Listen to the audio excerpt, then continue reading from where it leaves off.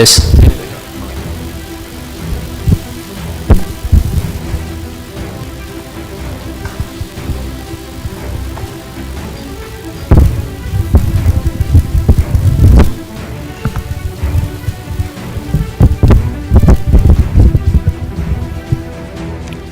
Selamat pagi, Bapak-bapak dan Ibu-ibu sekalian. Terima kasih udah menyempatkan waktu untuk datang ke acara seminar kami. Seminar ini diselenggarakan bersama dengan IPF, Indonesia Packaging Federation, dengan tema Cost Effective Packaging through Ink Management Solution. Hari ini kita akan sama-sama belajar bagaimana sih kita mempercepat return of investment kita, bagaimana caranya untuk optimizing stock, bagaimana caranya supaya produksi kita bisa berjalan lebih efektif, dan banyak hal lagi yang kita akan share bersama-sama. Saya Michael Indra Setiadi dari IM Group. Sesi pertama hari ini akan diisi oleh Pak Hari Nugroho dari IPF. Untuk waktu dan tempat, saya persilahkan.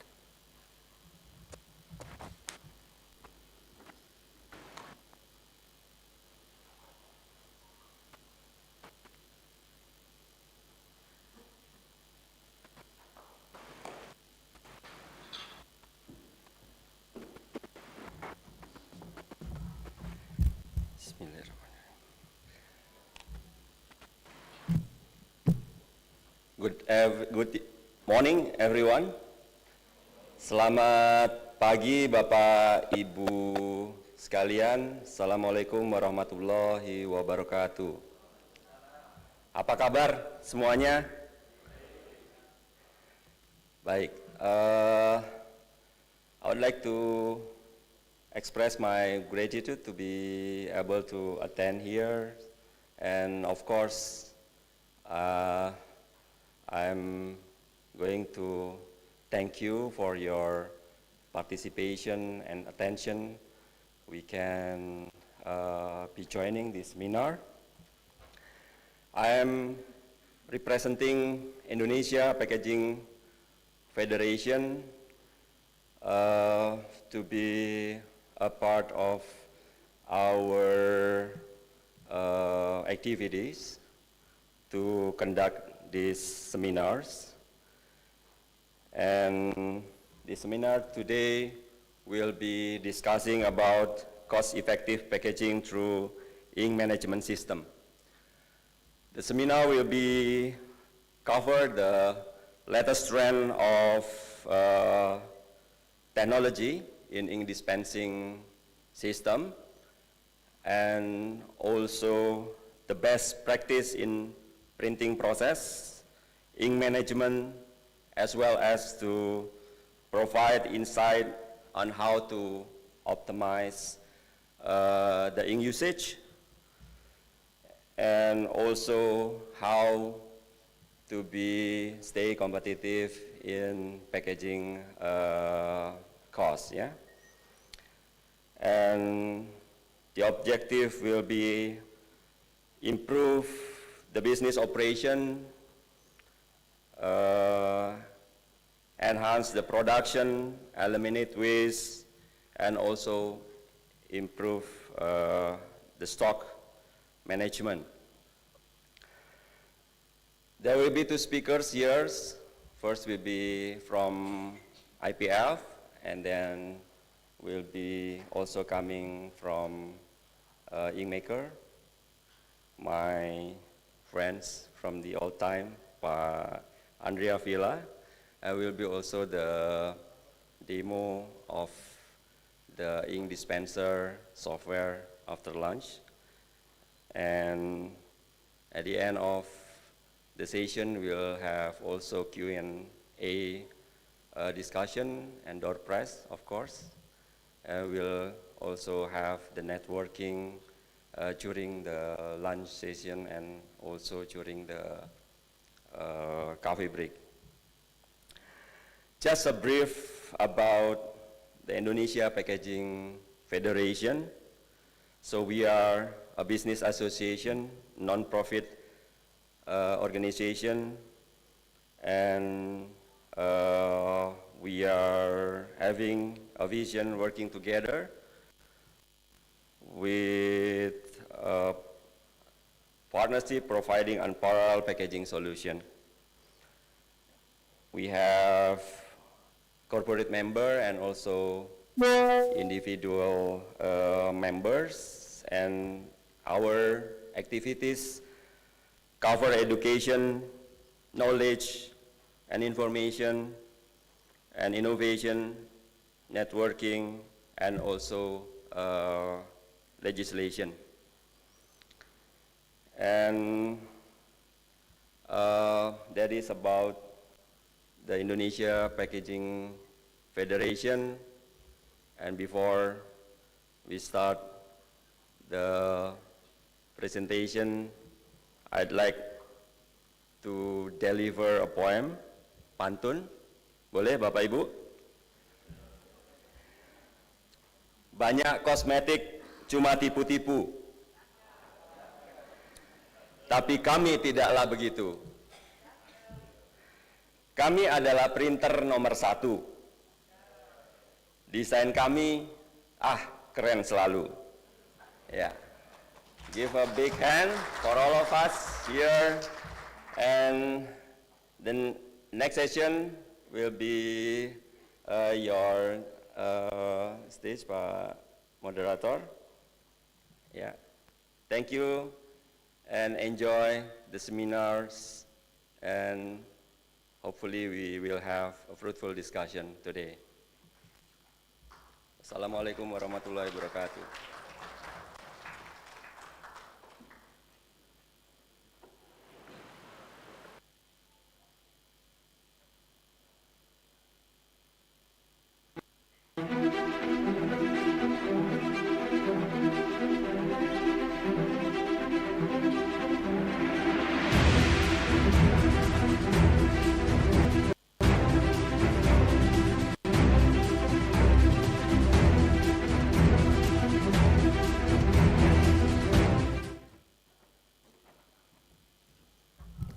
Fortunately, I have to be here again.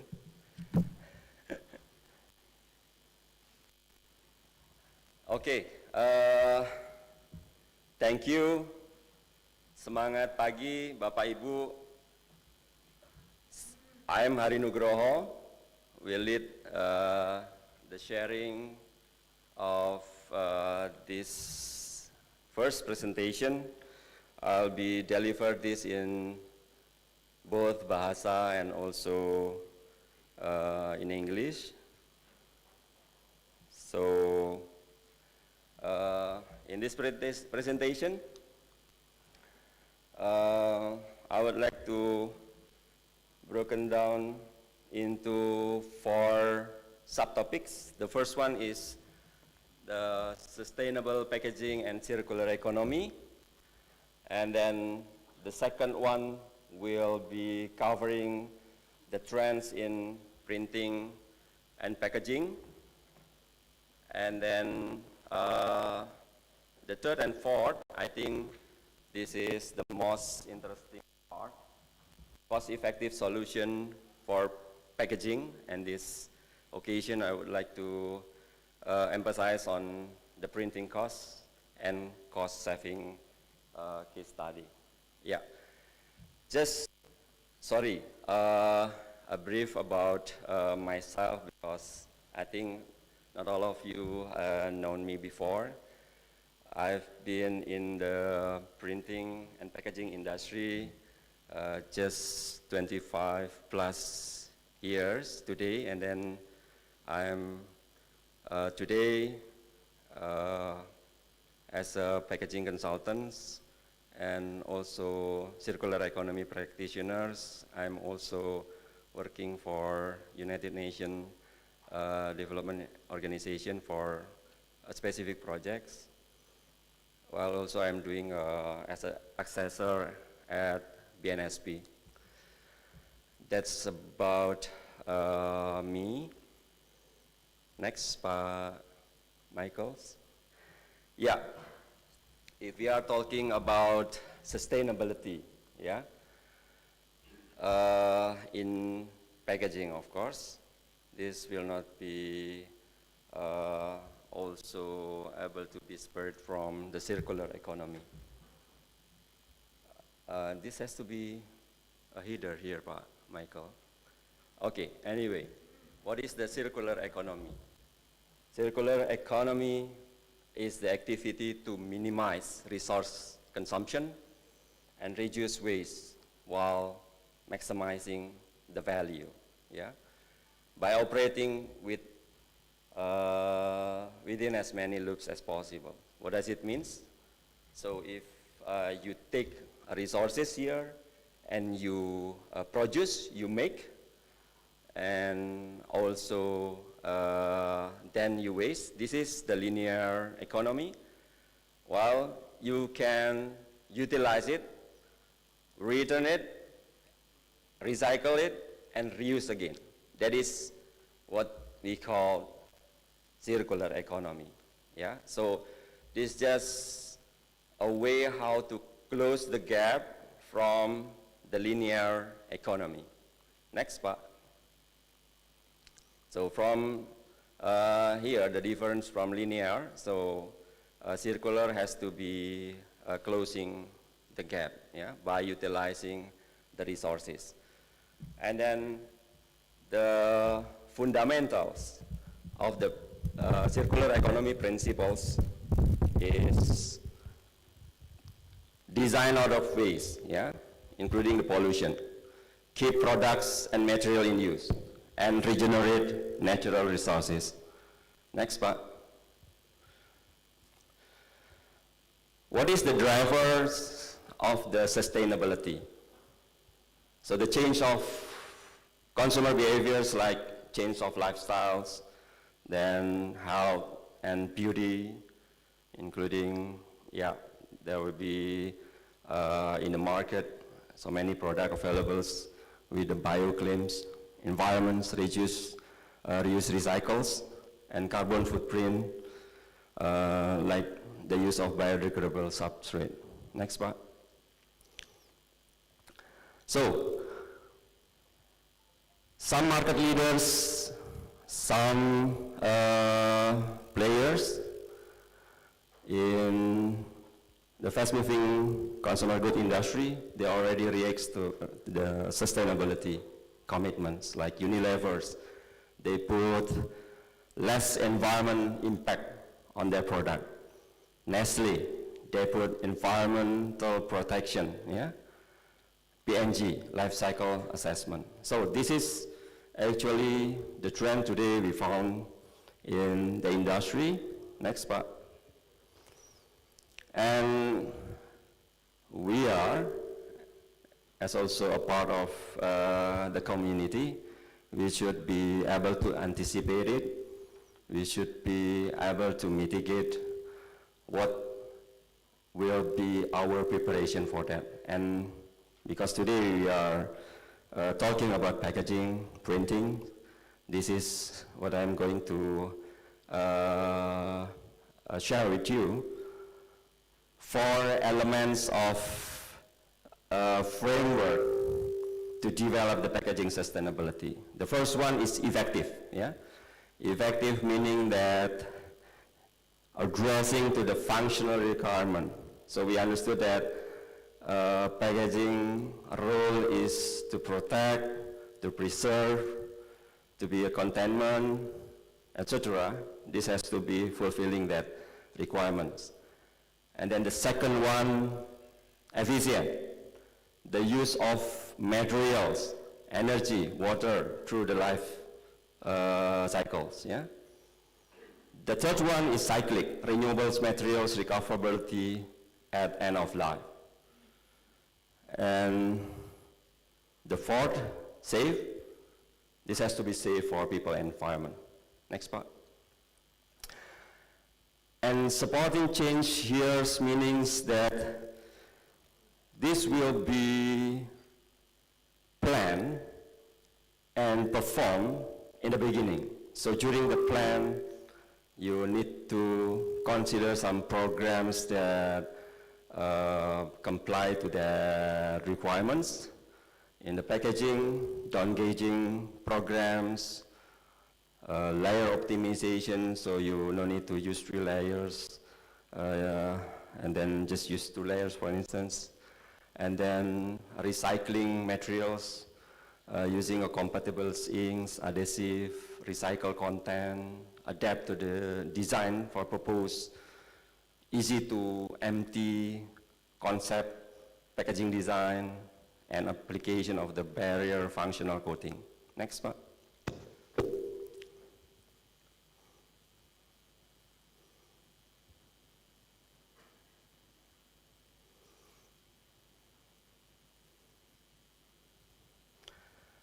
Okay, while waiting for Michael to operate it. So in this design, we can do some programs of the cost-saving activities. Yeah, it's coming.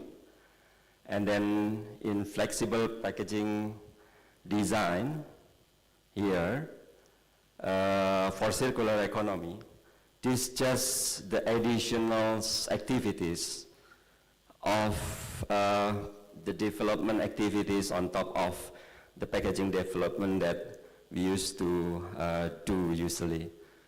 So this is a core activities like to protect, information marketing, but you need also to plan how, when it end up to the end of the life cycles. So the collection, sortability, and recyclability. Next part. So this is the examples of the packaging that already using the recycled materials. Next part. I just give you an illustration how we plan our packaging concept for our product.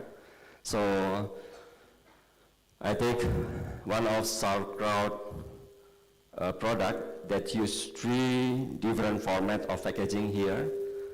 They are using a glass format, tin plate, and film.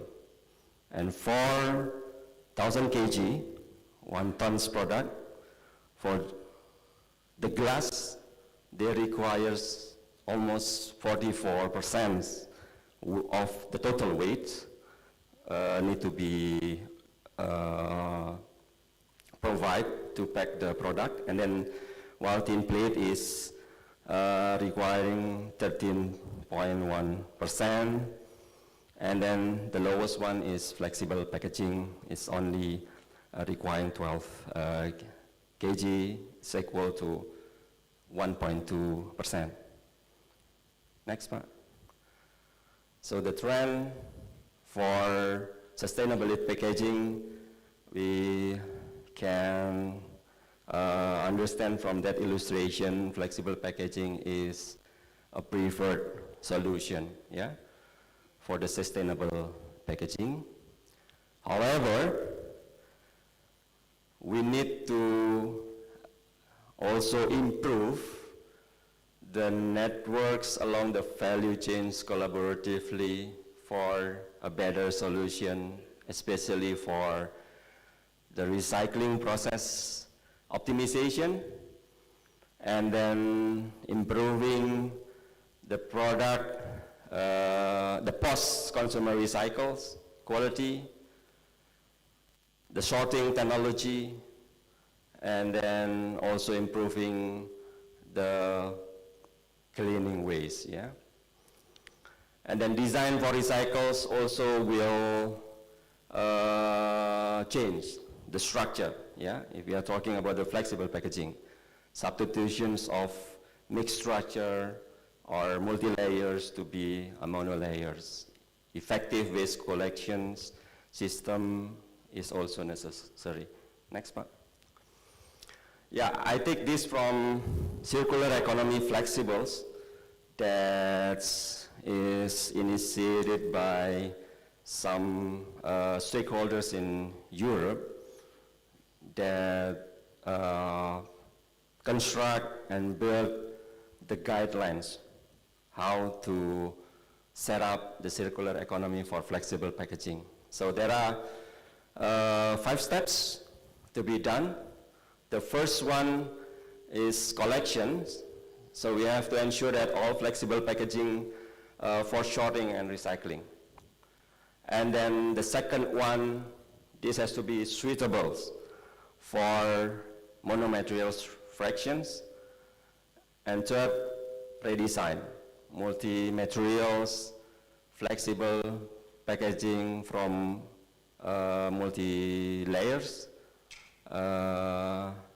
with existing stream where possible, and identify the solutions, develop capability to, again, sorting, yeah, and recycling. And we need also to find a way how to create the market for the post-consumer plastic products. Next part. Just one example of the guidelines where this will surely influence to our strategy in developing the packaging. So we need to consider this recycling process. I take one examples of PE here. So this guidance, we need to ensure that mono PE, including co-extruded, oriented copolymers, this can be involved in this application. But for PET layers, for instance here, and then non-PE or non-PP foam polymers layers will be excluded from this PE mechanical recycles. So please be aware on that, on the way we go forward in the futures. Next part. This is applicable also for PP. Next. And one additional is for polyolefin, yeah? And one of the leading company that's already being quite sometimes in developing the sustainable packaging here is Nestle. They have the rule, call it rule of sustainable packaging. They have the golden rules that confirm the attributes that the packaging they are using today to ensure it's all recyclable. So they have this direction, and then they also follow the negative list they use to select the materials, additive, any materials constructing packaging has to be following the legal regulatory framework. Next part. This is one examples of the plastic that mainly used for packaging application. Monomaterials, structures, yeah. The use of monomaterials is encouraged, and then noble, because this is noble to be recycled. Do not use also degradable plastic, avoiding PVC, PVDC, polystyrene, expanded polystyrene. If you are using bio-based plastic, this has to be considered when technically possible, yeah? Biodegradable, compostable materials has to be assessed by their internal R&D, again, because this is what Nestle are regulating. And the residual product must be easily removable. Next part. So this just example. Again, this is not legal, this is not law, but this is a proposal, a guideline that gives you the idea how you structure your strategy in the future when you are developing a new product.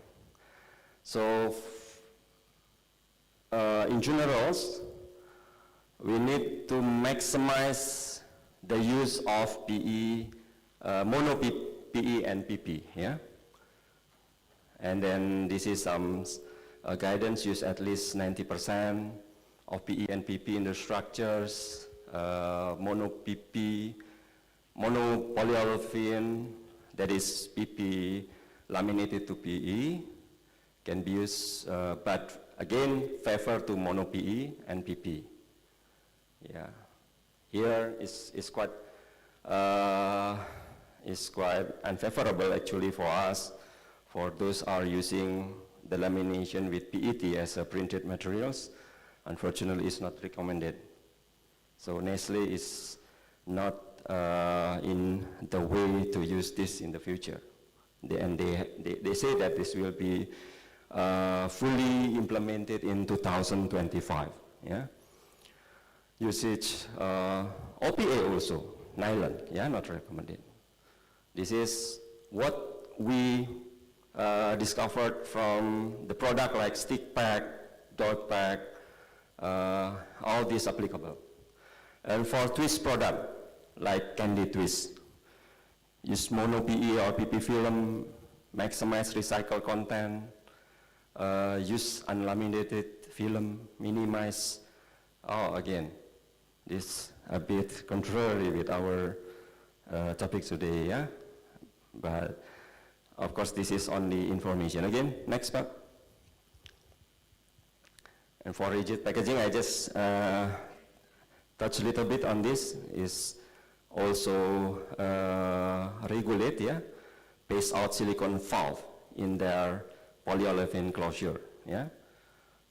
Aim to have EVOH less than 1 gram per centimeter cubic. Not use carbon blacks. Next part. Rigid packaging, PET, yeah, in our mineral bottles in front of you. Use monomaterial PET, monomaterials. Uncolored PET, maximize recycled PET or PET, and do not use expanded PET, PETG. Yeah? Do not use PET with base oxygen scavengers as an additive inside. Okay, next part. Yeah.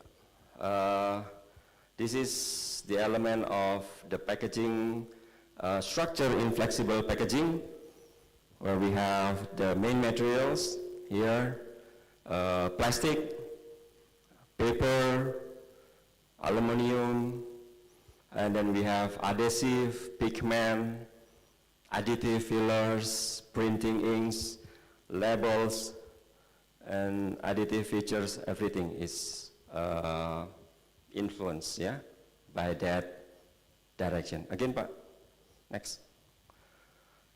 This is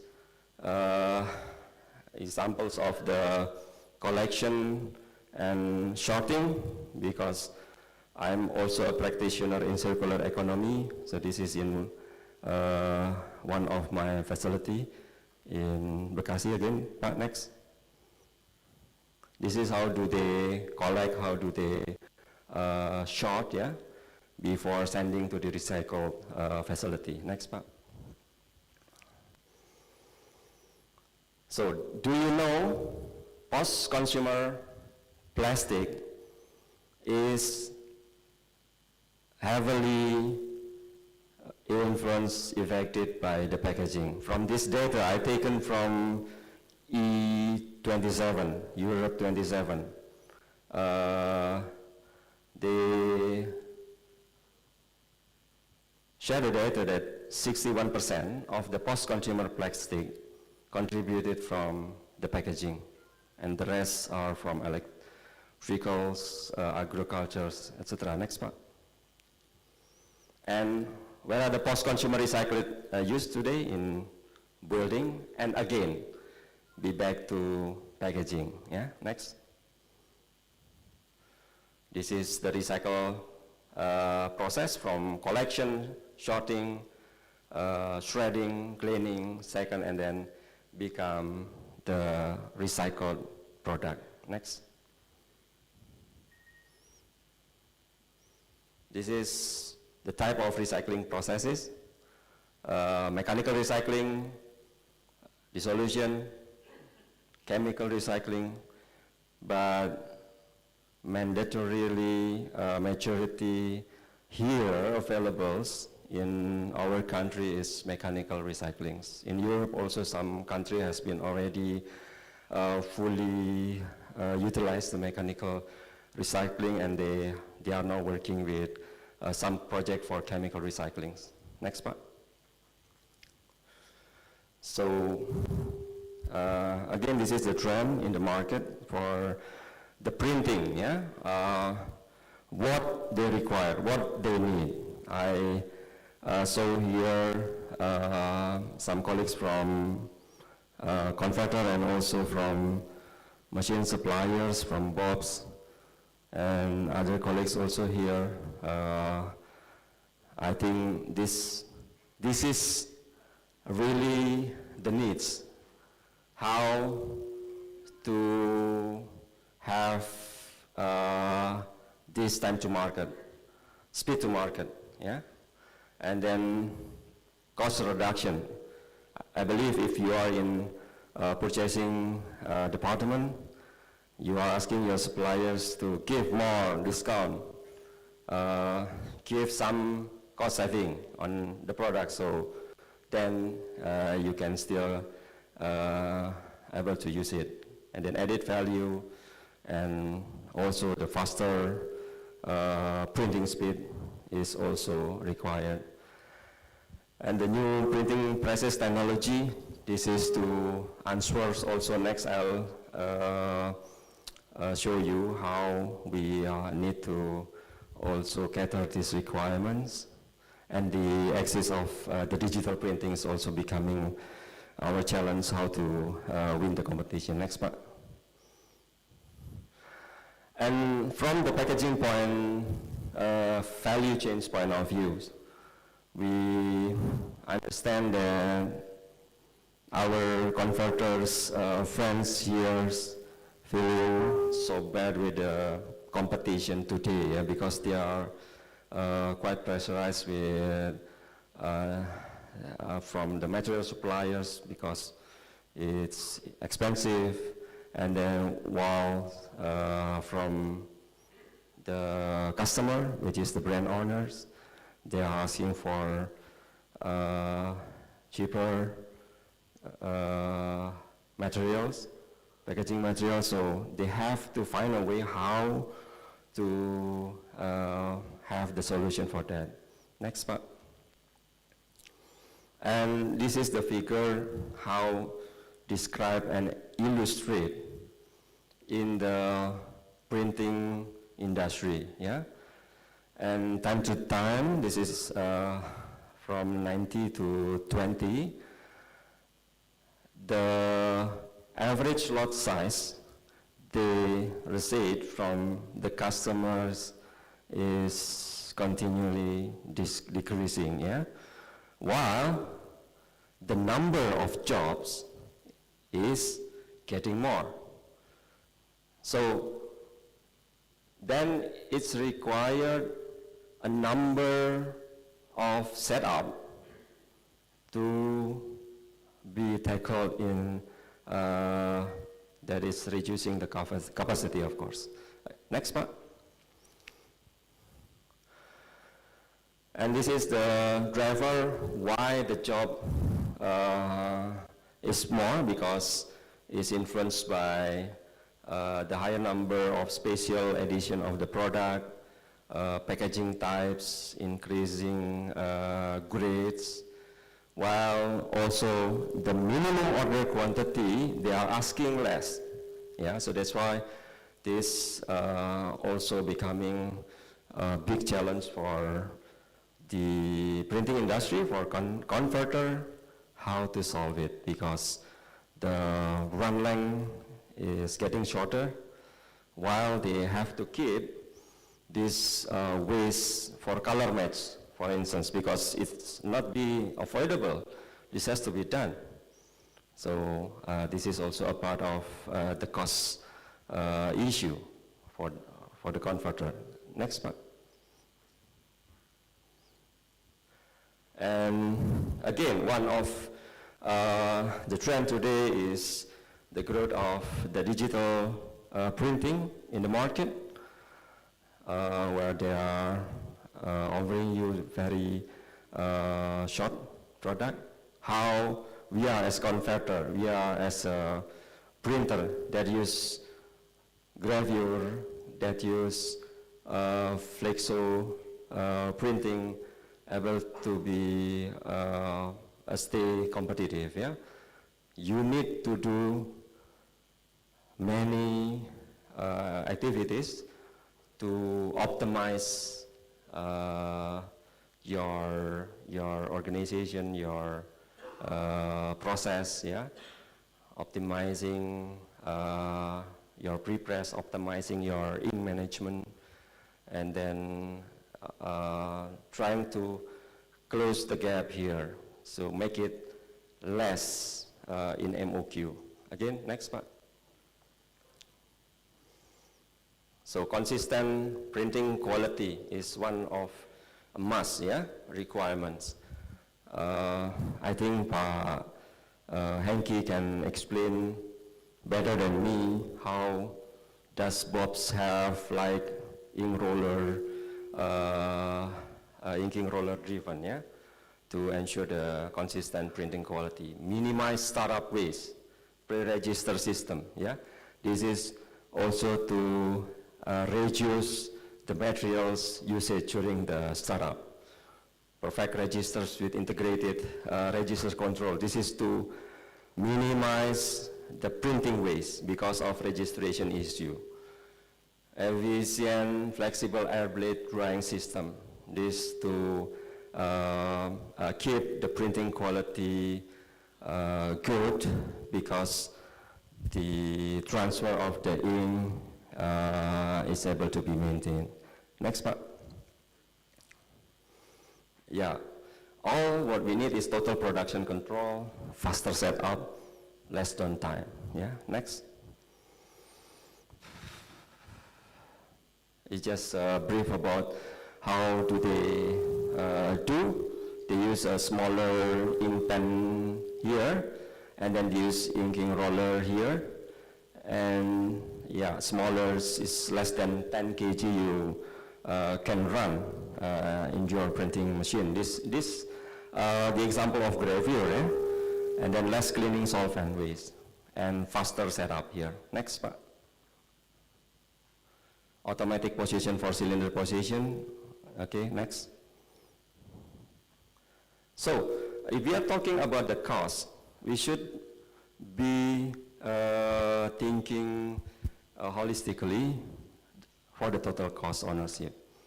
Or hidden printing costs weighing you down. Next, Pak. Yeah, if we need to drag down the cost, we need to improve the quality, we need to improve the speed and the output. Next, Pak. And then this is what I like from the total cost ownership approach, yeah, in the printing processes, where it is influenced by the printing cost, of course, from the output, from the efficiency, from the effective speed, yeah, from the machine personal utilities, where there is also a parameters of speed. You need to increase your printing speed effectively, yeah. Production time. You need to free up your capacity by providing more production time to cater the incoming jobs. And quality of the product is also one of the biggest advantage of the cost. Setup time, again, if you have a longer setup time, this will reduce your production time.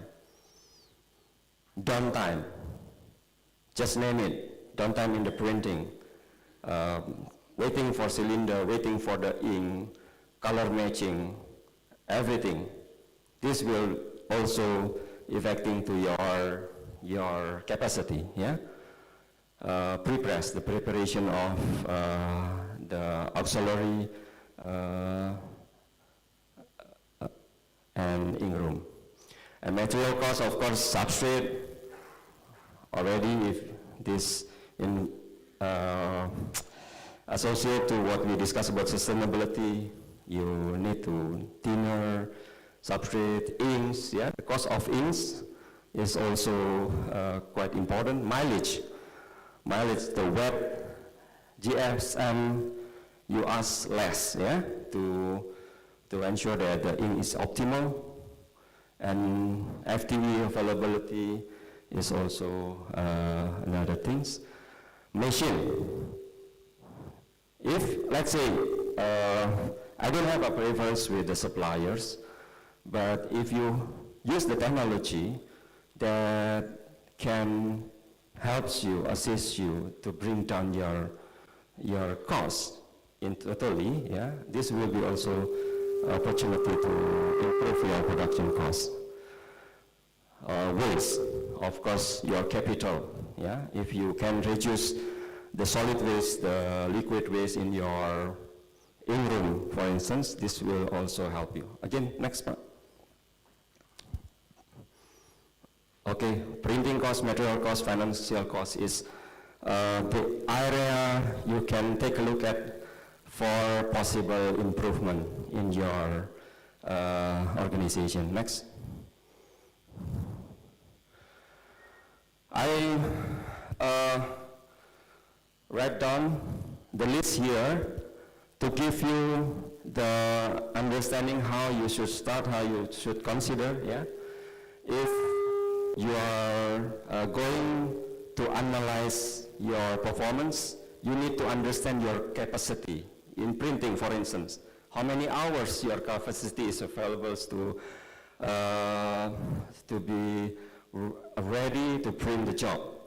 Printing time, yeah? How many hours does it take you to complete one job? And then color matching time. How long does it take you to get first time right, to get the correct colors when you are preparing your ink? Downtime also. Number of group downtime also need to be understood. Input, output, waste materials, and KPI. Press efficiency, yeah? Meter per hours.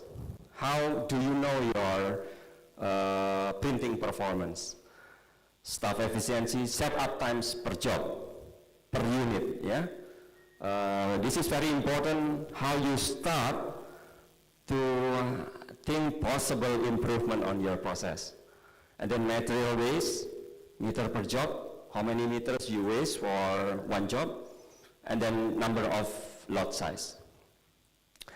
Structure, number of job, is it new or repeat job? How many times the printing, the change of the cylinders or plate you are doing during printing one job? Next part. So the cost saving project in printing area that's cover also the ink area can also consider this waste of ink, yeah. You can have less ink waste, fresh ink stock will be decreased, yeah. Less ink blending time. Be careful, this is actually the heart of your process in preparing your ink, yeah. First time read inks on press will be increased, meaning that you don't need to do more adjustment in your press because your press has also a printing cost there. By preparing with a good way to prepare the inks, you will be able to achieve the first time read. So you just go printing commercially. Set up materials, reduce number of pulls, less return inks back from the press to be going to the stocks. And this can be utilized. So you don't need to have plenty of ink stocks in your inventory because you can also later to utilize it. Inmaker will discuss this further detail on that. Reduce setup time, higher printing speed, press downtime, ink mileage cost reduce by doing some improvement on the process, yeah, cylinder optimization, and then solid content of the ink optimization, everything. Next part. So this is examples of the potential cost saving for color match, how you calculate, yeah. You know the data. So that's why you need to go into the process and then you start to measure your process to understand your basis, yeah. And then you know how long does it take you to do the color matching, and then you know the machine cost, you know the number of jobs, then you can easily calculate your potential saving there. Set up materials also, meters of your materials per job, yeah, and then printing machines, and then can also easily to calculate the saving. Again, spot next. Downtime, yeah, downtime. There are many downtime code. This is just my experience before. I believe you also have different how you code your downtime, but you gather all the data and then pick the highest one and then do solution on that. I believe color matching time is one of your challenges. Yeah? And this will be also your opportunity. Next part.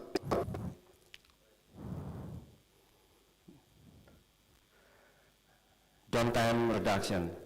One case is that we have project 7 machines we observe, and then we set the baseline, and every machine that has its own downtime data, and then we set the target, and then we apply the new procedures, how to reduce it, and then we got the increased capacity. Can you imagine when you are going to invest in new machines, and then for the other hand you also have opportunity to expand your capacity with your existing machine. I believe your management will be consider to postpone investing the new printing machine and utilize your existing printing machine by doing this kind of activities. Next part.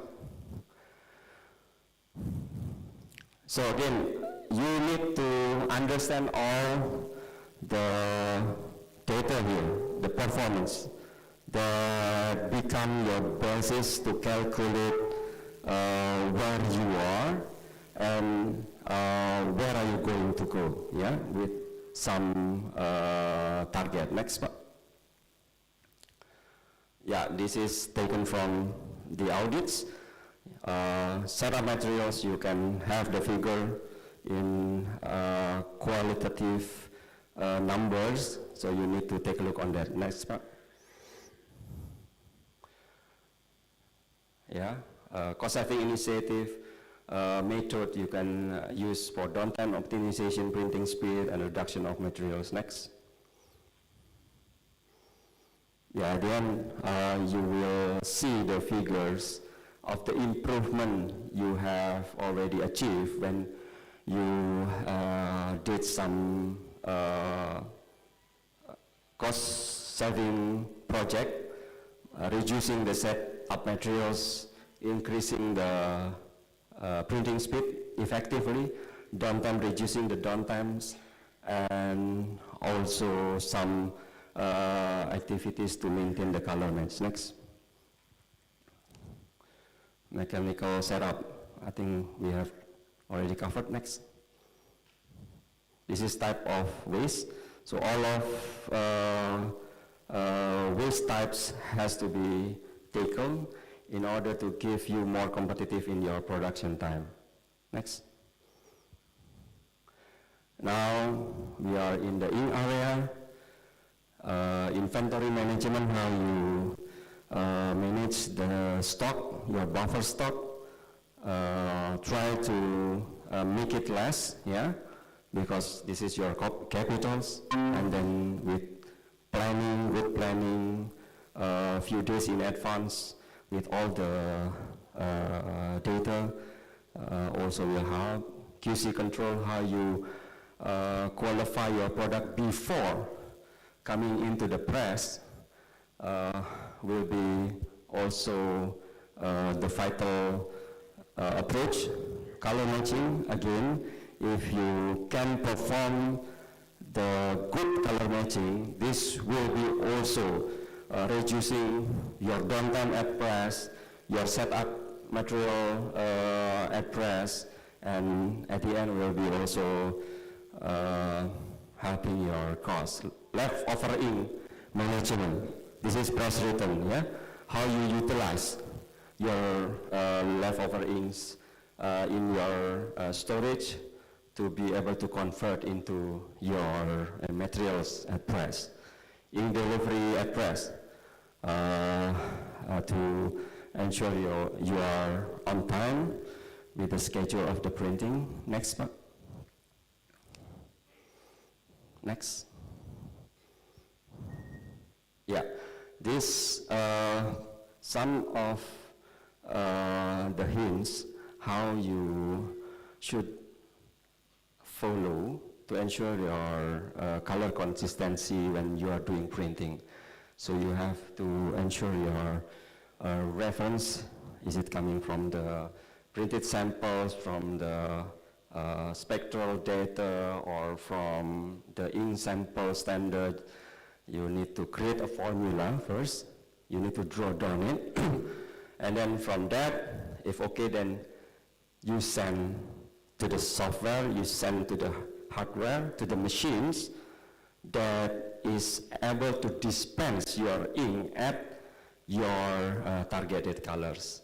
Then you perform the QC check, and hopefully this can be reaching the first time read in the press. Yeah. Again, next.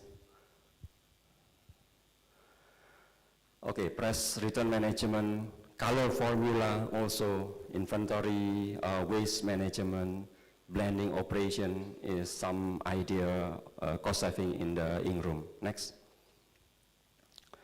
Color management, you need also to consider this to ensure that from the concept of the printing is able to be delivered at the end of the printing process, yeah? From designer, pre-press, ink room, printing production. Next.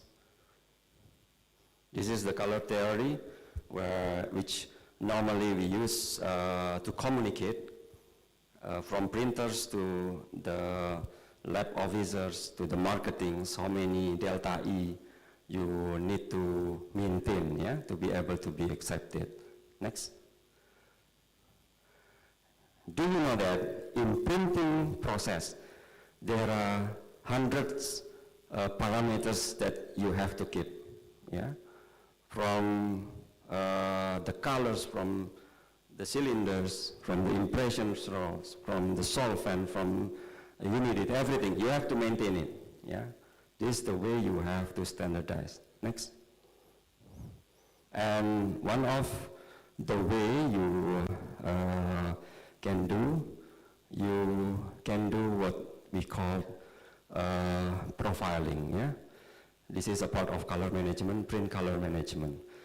So, printer need to specify profile where your machine settings, ink, substrate, cylinders, all these parameters can be maintained, then you can predict your color target. Next. Yeah, by having this profiling, you can predict your colors, you can reduce your setup time, you can reduce your waste, and of course this will be significant cost saving for you. Next. This is another discussion about the gamut, 7 gamut printing process. Next.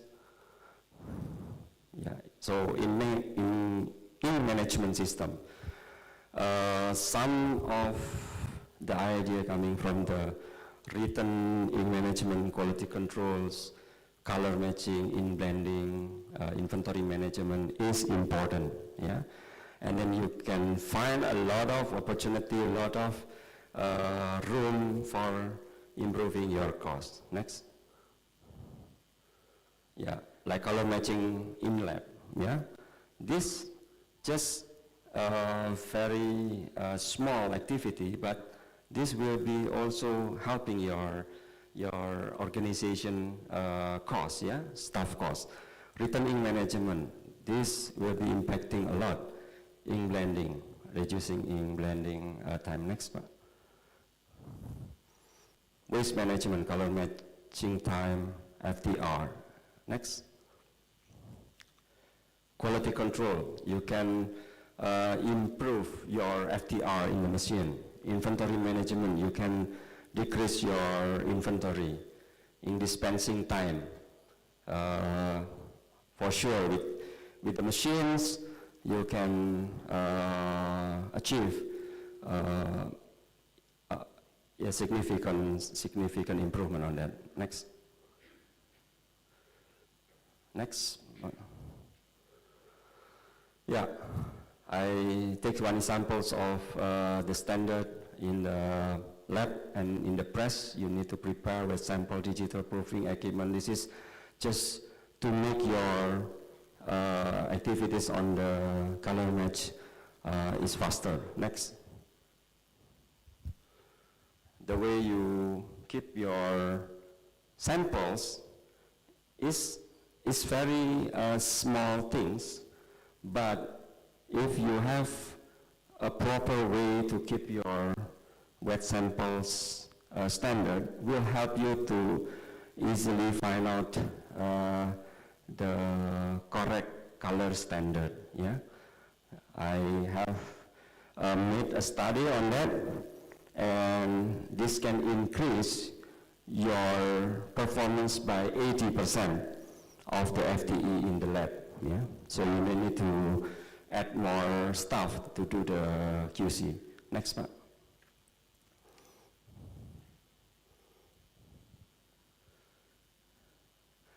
And then the color standard also need to be constructed. I think this will be coming easier. Yeah, color standard in the printing and in lab has to be prepared, yeah? Is there, yeah, this is color standard. So in one job you have several color here as a standard. Next. Now come to in cost. I'm not the expert on inks in terms of sales, yeah? I don't know the price, but this just give a rule of thumb, just give you a relative cost. When you are doing the formulation, just consider to pick the less expensive pigment in order to have less expensive cost in your ink. You don't need to use, for instance, this is for instance, of course for Pak Harto, I'm not going to against you and to educate them to negotiate with you later, but because I'm from IPF, so this is also my obligation to educate my member here, yeah? So try to formulate your formulation with the most effective one. But you need the technology, you need the software, everything, you need the skills to do that. This can improve your cost. Okay, I will not spend longer here. I believe some of you get interested on that. Equipment.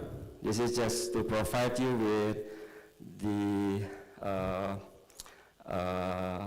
equipment that can help you to make a good formula, to do QC on that, and then you are going to also deliver a good quality output. Next. Traceability. You need to understand that all these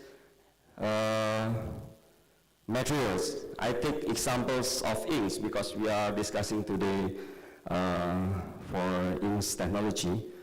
You need to identify your items, and then this has to be comply with traceability procedures. So, because if you are dealing with the food industry, it's very important to ensure the non-contact materials is manageable. Next. Again, this is the parameters in the ink room. Color accuracy, color matching time, everything you can observe, and then you can define where you are as a baseline to improve your performance. Next. Okay, I think we are in the end of the presentation.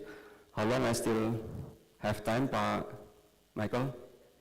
10 minutes. Okay, I will finish it fast. Next part. This is just example, give you examples. I think this is very relevant to the topics today. How we are able to solve the issue on the press returns, high press return, yeah?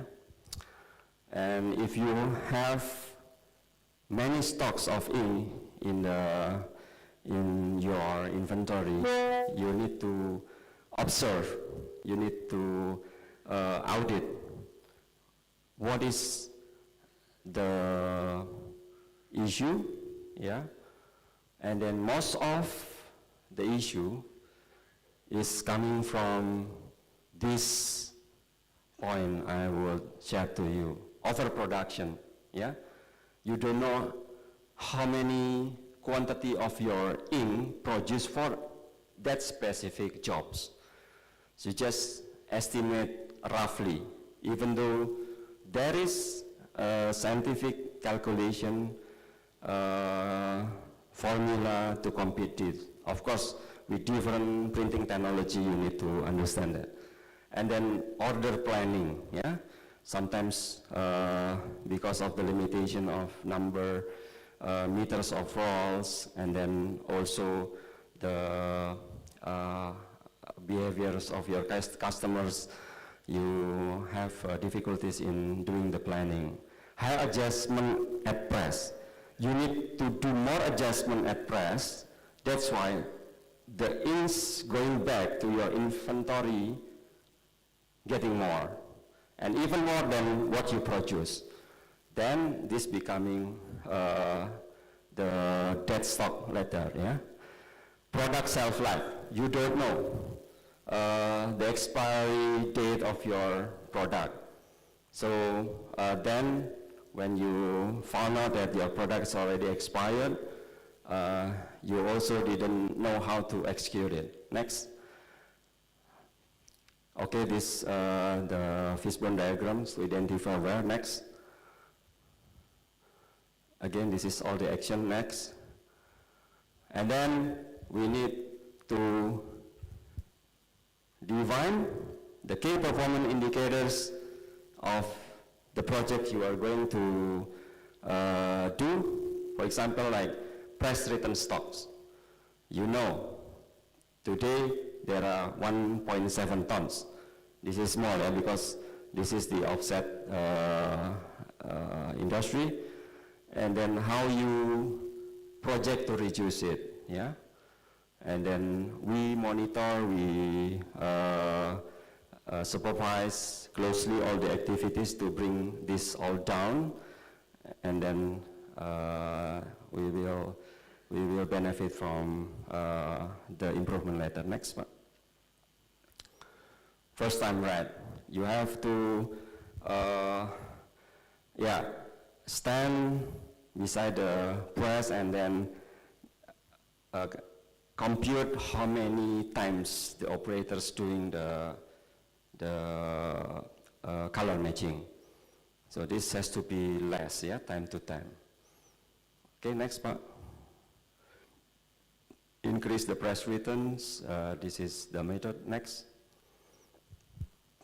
Yeah, you need to work out with the workflow, how to improve it from your commercial production and also to handle your press returns. Next. This is how to handle your press returns.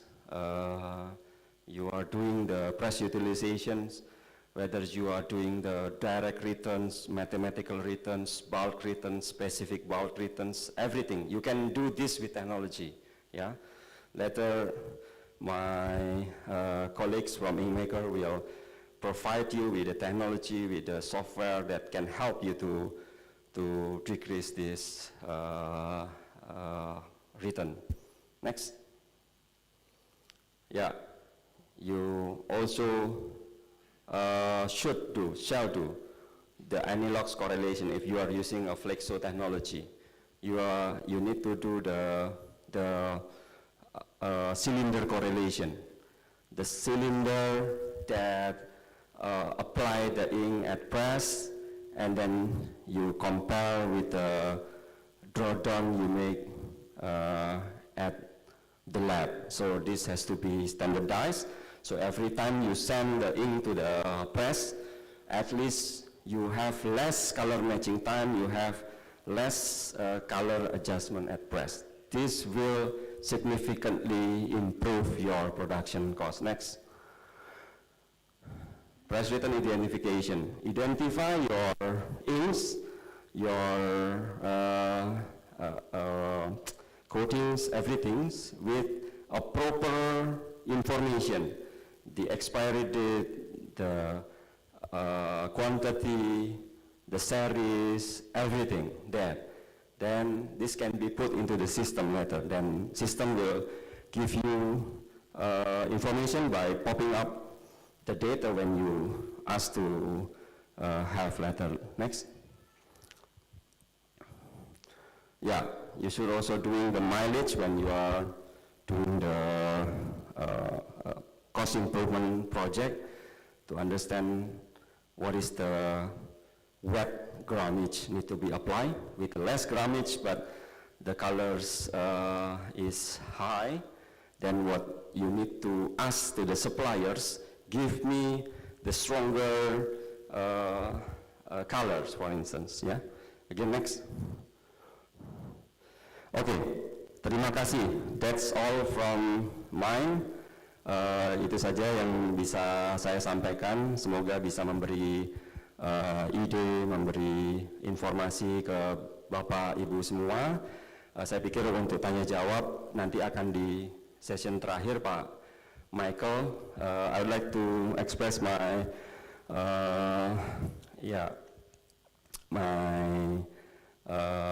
thank you to all of you for your attention, and the time is given to the moderators. Yeah, thank you.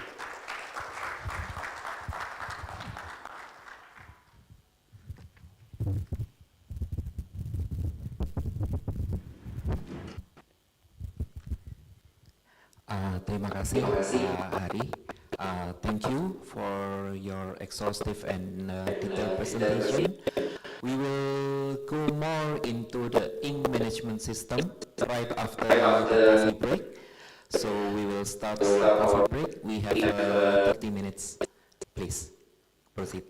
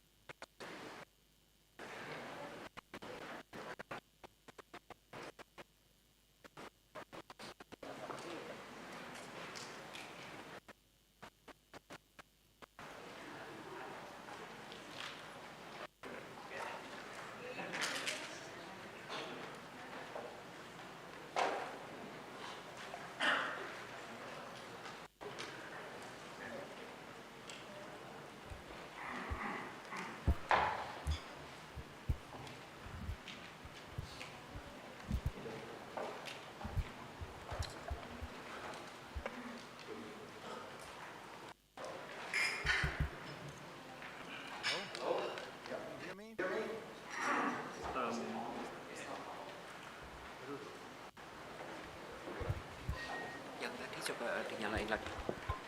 1, 2. 1, 2, 1, 2.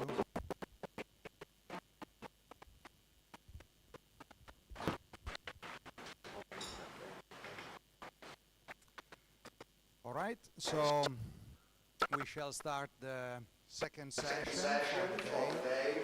Once again, welcome everybody to our event. My name is Andrea Villa. I'm the area sales manager for the IM Group. And I'm very happy that, is this working better probably? Hello? Hello? Yes, that's much better. Okay, I will keep you all awake like this.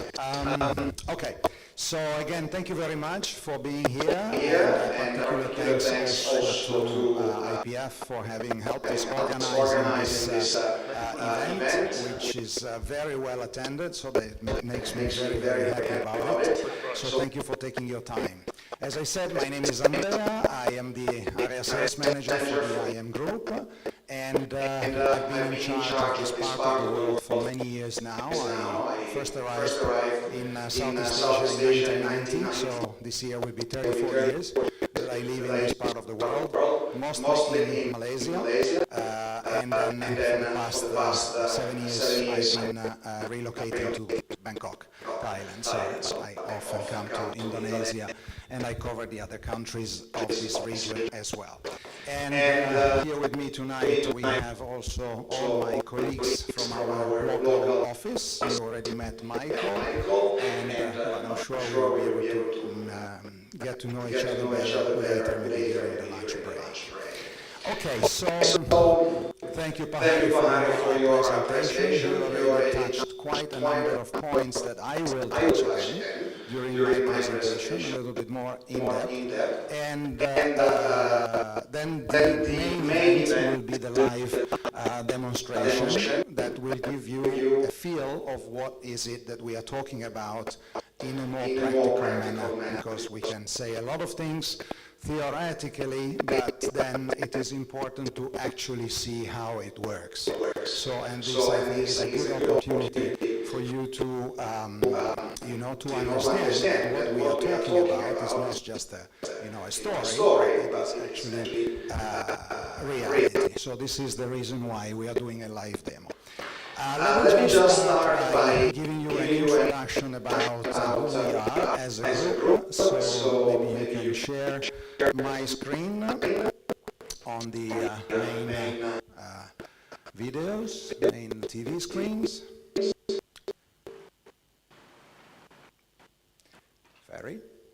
Yes, there we go. Okay, so let's dive straight away into it. First of all, who is the IM Group? Most of you, many of you, I assume that, or I expect that you probably know InkMaker. InkMaker is the mother of the IM Group. In pre-COVID time, a couple of years before COVID came, nowadays our life is divided into pre-COVID and after COVID. But anyway, InkMaker over the years took over the businesses of the companies that you see on the screen, and therefore creating a group which was first called the InkMaker Group, and then finally IM Group was made, where IM of course stands for InkMaker. So with this group now, we do not only focus on our core business anymore, which used to be dispensing only. With InkMaker, we were specialized in dispensing technology. Now, thanks to the creation of the IM Group, we became more of a technology leader, focused on other things, including plant design and engineering. Of course, dispensing remains part of our core business. We have process equipment, mostly for production purposes. If some of you here come from the ink industry, ink manufacturing industry, we do have process equipment as well, from mixers, high-speed dissolvers, mills, and so on. We do bulk product handling, from powder to liquids. We have a division dedicated to point-of-sale systems, which are mostly for the coating and paint industry. We have our software division, which is probably one of our most important divisions, and today's demonstration will focus predominantly on the capability of our software. So basically we have a filling line division, so we produce our own filling lines, so basically we can now help our customer in many, many different ways, so not focusing entirely on dispensing only. So that's just to give you an idea of who the IM Group is. In this pie chart, it is pretty clear how we are divided. As you can see, dispensing is still taking up a considerable part of our business. And then we have the filling line division with Technopails, an Italian company specializing in filling lines. IC Plus, which is an Italian manufacturer, part of our group, which makes process equipment. As far as the dispensing is concerned, these are the brand that you will see when we are dealing with dispensing systems. Rexon and Valitec, originally from the UK, have their own special machines, which are now part of the group. Valitec was always very strong in the offset and the UV flexo division, something that honestly, as ink maker, we were a little bit lacking before.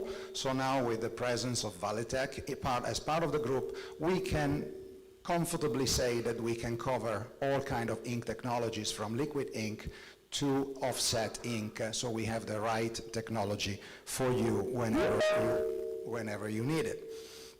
There you go. So basically this is part of the group. Just a quick introduction. These are our global partners, not part of the group, but very, very, let's say, close to us, like first cousins, let's put it this way. If we have some time today, we might give you a little bit of an introduction to IST.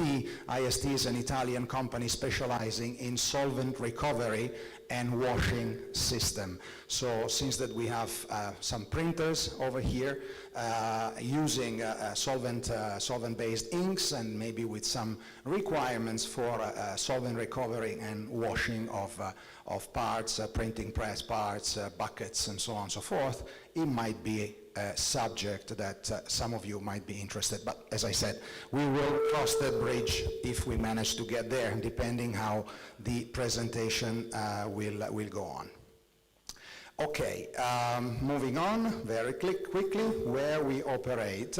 It's important to know that as a group, we are present just about everywhere. We have 22 offices in 15 countries, over 5 continents. So we can cover just about every area. This was extremely helpful for us during COVID time because thanks to our local presence almost everywhere, I can't say everywhere, but let's say in the main countries, we could assist our customers even when traveling between countries was not permitted. So that helped us to continue with our services and installation and so on. So this is very, very important. And of course it cuts down cost because when you have the presence of people in your own country and over here in Indonesia, we have a very big group, a very experienced group. So for any installation in this country, absolutely no issues whatsoever. There you go. So this is our presence around the world. These are our factories. Inkmaker Turin in northwest Italy is our HQ. We have Rexon and Valitec in the UK, Svesa, also a dispensing system manufacturer from Germany, which was acquired a couple of years ago, Technopails and IC Plus, our process equipment manufacturers. This is Teco office. We have Teco Malaysia and Teco Indonesia. And then we have Inkmaker Shanghai, which is together with Turin, the Italian factory, the two biggest production centers that we have in the world. And so most of the, if not, I mean, I would say that all the technologies, all the machines that they will come to Southeast Asia, to Asia in general, will be produced in InkMaker Shanghai. All right, so this is a little bit of the company presentation.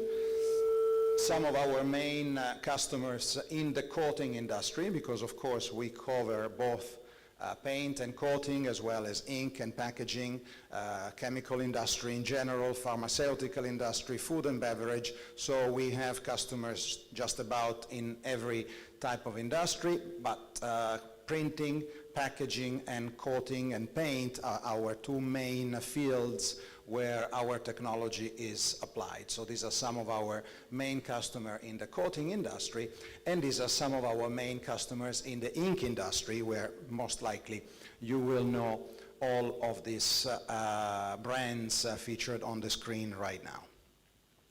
Most of our supporters, most of our main customers are ink manufacturers, because our technology is not only extremely useful for them as ink manufacturers, but also for their own customers, printing and packaging company, which they will benefit. Probably it's the category that will benefit the most out of our technology, and we will give you some demonstration on that later on. What is also, these are other applications, other companies in other different fields. Let's say Intercos and Coty, for example, are in the cosmetic manufacturing. So we have done projects with them as well. And Concheria Guerrino is in the textile industry. I think Boeing and Airbus do not need any introduction. So these are basically some of our customers which are not specifically from the ink or the coating market. A very important point is that we follow rules and regulations as far as certifications are concerned. So this is a very important point.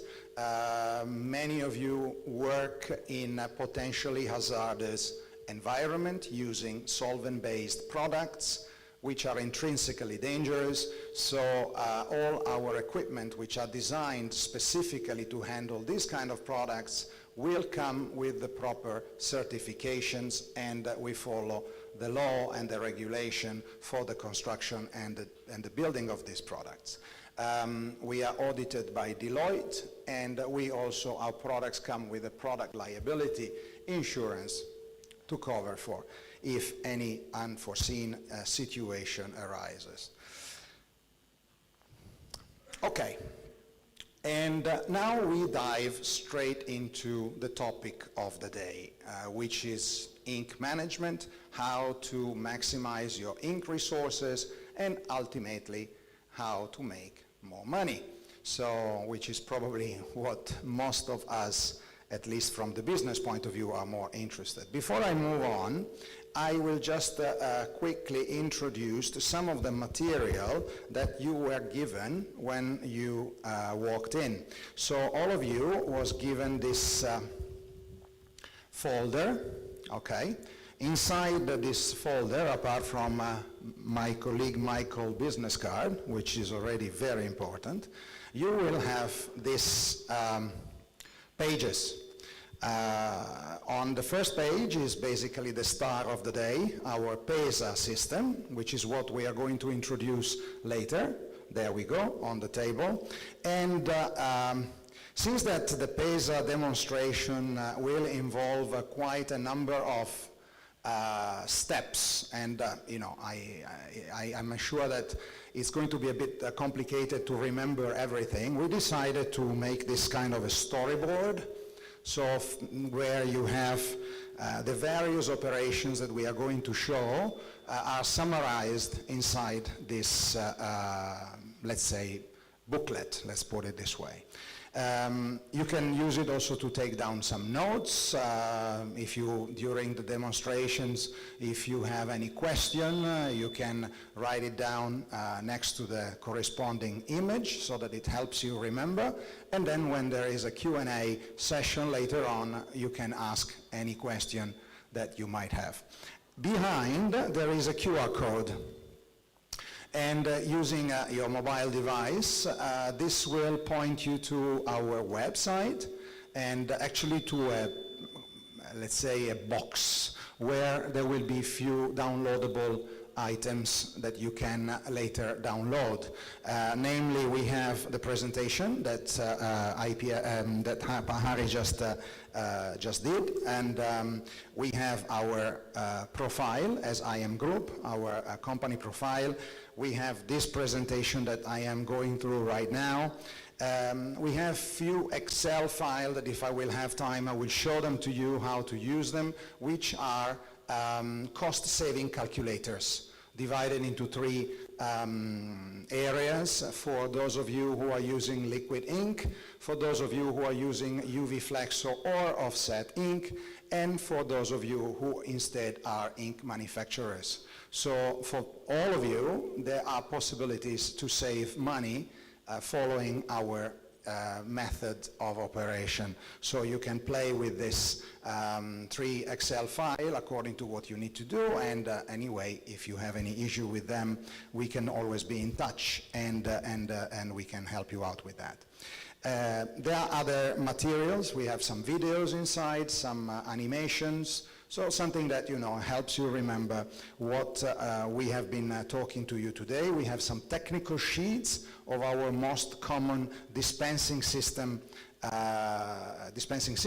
so that you can print them out or refer to them later in your office.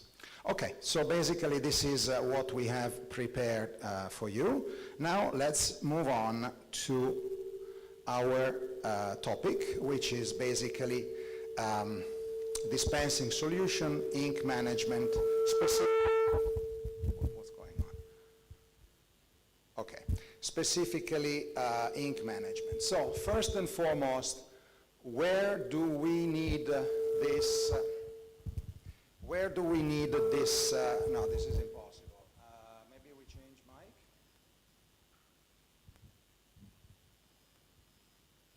There was no issues just now with the other microphone.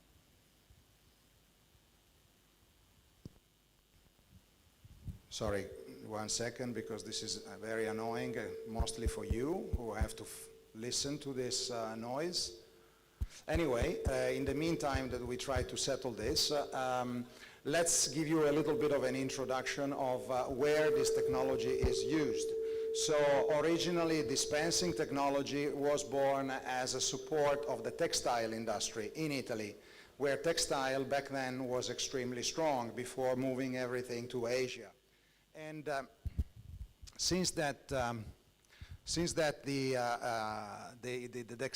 textile industry shared a lot of points in common with the printing and packaging industry, dispensing technology kind of migrated into the ink and printing industry immediately after that. But basically, where you need this kind of machine, behind me there is a picture of a typical dispenser. It's basically when you need to reproduce or to do a certain job over and over again with the maximum accuracy, precision, and possibly speed. So jobs that are normally done manually, they can be replaced with an automatic dispenser. And where is the key factor that it might resonate among you? Back many years ago, it was very common for the printing industry, for example, since that most of you are from this industry, to have long runs. So you set up your machine and off it goes for the next 6 or 7 days. Well, sadly, those days are gone. There is very, very difficult that you have jobs that last for such a long time. Did you need a dispenser back then with the jobs running that long? No, honestly, probably you didn't. But nowadays, the trend is that you have several jobs over a short period of time, all of them becoming progressively more complicated and shorter. So if this is the type of scenario where your operation falls within, this is where this technology is going to help you.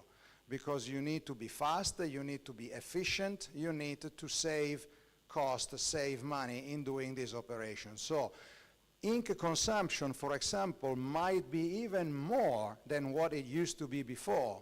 But instead of being just one huge, gigantic batch, it's made out of several small batches. So if you fall into this type of scenario, regardless of what kind of ink you are using, this is where this technology is helping a lot, okay? So basically this is the concept of dispensing. So I'm not going to, and this is basically what is happening if you don't have a dispenser right now. So scenario number one, you need an X number of spot colors to carry on your operation, and you either purchase them ready-made from your ink supplier, or you have your internal capability to mix in-house your own spot colors, which is already a step forward, by the way. But if you do so, especially if you are buying the products ready-mix from your supplier, your production planning is rather inflexible because you don't really have much time to get changes, to do changes if any problem happens. If, on the other hand, you mix your ingredient manually, well, most likely you have multiple operation and multiple QC. And these all things will have been time-consuming, of course, labor-intensive. Labor-intensive, I understand that Indonesia probably doesn't quite have a labor shortage problem, or maybe yes, I don't know. It will be, probably one day. But the issue is that the more manual operations are carried out, the higher are the chances that mistakes will be made. And this is a very big problem, as we have also listened in the previous presentation. There is also a very important point which involves excessive manual operation, is the complete or almost complete lack of traceability. So I understand that among you there are some brand owners, and if there is one thing that they are very interested to know, if it's their own clients, they have a proper traceability system in place, because if anything goes wrong, they need to know where it went wrong and what needs to be done to correct it. So our software guarantees complete traceability. So whatever is going to the press, as far as ink resources are concerned, we know the history of these resources. So we will touch this subject a lot, so we will talk about it again. Doing these things without any assistance from a technology like ours, for example, means that you are probably going to buy an excessive amount of product from your supplier. Or, if you mix it yourself, we are going to produce more than what you need. First is because if you buy your special colors from a supplier, most likely there is a minimum quantity that they will have to impose, obviously. So even though you know that you don't need that much, you are forced to buy that minimum quantity. If you make it yourself with the several QC operations that most likely you will have to do if you mix everything manually, you end up with more than what you actually planned to have. So all these overmakes or overbuy, they build up your stock. So you end up having excessive stocks, which is money stuck there when it would be more fruitful and important to have it in your bank account that you can use for other purposes. So, leftover handling. So this one, when I talk to customers, potential customers, I always tell them that first and foremost, they need to be very honest with themselves, not with me. Because many I've talked to, oh, we have no problem with leftovers. We recycle 100% of our leftovers. Well, okay. I have a little bit of a question mark on that. I wonder how they do it. But, you know, if you think you can, excellent, fantastic. It means that we cannot help you out. But honestly speaking, that's not quite the real scenario. So if you have problem with leftover handling and you have an excessive amount of leftovers, this is the time that you start looking into how to reduce that. Production traceability, I'm not going to repeat myself, but this is an incredibly important point. So here we go, in a nutshell, these are some of the problems, not all, but some of the most important ones. This is mostly focused on users, printers, and so on. Obviously, if you are an ink manufacturer, you have other issues, but you know, we can discuss about that privately if you wish, because I believe that most of you here are anyway end users. So anyway, what happens with an ink management system? Not I mean to say, not necessarily with a dispenser. This I need to be very clear, because in fact, today we are going to give you a demonstration with the Pesa. The Pesa is a manual handling system. It's not an automatic one. There's one behind me is an automatic dispenser. But maybe some of you are not quite ready to make this type of investment. But I cannot believe that you are not ready to make this investment once you understand how this works. So, as I said, what happens with a proper ink management system? Obviously, with the dispenser would be even better. So, consistency and reproducibility of your formula. So you eliminate the manual part of the process. Obviously, you are going to be much more accurate and faster in doing the job. So errors are eliminated. Overmakes are eliminated. Because if you need 20 kilos, you produce 20 kilos. You don't produce 30 or 50 or whatever. You are not forced to buy 50 because your supplier's minimum quantity is 50. You need 20, you produce 20. That's it. And of course, without unnecessary QC. Again, right first time, just enough. This is how we summarize the points above. Waste elimination, leftovers are reused for future production, but remember one thing, the target here is not, although it's part of the process, to perfectly reuse your leftovers. The main target of a proper ink management is not to have leftovers. That's the main target. Of course, it's obvious that some leftovers are inevitable, so there will always be leftovers, even with the most perfect type of scenario, but we will take care of those leftovers. The target is to get to the point where you have as little as this leftover as possible, and this is how we are going to show you today. Production flexibility, response time. Imagine you can cut the umbilical cord with, I hope that ink manufacturers among you are not going to shoot me right now, but you can limit or reduce the dependability on your ink supplier, because you don't need to wait for them to give you the spot color for you to check if it's correct or not. Indonesia is a large country. Your factory might not be next door to your ink supplier. So if the ink supplier is supposed to send you the spot color every time you need them, first of all, you must have a very good plan production ahead of time. Second, if there is any problem, they need to send it again. And knowing the horrendous traffic condition in this part of the world, it's probably something that you might want to avoid if you can. So if you can make this job in-house, you cut down on logistics, which is actually beneficial to your ink supplier as well, because these are costs for them too. It's not only for your side.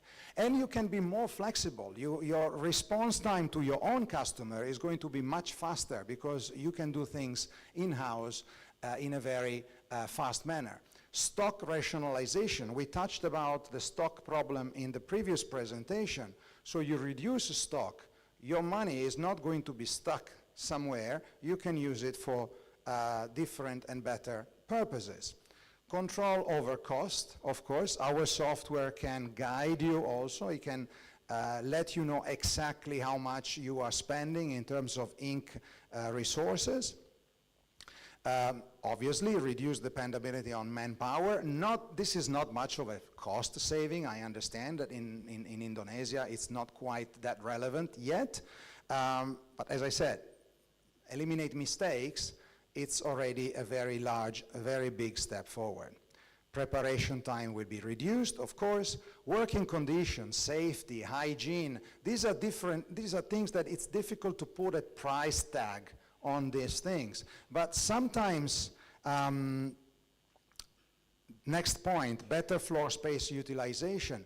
Sometimes I meet customers that they tell me, oh, I can't use a dispenser. I say, why not? Because I don't have space. And my counter to that is that actually you don't have space because you don't have a dispenser. That's the reason why you don't have space. Because if you're doing all your operation manually, if your stock is out of the roof because of unnecessary buying of products and so on, if your waste, if your ink recycling, ink reuse is not properly done, these things, on top of being costly, they take away space. So I always jokingly say, it's like somebody says, I cannot buy a wardrobe. Why not? Because my clothes are all over the floor. Well, your clothes are all over the floor because you don't have a wardrobe. That's the same concept of a dispenser. You will see, you use it, and magically there will be more space available in your production that you can use for something more productive. Environmental protection, less waste, less problem to the environment.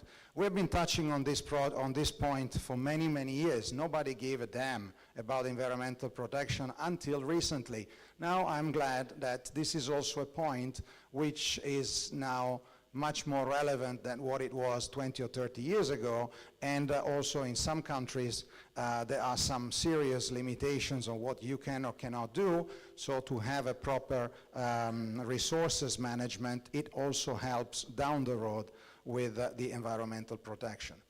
Another thing, there is a lot now talking about interconnectivity. Everybody is interconnected. We are all interconnected in one way or another.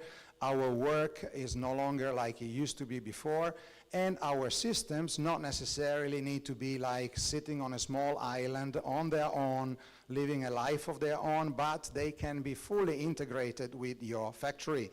So full integration with your own ERP system. Our software is a little ERP to a certain extent because it already does a lot of jobs which are normally performed by an ERP system.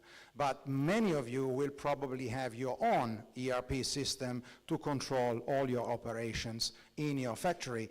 And our software can be linked to your ERP so that there is a seamless exchange of information going back and forth, and this is much, much better also for the future of the company.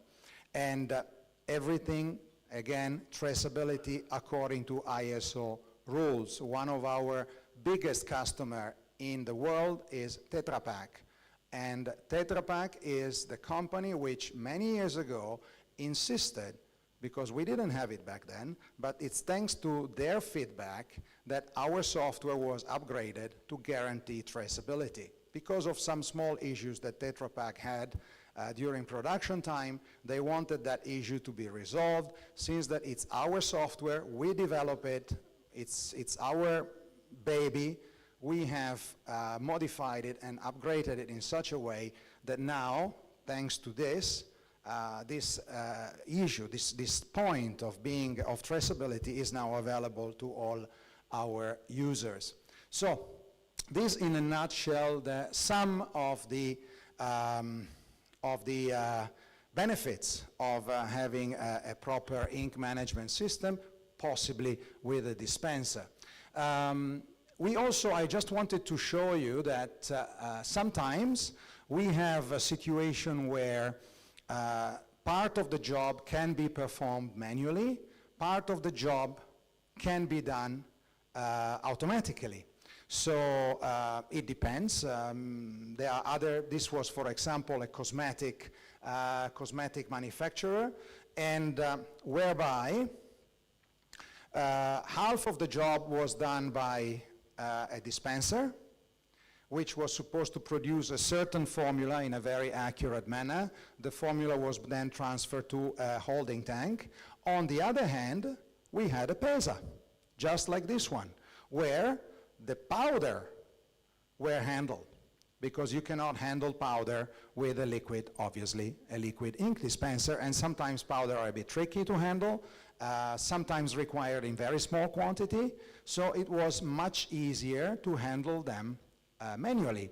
Nevertheless, our software is handling them both. So part of the formula was done automatically, part of the formula was done manually. So we also have this kind of hybrid system, which are many times used. Sometimes this is used for the handling of quantities which are very small, or maybe some ingredients which are used very rarely, so that it would not be convenient to include them in the overall dispensing system, so you keep them aside, but when you need them, the software will prompt the operator, go and get this particular product, weigh it, the software is all talking to each other, and once this operation is done, you can add it into the formula. So this was just to give you an idea of the flexibility of this process. So, this is a typical ink dispenser configuration. So you might have the concept, you can have some, if you decide that you want to create your own special colors, so you don't want to rely on somebody doing them for you, you probably need to have some bases, some technical compounds, also known as technical varnishes, and the mixture of this, according to some predetermined formulations, will give you your printing ink. Sometimes you have a clear base and a technical compound that becomes an extender. Sometimes you have all components separated and just mixed as necessary. So this could be a typical configuration of a dispenser. So you have your concentrates, you have your technology compound, you have maybe an extender, you have a certain number of solvents, and based on a formulation that either you have because your ink supplier has given it to you, or you develop it yourself, which is something that we will touch later, you produce your press-ready ink. And by doing so, first of all, you will, I would like to say eliminate, but I know perfection is not of this world, but you would probably reduce to the very minimum any correction at the press, which by right shouldn't be done, okay? In the perfect world, no correction should be done at the press. Some solvent addition, yes, to maintain the viscosity, but let's remember that solvents are also part of the formula. So the formula will leave the ink kitchen at press-ready dilution. So what you are going to do at the press, you are going to maintain the viscosity, but you're not going to send the concentrates to the press and then dilute them there. So this is part of the process. I'm mentioning that because one of the observations that we receive many times when we do presentation is, oh, but the ink, it comes back, is diluted. Yes, we know it's diluted, but it's diluted from the beginning, not at the press. So we know how much solvent it goes into the ink. So, and by the way, if you really want to be super accurate, you can check the viscosity even when the ink comes back, and our software will consider that eventually. But honestly, in practical terms, this is not really necessary. But anyway, of course, this doesn't apply if we are talking about UV flexo or offset, which is perfect because there is no dilution at the press. Whatever goes, it's whatever comes back, so it's absolutely perfect. If any of you are in the UV flexo or offset, conventional or UV, ink dispensing technology, in that case, it's perfect because there are no even this kind of problematics, which are instead very much common for liquid inks. And this is what we are going to discuss later in a practical manner. But this is, let's say, the circle of life of ink management. So you have your products, which are delivered in bulk from your supplier. These products, and we will show you how this is done, are going to be checked.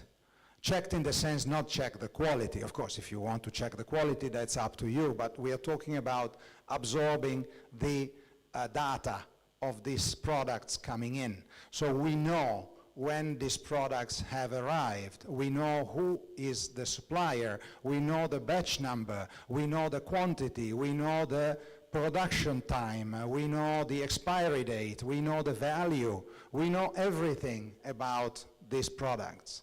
But they might not go directly to the dispenser. Maybe they will go to the warehouse, which is exactly what we are going to show you later.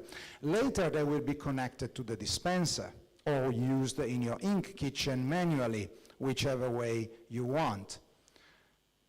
But everything is recorded. Every time these products move from point A to point B, all the way to when you produce your finished product, which is the result of a combination of any of these, we know where is this coming from. That's why we can guarantee traceability. So when we prepare the ink and we send it to the press, we also know where is this ink going, for which job is it going, in which quantity it is gone, and etc., etc. When we finish the job and we bring it back, we measure the returns. We will show you everything later. So basically, by doing this, of course, creation of work order. You see here the combination between ERP and our software. Generation of work order. We will talk about this later. What is this design thing? Production by design, extremely important to save money, okay? And etc., etc. And of course, in the bottom right corner, returns management. So whatever is coming back from the press, how do we reuse them again? So I'm not going to waste the time to talk about it here because we will see it live later on. Okay, and this is our software, the star of, let's say, the day, because it is thanks to this that we are able to perform all the operations that I just now mentioned. So our software is called iMaestro. iMaestro, maestro means teacher in Italian. And we decided that our software, which previously had a different name, the IM was, of course, a combination between maestro, teacher, and the I in front to make it IM group. So iMaestro has several offsprings, several children, so which are all based on the main software, but with different applications. So we have developed different softwares depending on where is this software going to go, for which kind of application. As I mentioned, it is internally developed, so we do it ourselves. We can customize it if necessary. And so this is probably the most important point of the talk today. So this is where I would like to stress more than anything else. So these are some, by the way, you have this information in the presentation that you can download from the QR code, so it's no problem. You can go through it later. But these are some of the benefits and features of our software. The graphic has been recently changed. Much better interface, much easier to navigate. We have also the Android version of iMaestro. Therefore, you can use mobile devices, if you so prefer, to do some operations that, again, we will mention it during the presentation. And as mentioned before, our software, which is by itself, it's like a small ERP system anyway, because we have stock management, cost management, return management, customers management. So basically, even if you use only our software, you already have a small ERP for your ink resources.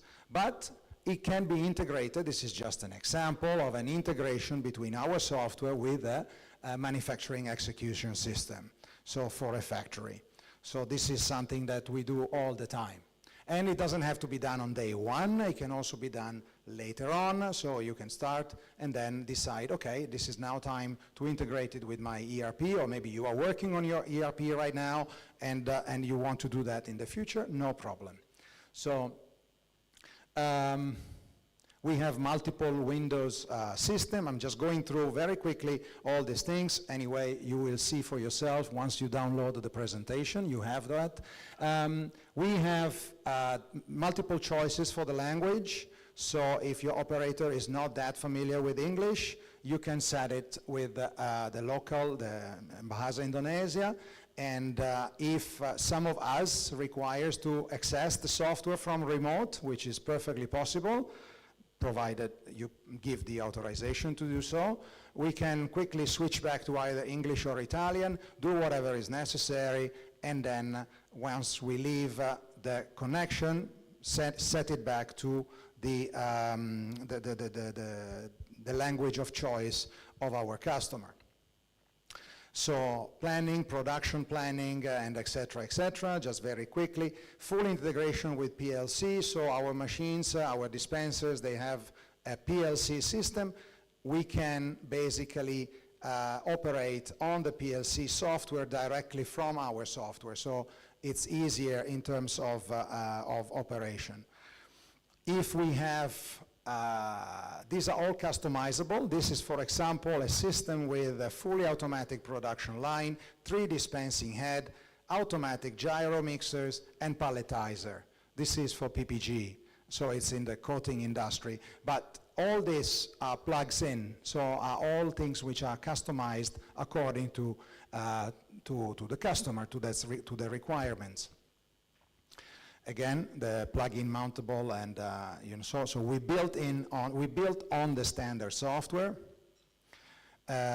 We have advanced sorting, filtering, more or less like we are all used now with normal conventional softwares. We can customize the page, show what we want to show, hide what we don't want to, we are not interested. We have the question mark that you can press if you don't really remember what is this all about. It will direct to the instruction manual so that you have your answer. Customized reports, this is also very important. We can automatically generate reports to be sent back to the relevant persons on request, by request. So the report can be in PDF, Excel, Word, whatever format you prefer. Let's say every Monday morning at 9 o'clock, accounts department wants to have the stock check, so the stock balance will be sent to this email address. The managing director wants to know production for the past week, blah, blah, blah, and et cetera, et cetera. So all these reports can be customized and can be sent once a day, twice a day, once an hour, whatever, once a month, to the relevant people as requested, as required. All our systems are scalable, which is very good for you because once we decide what is the best solution for you, and this is subject to discussion on a person-to-person basis, we always ensure that this system is going to be with you for the foreseeable future, including potential expansion. So for example, our Pesa over here, it's just a very simple system. You might want to start with something like this, because you might want to familiarize yourself with the software, which, like every software, has a learning curve that I'm afraid you will have to go through. So, but if one day you tell me, okay, I really like it, I appreciate all the benefits and everything, but it is now time for me to move on to this. Because I can't really do things manually anymore. My production has increased, and I would like to go. I understand now the benefits of the software. I like it. It's time for me to move on to an automatic dispensing system. Well, we can recycle just about everything that you already got here.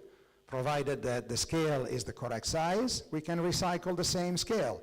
The computer, well, it's a computer, so we can recycle the computer. The software is already there.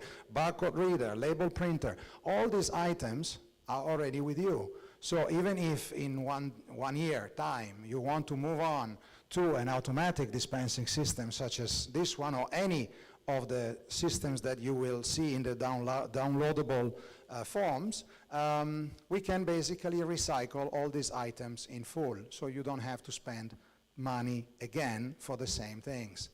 So this is something that we do gladly to help our customers in their growth. Definition of roles and users. Of course, not everybody must have access to the same information. So some people with some credentials can go and see certain things. Other people with lower credentials can do and see only certain things. Also, this prevents people who are not too experienced with the usage of the software to make mistakes or to change parameters when they are not supposed to do so. This is very, well, it changed on my computer, but not here. This is interesting. Let's try again.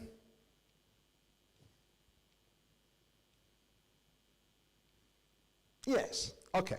So this is the maintenance program. So our software also monitors. We are talking about automatic dispensing system, of course. We are not talking about the Pesa. There is nothing to monitor there.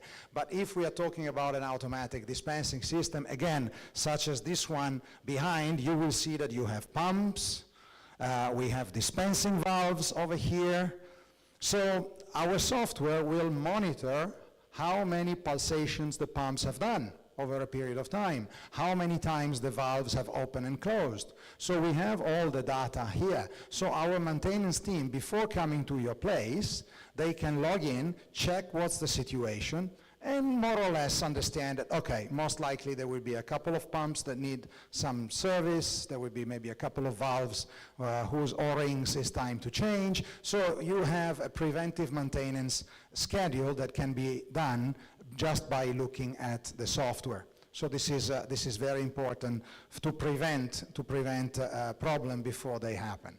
KPI to consult, etc., etc. So report flexibility, we just spoke about it. And again, as I mentioned at the very beginning, it is now our iMaestro software. It's also available on Android. And these devices, apart from not being particularly expensive, even the explosion-proof ones. So there are industrial type portable devices which are also suitable for zone 1 or zone 2 and they are not even excessively expensive. Normal ones which are for non-classified areas, they are honestly pretty affordable. And by using this version of our software, the Android version of our software, you basically have a portable software with you. So you can do stock check, for example. You can carry it with you in your warehouse and make sure that whatever you have or you think you have actually corresponds to reality. We will see a lot of these applications in real life application later with our demonstration. So this is something that is also quite important. Again, interface with SAP or external software, as we mentioned before. SAP Analytic Cloud, Cloud Solution Technology Partner SAP. So we have done a lot of works together with them. So we are pretty good. And then we have our topic of return ink management. Now,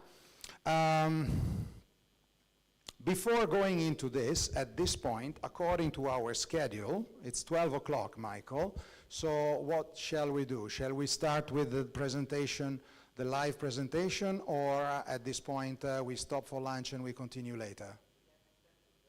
A 30 minutes extension? Perfect. Okay, so we will continue and we will go on until 12:30. So maybe like this we will finish a bit earlier in the afternoon, so maybe you can beat the traffic on the way home. And we can maybe just at this point dive into the presentation, the live presentation of our Pesa. Okay?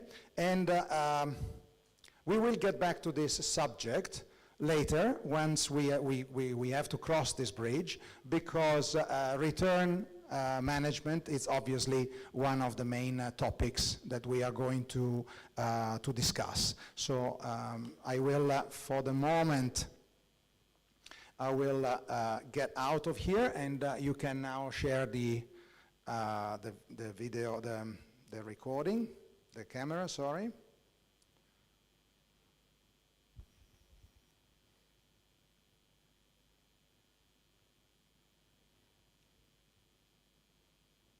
Okay. All right. So, who is going to be my assistant? Tree. Big round of applause for my assistant, Mr. Tree, who is going to do all the operations that we are going to see today. Of course, it's probably easier if you look at the big screen. But anyway, a little bit of an introduction of what's going to happen. Behind the scene, but extremely important, is our Arpan, who is Arpan. Say hello, everyone. Is our software engineer, so he is going to be the one who will help us to visualize what's happening through our software, while Ari is going to do the operations live. So, first and foremost, let me tell you what is this Pesa all about. The Pesa in Italian actually means weight, or to weight. Technically it's pesare, to weight, but anyway, let's not get too involved into Italian grammar and today. But anyway, what do we have in a Pesa? In a typical desktop Pesa, we have a scale, as you can see, with its own display. We have our software, so here we go. We have our normally a conventional laptop computer with our, what happens? Activate the zebra, which is not an animal, it's that instrument. So there are no animals have been injured during this presentation. It's an, okay, perfect. So we have our software, we have our PC, we have our scale, and we have our report printer. Then among the options, but I mean, I don't really feel they should be optional.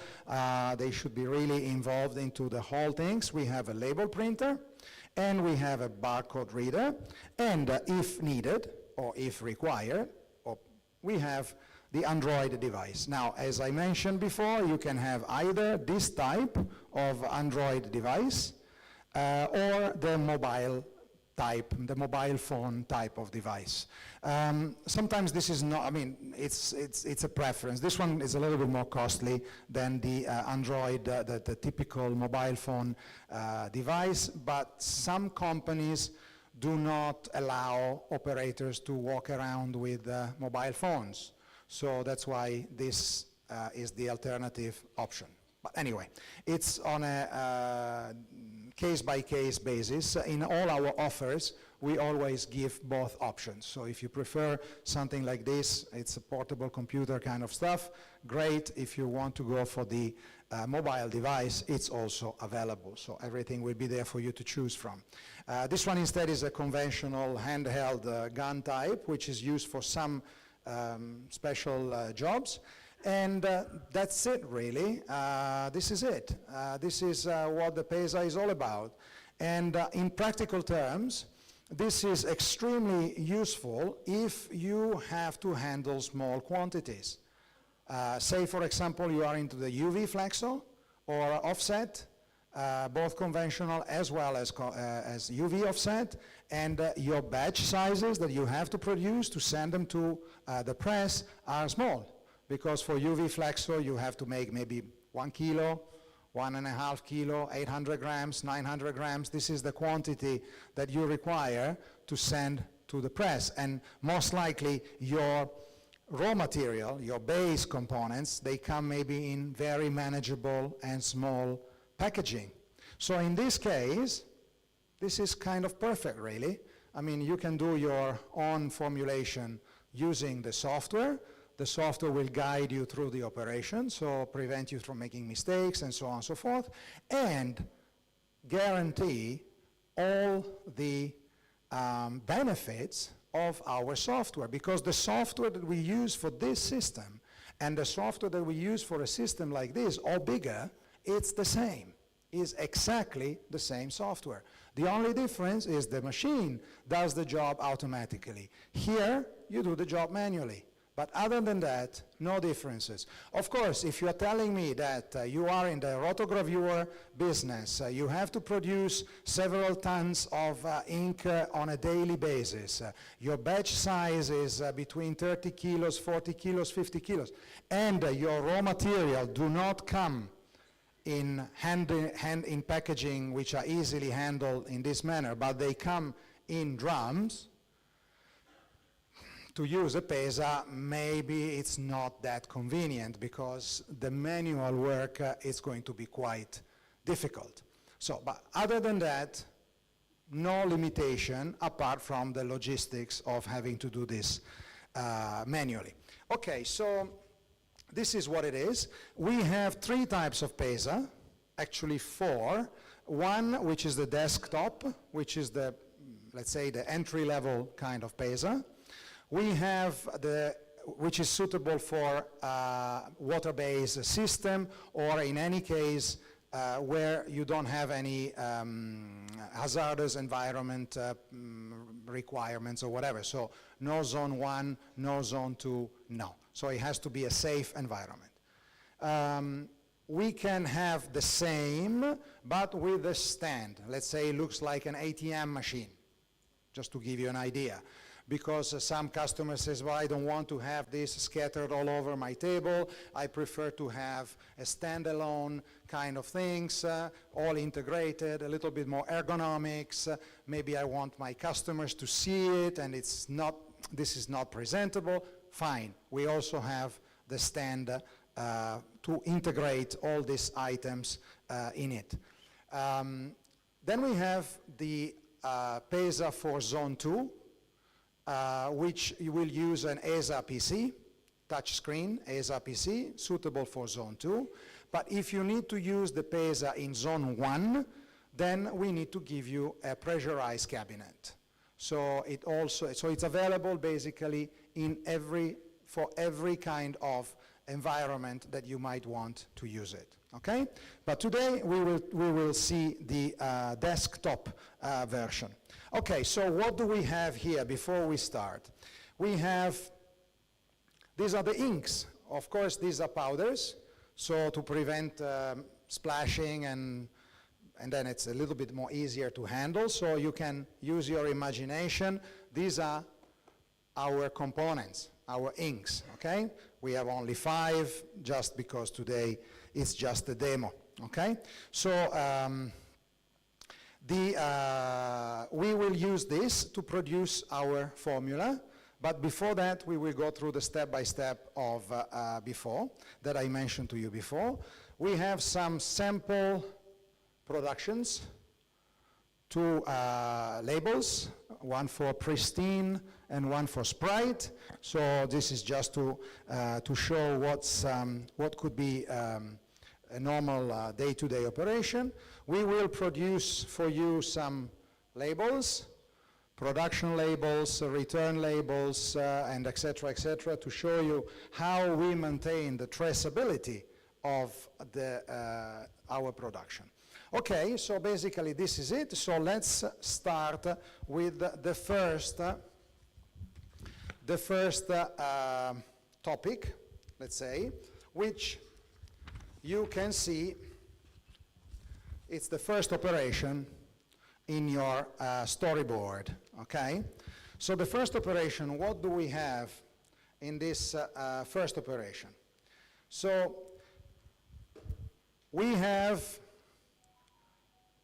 a new product coming from your supplier, okay?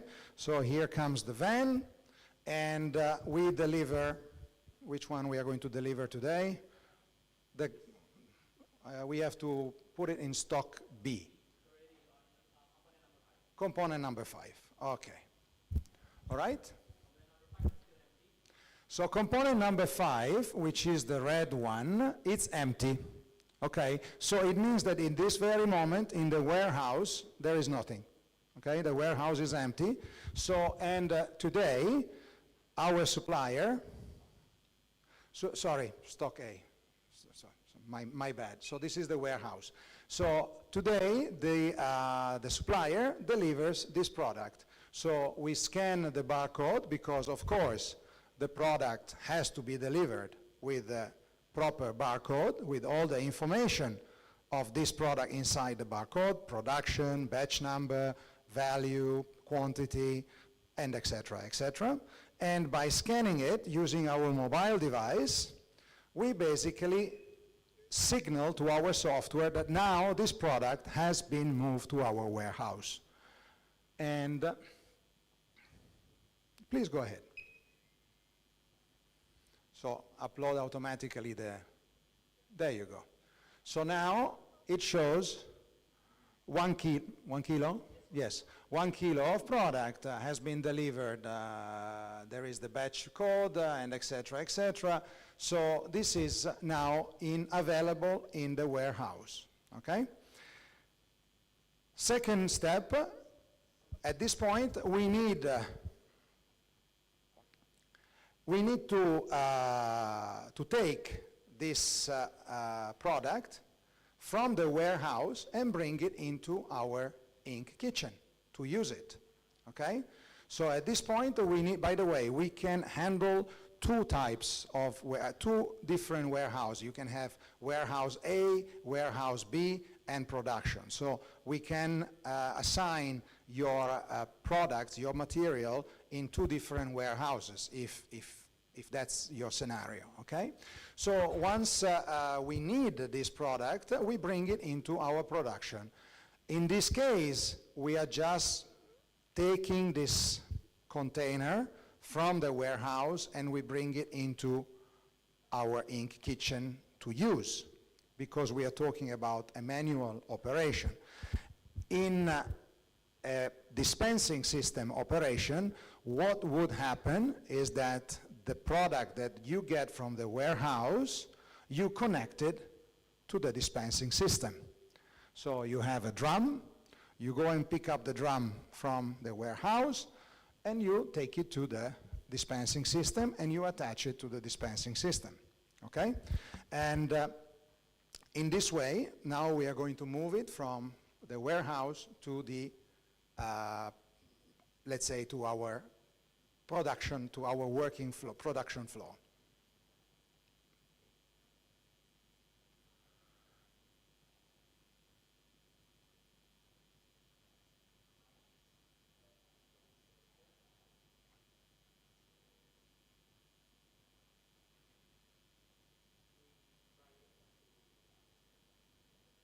Sorry? No, we were supposed to move the, are you already moved it? Oh. Okay, well, there you go. My colleague has actually already done it, so has moved okay. Okay. Oh, it's already moved to the, okay, perfect. So, sorry, my bad, but I was not really paying attention. focus into talking to you, but basically he has already moved the stock, which was previously in the warehouse, into the ink kitchen. So now what we have 5 components, 1, 2, 3, 4, 5, there you go, they are all on the table, and they are all available for production, okay? So there was this in-between step, which, my bad, sorry, I didn't notice that he already did it. Okay, fine, no problem. So now we have basically this 5 products available, okay? So we are already, wow, we are moving very, very fast. We are now at operation number 3. So, operation number 3 involves our design. Where is the design? Here we go. So let's say that now we need to produce this design. In everything that we print, everything that you guys print is a design at the end of the day. So today we are doing pristine, okay? So what we have to do, let's say that this is the very first time that we are going to do this job. We do not have any track record. It's a new company, new customer, new job, first time we do it. So we will need to estimate how much ink we most likely going to need to make this design, to print this design. Okay, so at this point, this is an estimation. Every company has its own way to estimate the ink consumption, and we key in this first estimation into our software. Based on the quantities that we need to produce, we decide that to do this job, today we need to produce 3 spot colors, okay? So we need the 3 spot colors, and we need them, all of them, in a certain quantity. So what's going to happen now? 3 is going to show how to do the first of this formula.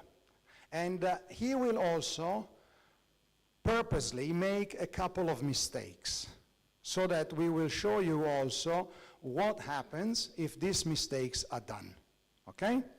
And get ready, because after this, it is audience participation time. So we need 2 volunteers. Don't come all together, please. 2 volunteers to do formula number 2 and formula number 3. So I want somebody with a steady hand that will come on stage and prepare some of our formulations, okay? Michael, where are you? He's gone there. Start selecting the volunteers, because I know that otherwise they will not come. So, first thing, let's show the software and let's show what is the formula that we need to make. Okay.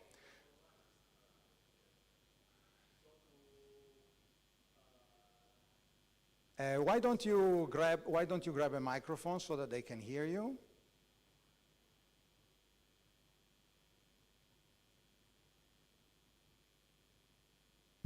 Perfect. Okay. Yeah, here is a pristine design. So the reference we will do the production is based on 1,000 meters. So the formula contains, there are 3 formulas to produce this design. So based on this estimation, each formulas will be dispensed about 0.3 kilogram or 300 grams. Okay, of course, this is it's not a realistic scenario, obviously, but to make it simple for presentation purposes, these 3 formulas are required, all of them in 300 grams quantity. Obviously, in real life, this is never going to happen, but we needed to make it manageable in terms of quantity for you guys to appreciate the process. But obviously, it's never going to be 300, 300, 300, but I believe that everybody can understand that. Yeah. So this is it. So we are going to make the first formula. Now, first of all, This formula is made out of how many components, Arpan?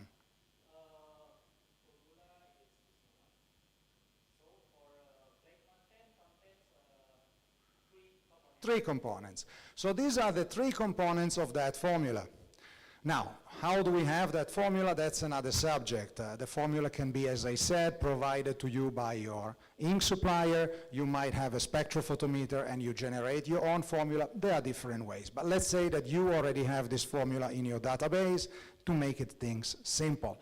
So now you have these three components that you have to choose and those in a correct manner. First mistake that our Ari will do, he will choose the wrong component. Because let's remember that this is still a manual operation. So what happens if somebody genuinely makes a mistake? So instead of taking component 1, he will take component 2 or whatever. What's happening? Now let's proceed. So first of all, he will put an empty container on the scale. Yeah, you go back to the screen. Well, you are delayed by a lot of time. See, you see yourself in the past. We just invented time traveling. There you go.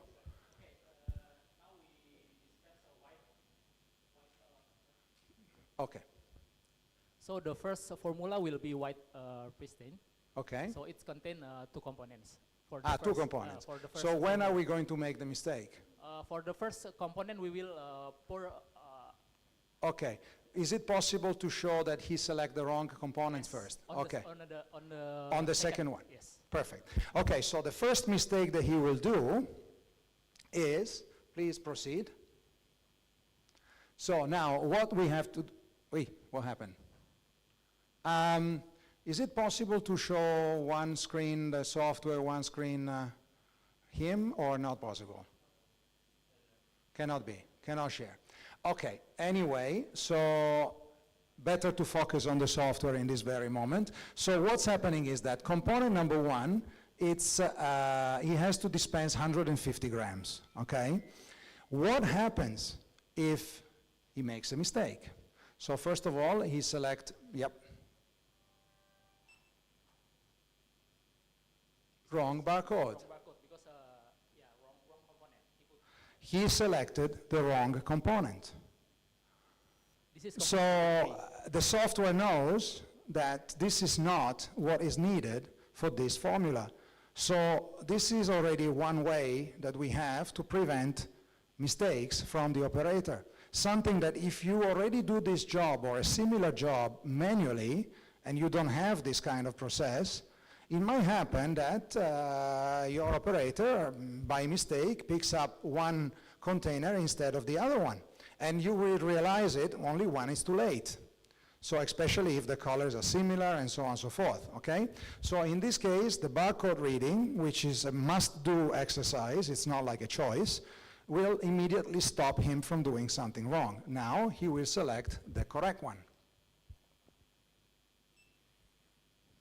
There. And you switch immediately to the production page. At this point, our Ari, who didn't sleep enough last night, he will make another mistake. And then after that, we have to fire him because really, 2 mistakes in a short span, it's unacceptable, Ari, my goodness. So now the second mistake that he's going to do, it's in the quantity. Please go ahead. So he's supposed to dispense 150 grams. For the Pesa, and this is specifically for the Pesa, there is a special screen that will help the operator to follow the process. So as long as the bar gets colored, it means that it's approaching the target weight. Okay, so here he goes, and then this is what's happening, and this is the target. He's still green. No, go ahead. Oh, go ahead, my goodness. Yeah, because it's the delay, sorry. Yeah, I don't remember that that's the delay image. Anyway, so instead of 150, it's 191. So, it's above and beyond our tolerance. because of course you have a tolerance. By the way, even the scale has a tolerance. So maybe this is a plus or minus 1 gram. So even if instead of 150 grams it's 149 or 151, as far as the scale is concerned, it's okay. It's still 150 because it's within the tolerance of the scale. There is also a tolerance that we might want to put as users, you know, like, okay, plus or minus 2 grams, I'm still accepting it, or whatever. So these are all parameters that you can set. But let's say that definitely 191, it's way beyond any acceptable terms. So what are we going to do here?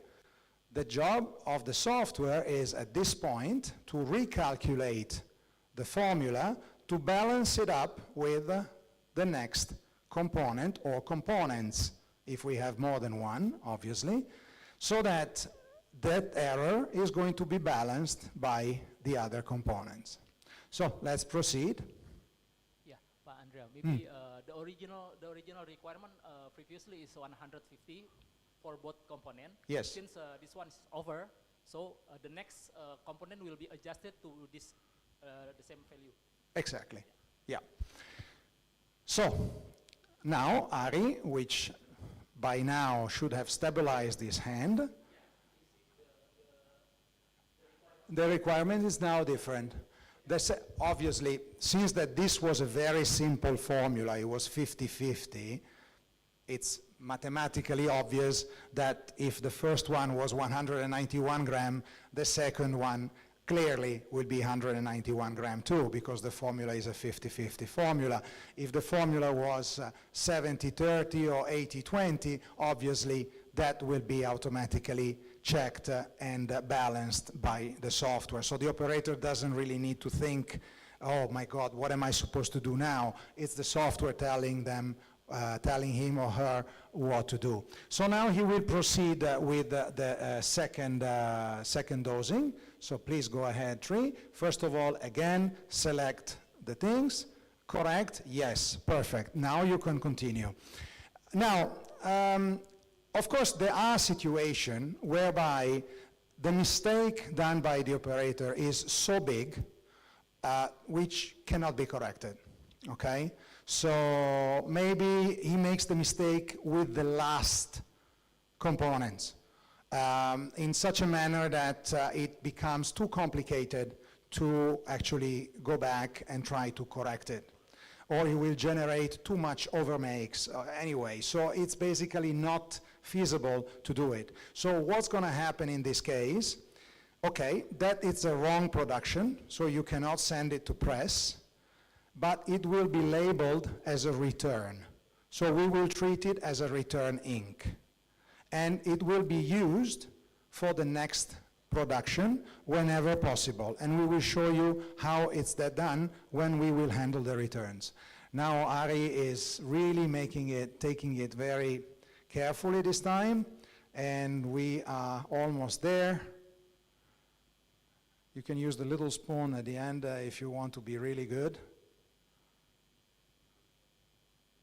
In the Philippines, Alex was spot on with we have done the first of this event in the Philippines a few weeks ago, and our colleague there was amazingly accurate. Let's see, 3, don't let me down. There you go. Come on, just one.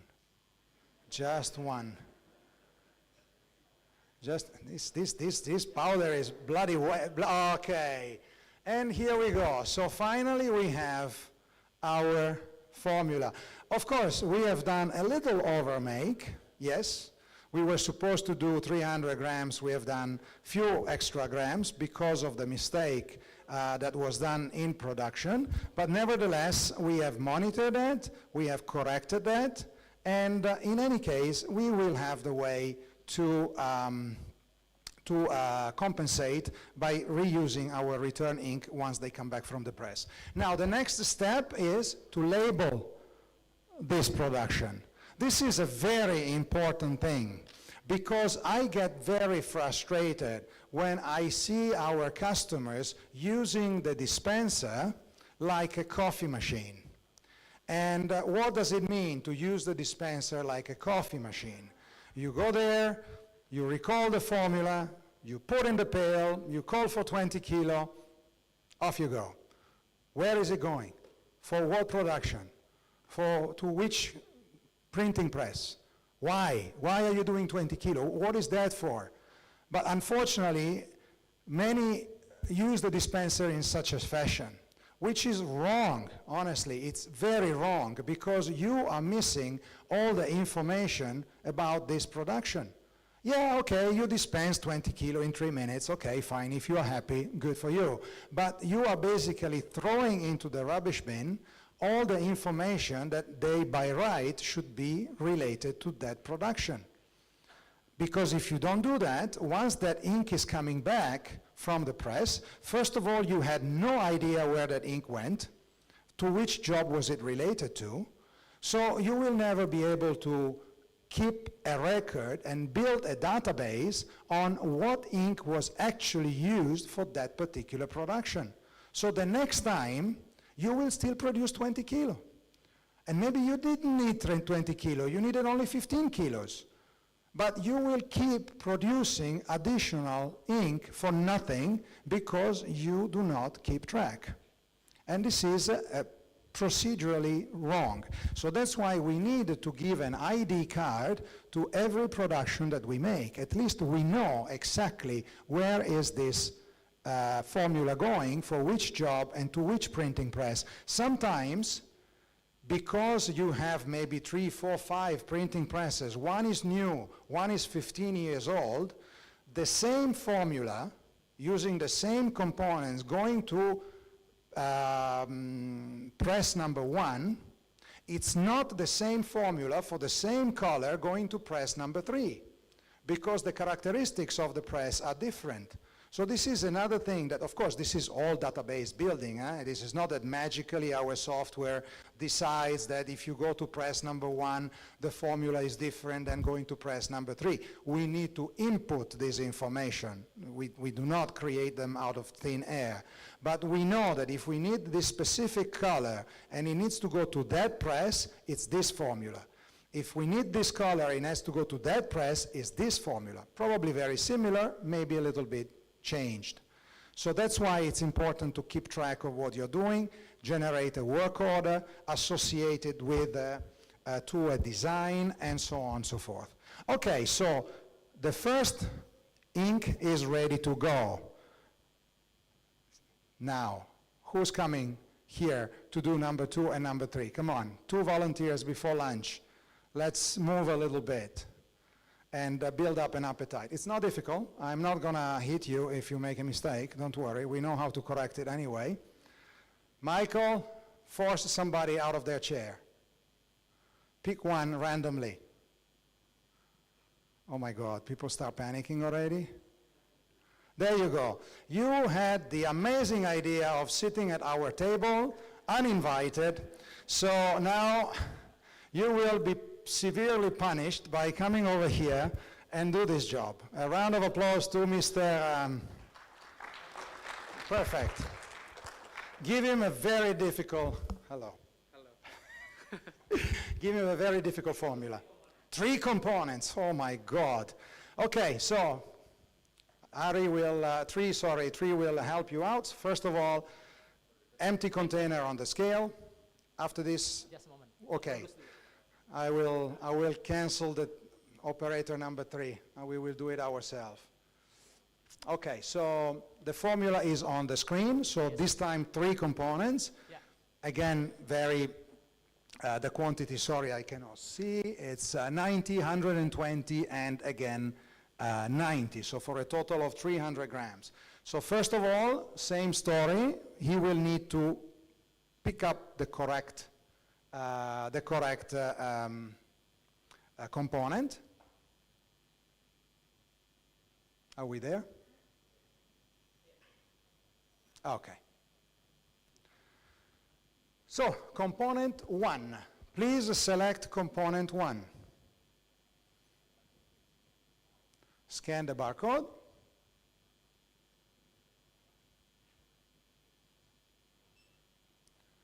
And it is correct. Now we need to dose 90 grams. I hope you're good in cooking.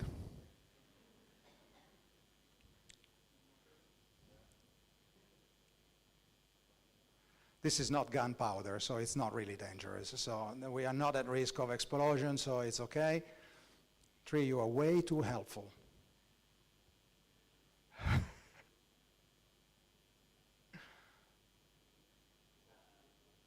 I think you can go ahead and drop it in slowly, because it will be probably not. Yes, because that one is delayed, so you better look at the screen on the ground, yeah. And 49, 59, 58, 59, 60, 62, 3, 4, 5, we're almost there.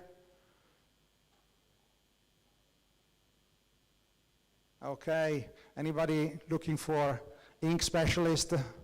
Here there is a candidate showing his skill already live. We are live on YouTube for your information, so the whole world is watching you, no pressure there.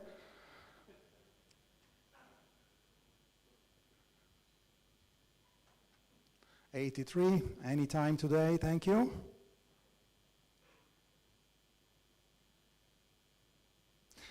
Obviously, nerves are playing a major role right now, but we are basically, okay, one more, you can make it.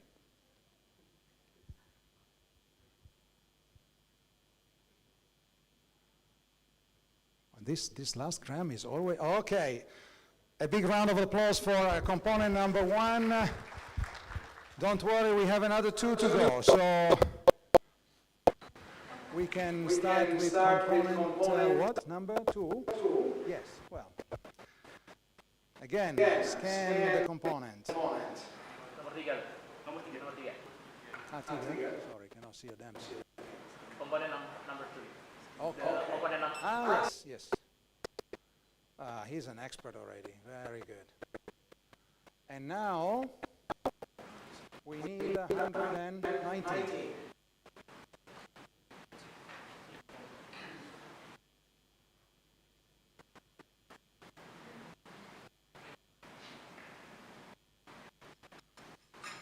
Okay.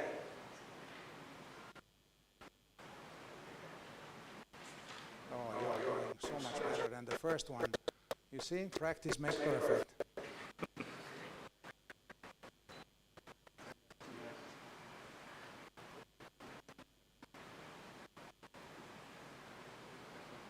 Oh, no!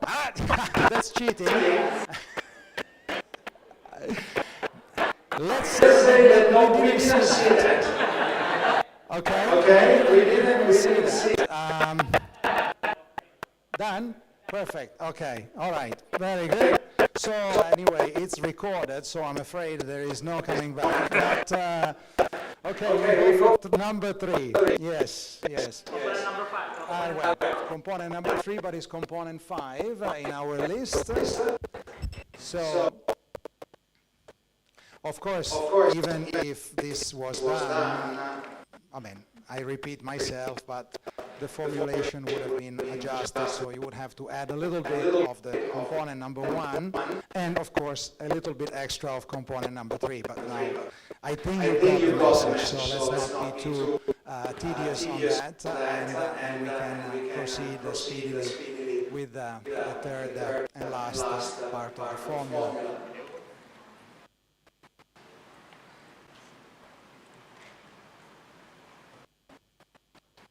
We have recently sold a system comprising of, if I'm not mistaken, 5 different Pesas, all connected to each other, because there are 5 different teams working on the same formula, but all entirely manually, because this system was sold to Campbell for the soup preparation. So if you guys are buying Campbell soup, So just know that the manufacturing process is done, at least some of the manufacturing process is done using our Pesa with 5 units together with 5 different teams mixing different ingredients. We also had to customize a little bit the software for them because the dosing process in that particular scenario is different from what we are normally used in the ink and paint, in the ink or paint industry. So different procedure, so we had to customize a little bit the software for them. And it's done. Fantastic. Thank you very much. Big round of applause. Did we print the labels? Done. Perfect. Okay, even the labels are done. So at this point, we need to do number 3, and you know, guess what? I will do it. Let's see if I'm good enough. Every time I talk. And so, let me get a hand on this. Label, let's label everything. There you go. I do it? Oh, what a honor. Then we put the label. Okay, there you go. Right in the middle, just like the immigration guy did on my passport. Anyway, right in the middle. Okay, so here we go. Where are the 3 productions? Over here. Okay, perfect. 1, 2, and 3. Now, obviously, these 2, the 3 I'm going to do it now. Once they're done, they are ready to go to the press. Okay, so we will, the next step, we will simulate, obviously, we have no machine here. We simulate the process. Some of this ink will be used. And the next step will be to recycle, to evaluate how much ink is coming back after the job is concluded. And this will move on to the returns management, which is the next job. Okay, so here we go. I need to select component 2, if I'm not wrong. Gun. Is that correct? Yes. Oh, yeah. 60 grams. Look at the... Okay, I better look at the screen. And this job cannot be performed by somebody suffering from Parkinson's disease. This is gonna be, it's not going to work otherwise. But let's see. Maybe at the beginning it could be helpful. Andrea, don't screw it up.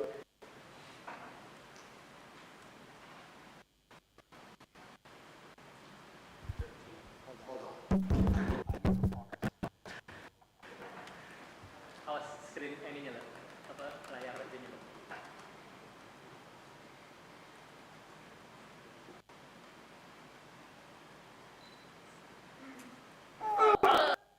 No, Oh, still, no.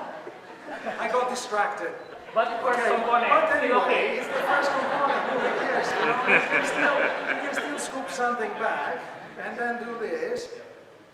And no, again, I am really not good at this. That's why I just only talk.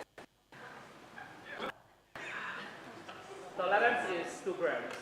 Tolerance is 2 grams, but I want to be really precise. Okay. Yes. Again, come on. How much is this gram?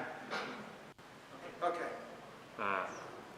So not in my size that I don't care about grams. I only think kilos. That's what I am worried about every morning. So, second, component 3. Am I correct? Yes. 180. Oh, here I can go down.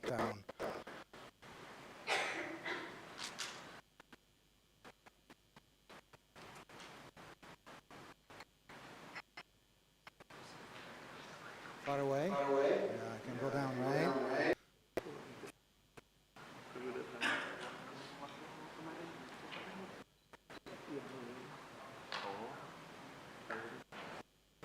Oh, okay. Be careful. 21.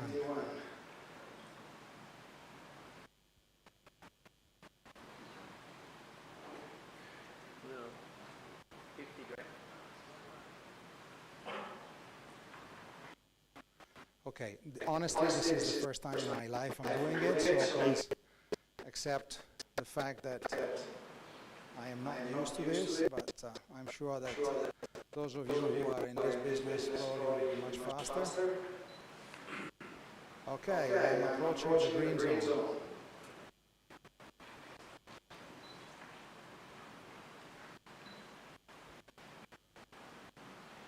You know what's the problem with powder? It's light. It's very light. It takes with water we would have done. Of course, with water is a little bit more easier than this.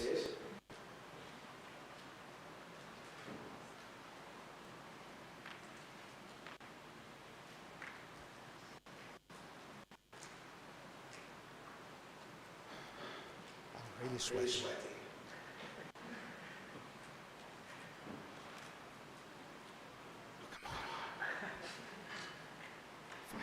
Another 5.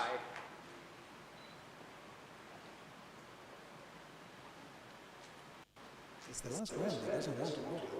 It's unbelievable.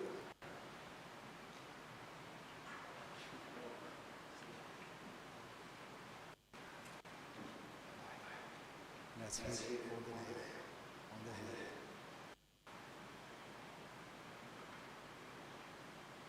head. Hey, there you go. That was the last one, wasn't it? Yes. Okay. There you go. Number 3 done, or not yet? Number 3, component 4. Component 4. I cannot believe it. I thought it was over. 3, help me out. You do it. Great. So, 60 gram ya. anyway, so I think it's pretty clear, the process. Obviously, using color powder is very tricky because the flow is not really steady as it would be with the liquid. But anyway, and obviously, it is also possible to avoid unnecessary mistake. It's also possible to measure the components separately, one by one, and then mix them all together at the last moment. So, in case the scooping it up process, it can always be done if you do not mix them until the very last minute. So it's also possible to arrange it in this manner to avoid unnecessary mistakes. So what we have seen done here manually, of course, a dispenser will do it automatically. So the dispenser will select automatically the components. The components will be brought to the dispensing head, which is this one, through a series of pumps and piping. And the dosing process will happen automatically through our special design dispensing valves, which have several different openings, big, medium, small, and we end with pulsation. This movement here with the hand is the equivalent of the pulsation for the dispensing head. So which will release one drop at a time until the scale communicates to the software through the PLC that the target weight has been achieved. Okay? In case there's any issue or any overmakes or dosage, stuff like that, the correction of the formula can be done, of course, also through an automatic dispenser. That's clear. Okay, so now I believe, Michael, we need to stop for lunch. We will continue after lunch. But just to close, just to let you understand before we go, we have basically covered this operation, and we have done our dosing. As, by the way, this is our mascot. His name is Inky, for your information. So we have done this operation, which is operation number 4, and we have labeled all our production one by one. In the labels, we have all the information related to that particular production, and most importantly, in the label, it's written also to which design this production is related to. So we now know that to make this production run for this, what's the name, pristine printing job, we had to dispense 300 grams of three components. We are now sending them to the press. We carry out our job. What could happen in a situation like this? Two possible scenarios. Let's remember that this is our first time job. We have never done this printing job before for this label. So two possible cases: either we overestimated our requirements or we underestimated our requirements. So if during the printing process you see that you are running low of a certain color, no problem. You go back to the ink kitchen and you do a little bit more. And this will be updated in the software as well. So the software will record that we had to do a little bit extra production for that particular color. This will be captured and kept in the memory for the next time, and we will see how this, what it will happen in practical terms. So basically, and this is the first major advantage that you have when you do this job in-house rather than relying on your supplier. Because, especially in scenario number one, you realize that you have underestimated your ink requirements, you are in trouble.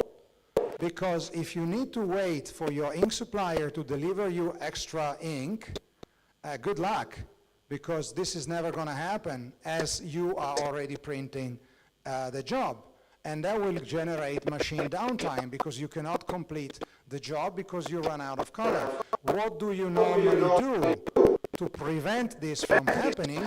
You order more ink. Not only because the minimum quantity of your supplier is such, therefore you cannot order less than that, but there is the tendency from the user to order a little bit extra because you don't want to run the risk of running out of ink halfway through the job, because you cannot ask your supplier, please give me another 20 kilos in half an hour. This is never going to happen. So this is a problem that you have. You will order more ink just to be on the safe side. What is this going to happen? What's going to happen after this? You will have a lot of returns, unnecessary returns. With this, in this manner, manually or automatically, we solve the first major problem, which is what I mentioned just now. In the meantime, we have traceability, we know what we have done, we have everything under control, we prevented mistakes by using barcode technology. If we have done any error, we know how to settle them, and etc., etc. Okay, so this is, we have reached the halfway mark as far as this Pesa presentation is concerned. Let's adjourn for lunch, and we meet again later when we continue. In the meantime, if you have any question, write them down, and we will face them later after Makan. Okay? Thank you very much.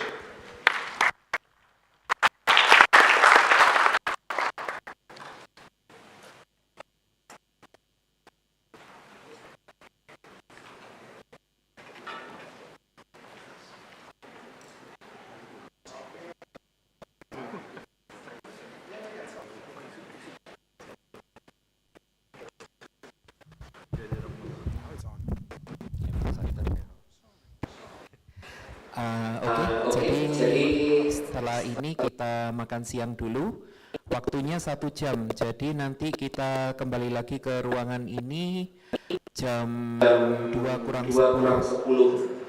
Setelah ini ada sesi melanjutkan yang Pesa ini, terus ada sesi tanya jawab, ada door prize-nya juga. Jadi nanti kita tunggu partisipasi dari peserta. Silakan, selamat makan siang.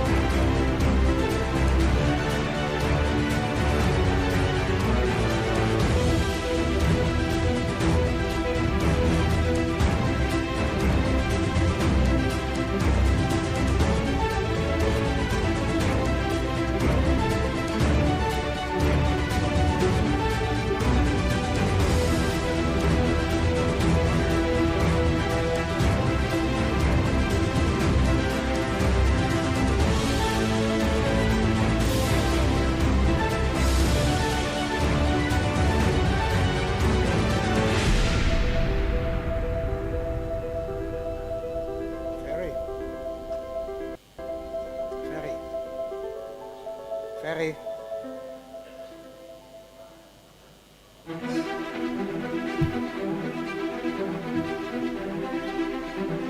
think this is his plan.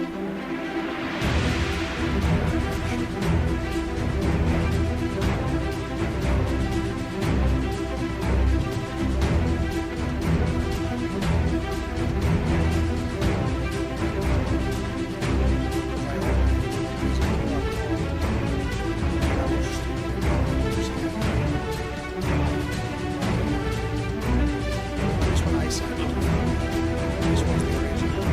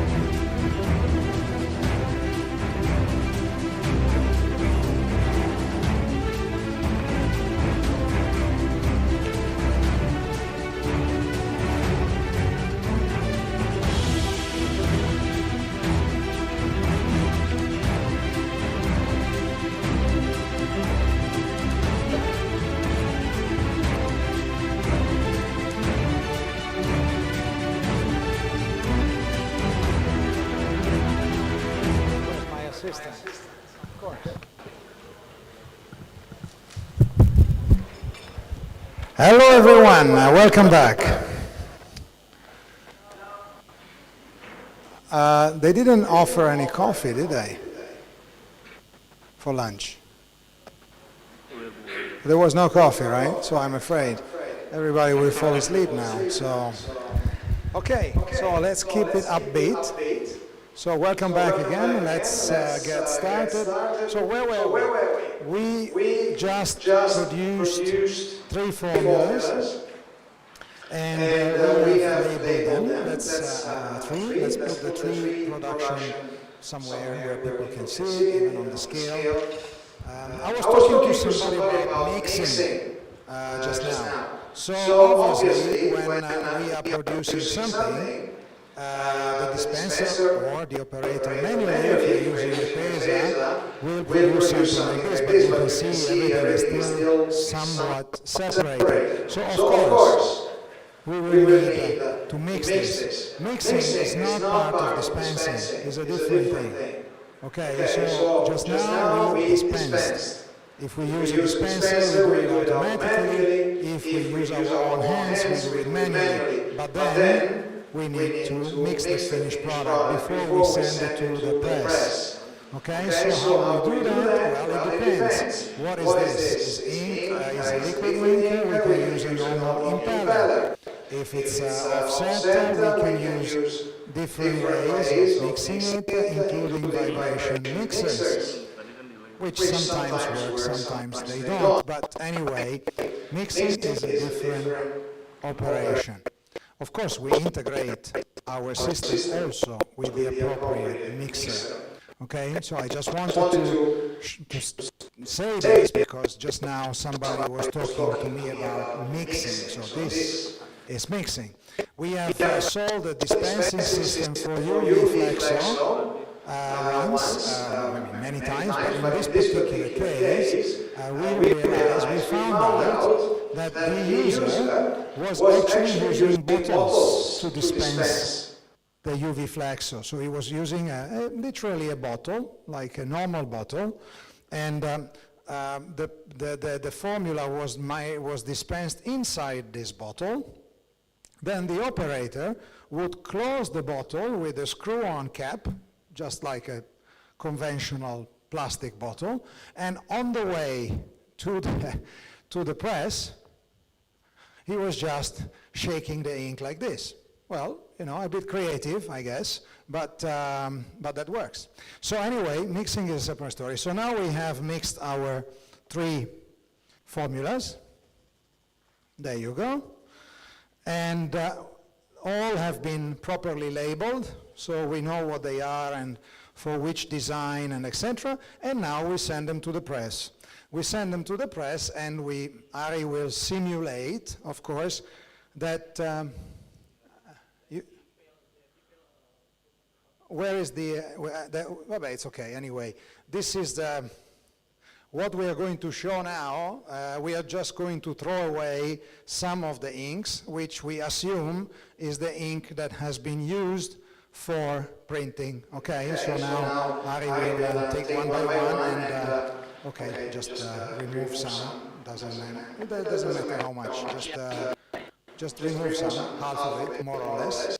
Or more than half, just leave a little bit inside. More. We use.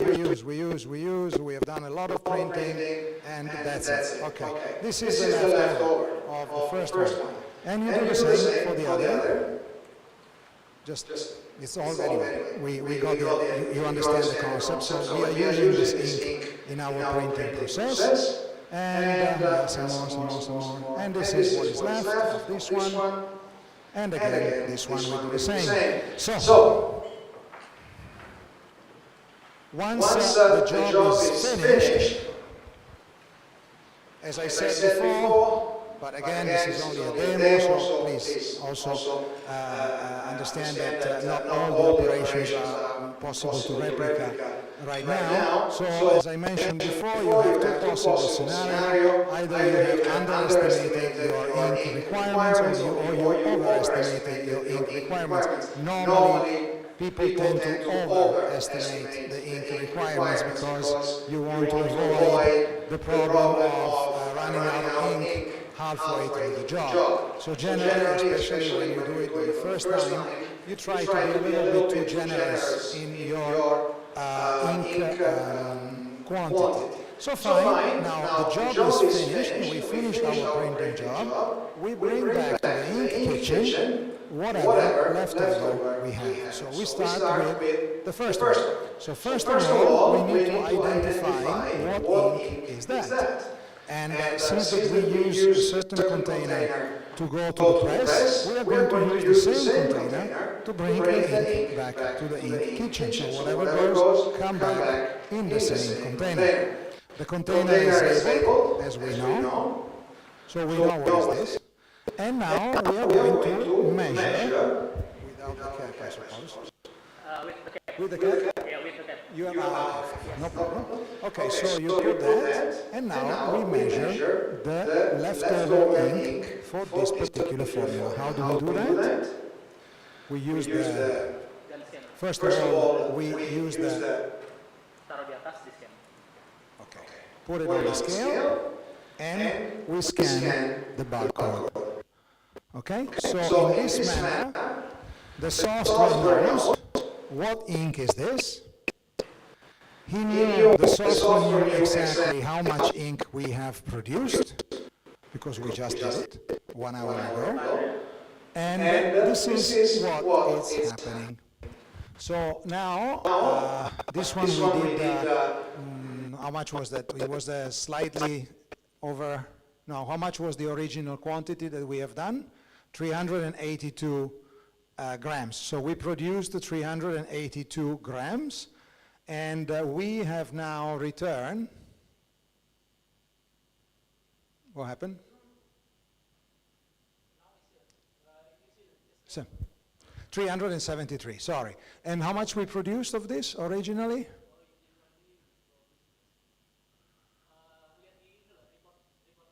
Okay, we also generated a production report, by the way. So that was our original production report.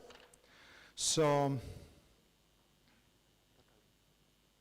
382. Huh? White pristine. Pristine, where is that answer? White pristine, okay. 382. Dispense 382. And we took back 373. Oh, we used really little. Including the cap. Oh, okay. So what is the... Yeah, remove the cap, because otherwise it doesn't make much sense with the quantity. Yeah, because when we measured it, it was without the cap, so, okay. Now probably it will, okay, 300 and... How come it's still 347?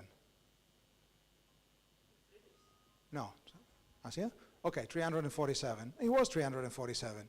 How is that possible? 82.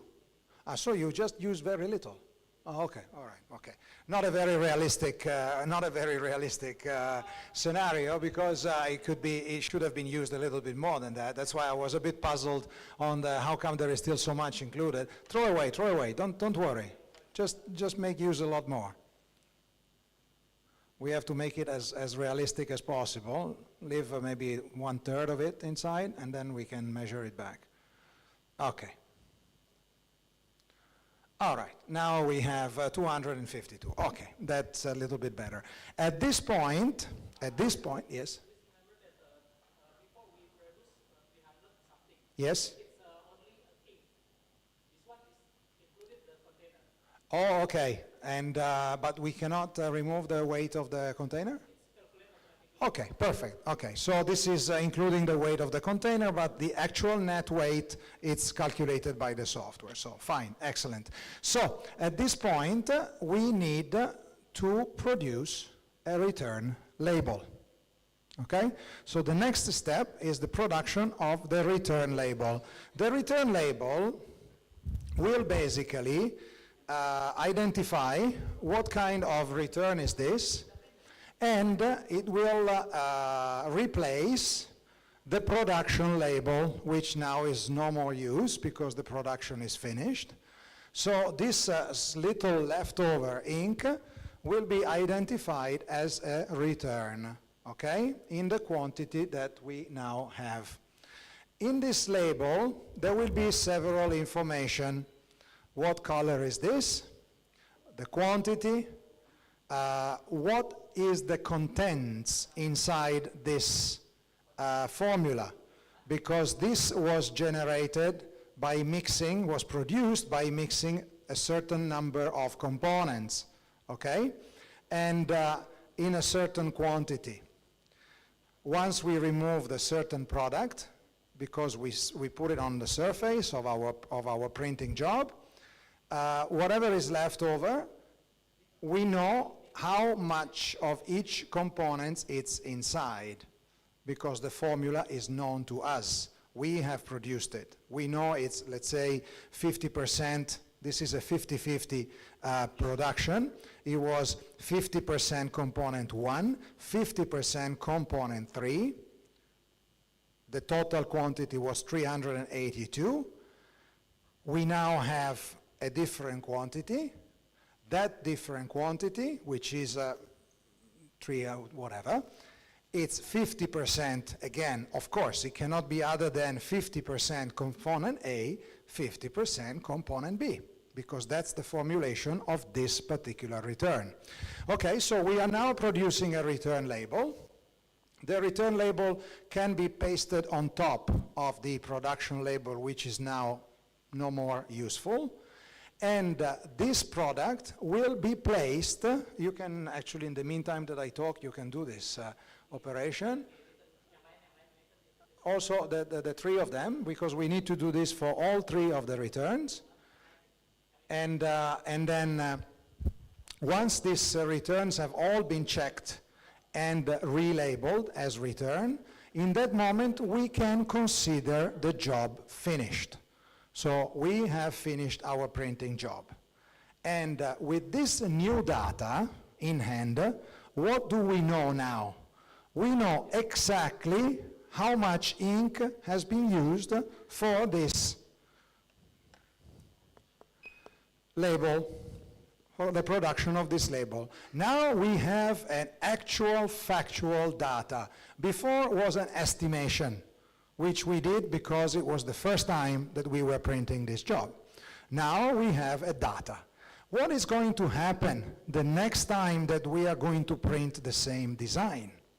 We don't have to estimate the quantity that we need to do this job.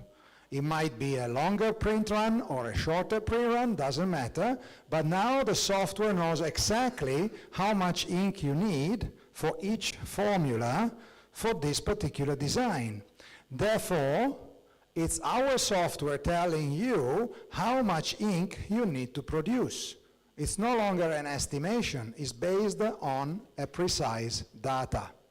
So you will realize, if you use this feature properly, you will realize that over time, it's not an overnight miracle, please, we have to be realistic.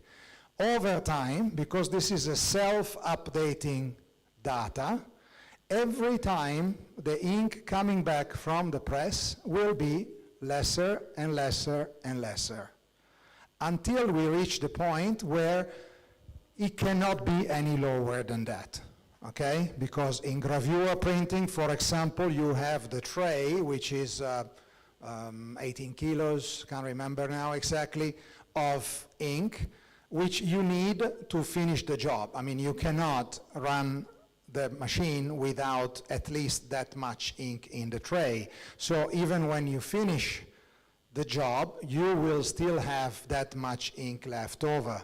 That's unavoidable. But we will recycle that ink, and now we show you how. And if you finish your printing job, and the only ink that you have left is the ink in the tray, nothing else around the machine, you don't have pails waiting to be used, hanging around, which they will never be because the job is over, that's the best you can get.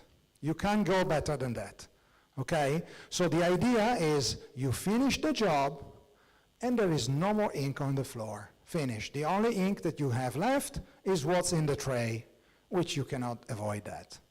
Okay? But of course, this is not something that will happen on day one. This is something that will happen if you follow the procedure. If you don't follow SOPs, if you do not follow the instruction, if you do not follow what the software tells you to do, I'm afraid this is not going to happen. Okay? Because the software is not clever. The software is only part of a system.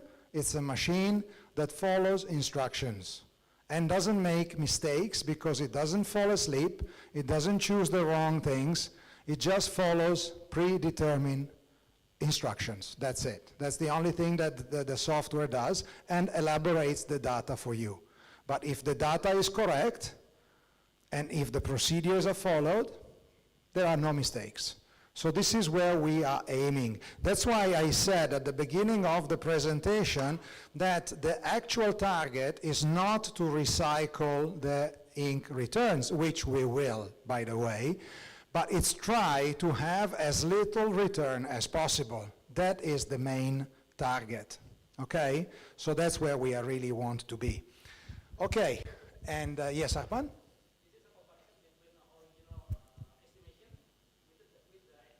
Okay.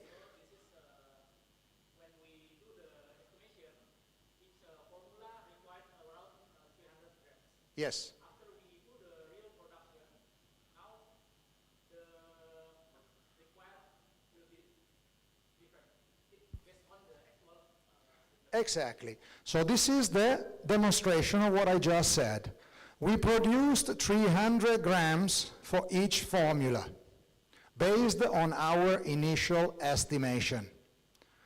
We run the job, we complete the job, we take back the ink, we measure the ink, and the software now, assuming that we want to run the same job for the same amount of printing of labels, determined in a square meter, number of labels, whatever, now the software has already been updated, and it will give us a different job ink consumption estimation. So the next time, we are not going to dispense 300 grams for the three formulas, but we will dispense, sorry, I can't read, 189 grams, 73 grams, and 130 grams. Okay? Obviously, this is an example. The real quantities are probably much different than this, but basically this is the concept. Okay? Clear? Perfect. So now what's happening is that once this in this case we have 3 returns that just came back, we label them. Another information that we have on the return label is where are you going to put these returns? In normal circumstances, what happens is that the ink kitchen guy will take all these returns and put them in on a return shelf, normally color-coded. All the yellows, all the green, all the blue, because it's easier to go and find them when you need them. In this case, the software doesn't care. Blue, green, yellow, purple, whatever. On day 1, we will have an empty shelf when we start these operations. So the shelf is empty, and the shelf is divided into position 1, position 2, position 3, etc. And there is nothing because it's day 1. As soon as the ink comes back from the press, the software will automatically assign the position to the ink. This one, put it in position 1. This one, put it in position 2. Doesn't matter if one is yellow, one is red, one is blue. The software doesn't care. Okay, so the operator doesn't need to think, where am I supposed to put this? The software will give the position. If anybody here is considering the possibility of having an automatic warehouse management, some people do. For example, Tetra Pak in Singapore, they have an automatic warehouse where they put the returns inside, the shutter closes, and the pail is taken away to some position inside the automatic warehouse. Our software and the automatic warehouse software are linked, so the operator just needs to put the ink on the tray of the automatic warehouse, and the pail goes to its destiny, and it will be called back the next time we need it. Okay? So this is for those who really want to go down the road of automation really, really strongly. But in any case, otherwise, it's a normal conventional shelf that we will populate with all our ink as we go along. Now we have the next scenario. The next scenario is, what are we going to do with these 3 returns? The idea is try to use them as soon as possible. We have 3 different ways of handling returns. For demonstration purposes today, we will show you the first 2. We cannot show you the number 3, but I will talk to you about it. Now, the first option, the first possibility is, if you are very lucky, is that your next job requires exactly the same color of your old job. Of course, this is the best case scenario, but sadly doesn't happen very often, of course. But if that happens, the moment the process is the same, we have maybe, at this point, we have a different design. So now we are doing Sprite, which has some color which are more or less similar to pristine. So the moment we open a new job, this time to print this label here, we will have formulation associated to that particular label. The first thing that the software will do is to go and check if in the returns, by any chance, there is something that can be used for that particular printing job. How is the selection going to, the criteria of selection? It can follow certain filters which can be determined by the user preferences. For example, let's remember that for every single job that we have done, we know everything of that particular ink and that particular color that we created. We know the components, we know the value of each component because we know the cost of these 5 components here, but imagine you have maybe 12 or 14 or 16 of these base components, and you know how much it costs, all these things, per kilo. Maybe this is slightly more expensive than this one, and so on and so forth. So when you mix this to create your formula, by default, you know how much is each and every one of this. And by default, you know the value of your returns. So I often ask my customer, how much do you have in returns right now in your warehouse? Sometimes the answer can be a bit vague because this data is not readily available. With our system, it is readily available. So you know at a click of a button how much ink returns, how many returns do you have, what is the value of each and every one of them, and another very important point, what is the expiry date of each and every return that you have. Because if you have produced anything using these 5 components, this one expires in February, this one in March, and this one in April, and you mix these 3, of course, the result, it's expiring in February, which is the earliest of the 3.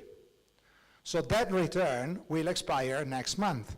So one criteria of selection of your return is, for example, which one is expiring first. Let's say you can do the next job using this return or this return. Which one? You can use both, either one. So one criteria of selection would be always choose the one which is going to be expired first. Or always use the one that you have the most. Or always use the one which is the cheapest. I don't know. It could be any kind of filter as per your choice. But I would say that probably the expiry date is the most sensible one so that you can get rid of those that otherwise you are forced to throw away. So, but anyway, it's up to you. So now, as I said, scenario number 1, I need a color. Coincidentally, is exactly the same color that I did yesterday for the other design. Of course, that's a no-brainer. The software will tell the operator, don't produce anything new just yet. Go and get this return first, and then maybe you produce the balance if that's not enough. Maybe whatever you have in your return, it's not enough. So you still use that plus fresh components to match, to get to the quantity that you need. So this is the first one, of course. The second option, which is the most common one, is you have some available returns which are similar, but not entirely identical to the target color that you want now. So, what you can do? We can adjust with the dispenser or manually, as we will show you now, we can adjust the return into the new one. How do we do that? Maybe I can just show the mathematical calculation on the screen, just to... I'm still sharing the screen, but let me open this. Yep.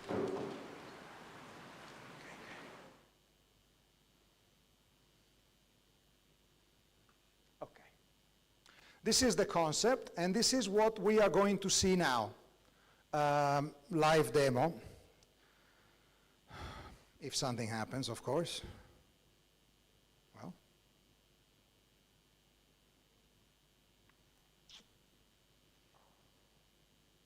Okay. All right, so first one, we discussed about it. Let's not repeat ourselves. Now we go to the number 2, where we have this kind of situation. Example. We have an existing return. The return is, we call it red 1, 2, 3, and we have 5 kilos of this return red, okay? We have to produce a similar red 1 to 6. Now, what are the color compositions of each? Red 1, 2, 3 is made out of 3 components, component A, B, and C, in this proportion, 20% of A, 20% of B, and 60% of C. Therefore, if there are 5 kilo, it cannot be other than 1 kilo of A, 1 kilo of B, and 3 kilos of C, because that's how this red was made in the first place, okay? That's exactly how we have done our 3 samples over there. Now, we need to produce red 1 to 6. Red 1 to 6 formula is similar to the red 1 to 3. We have component A 20%, component B 30%, so slight different there, and component C 50%. So if I need to produce fresh, since that I need 20 kilo of red 1 to 6, I need to take 4 kilos of A, 6 kilos of B, and 10 kilos of C. But the software will tell me that, hold on, don't do it. You take this and you prepare only the balance. 3 plus 1 makes 4, 5 plus 1 is 6, 7 plus 3 is 10. So you basically dispense this much. You use return red 1 to 3, and you have red 1 to 6. This is the concept of mathematical calculation, which works wonders in one scenario. Nothing happened at the press. If somebody with itchy fingers put some yellow inside of the formula because he thinks that he needs to do some correction, and this additional yellow has not been recorded, then obviously the software doesn't know that this has been done. So the software assumes that the red 1, 2, 3 coming back from the press is exactly the same as the red 1, 2, 3 that went to the press. That's why adjustment at the press should be forbidden by law. But unfortunately, this is not always true. For ink technologies such as UV flexo or offset, this is perfect because there are no correction at the press. Whatever goes, comes back. So for UV flexo and offset, this works 100% of the time. For liquid ink, it depends on how the system is organized. If there is no messing about at the press, then this works fantastic. If there is still some manual adjustment at the press which is not recorded in the system, we have another way to solve the problem. You thought that I was going to say that the system doesn't work, but yes, it still works, but we need to do something different. So now we focus on this particular scenario where there has not been any modification to the original formula. Okay, so now off we go. We need to do the sprite. At this point we have, you can go back to perfect, exactly. So you can go back to the software screen. At this point, just like we have done for Pristine, we will need to estimate the consumption for Sprite. And after we have done that, so the software will tell us what to do with the, if possible, of course, what to do with the returns. Pa Arpan, you are in charge. So standard mathematical return, so that's what we just saw on the screen.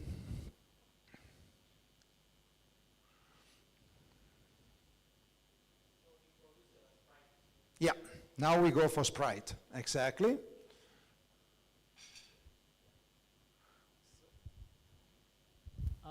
Okay, since we have a return in the return location, so the software will be automatically show the message like this to allow us whether we want to go to use a return or we want to dispense with a fresh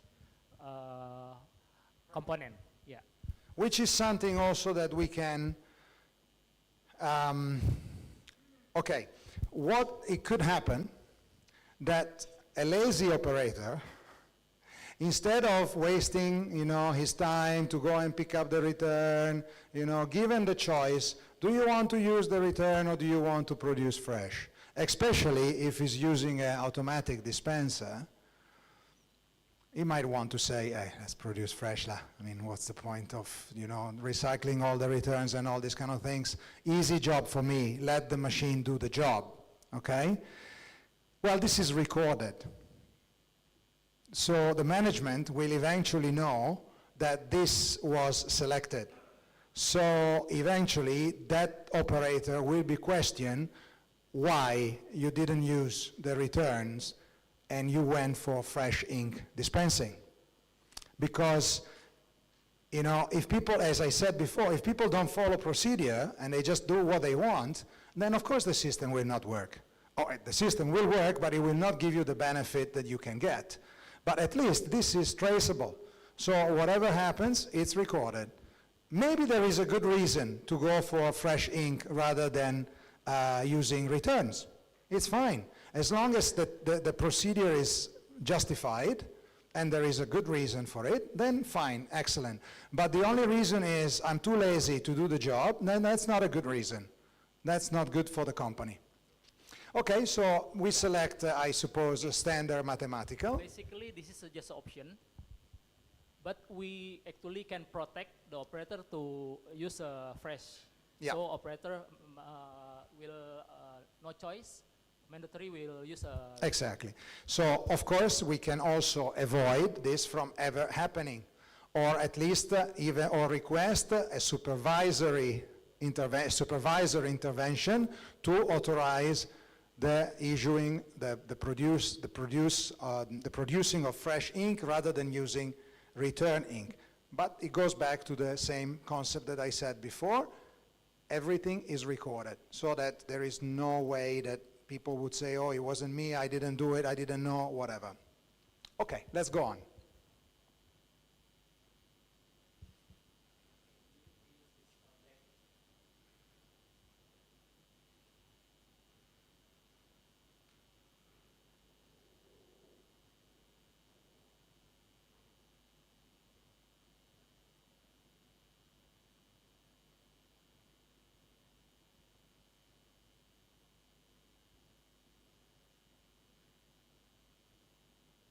All right.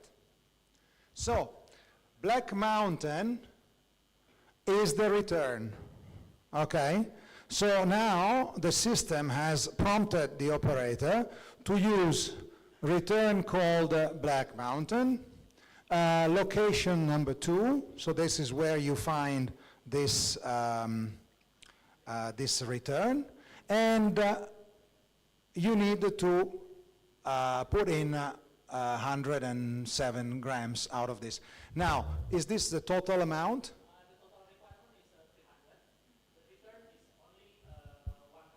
And 7, okay. We need to add, excellent. So this is a very typical scenario, of course, where you have to use the return plus some fresh ink together to make up the formulation, the 300 grams that you require of your formula. All this is done automatically by the software. There is no thinking. Nobody needs to do with the calculator to think how much I should take of this, how much I should take of that. This is all done automatically by the software, okay? So it's actually very easy for the operator to work, because he just have to follow what the computer is telling him to do. So as long as you have somebody who is a little bit of computer literate, you can have a good ink kitchen manager in charge of all this operation. I always give this example. There is a very large, very big printer in another country in Southeast Asia that got 2 big units from us, same model as this, by the way, for gravure printing.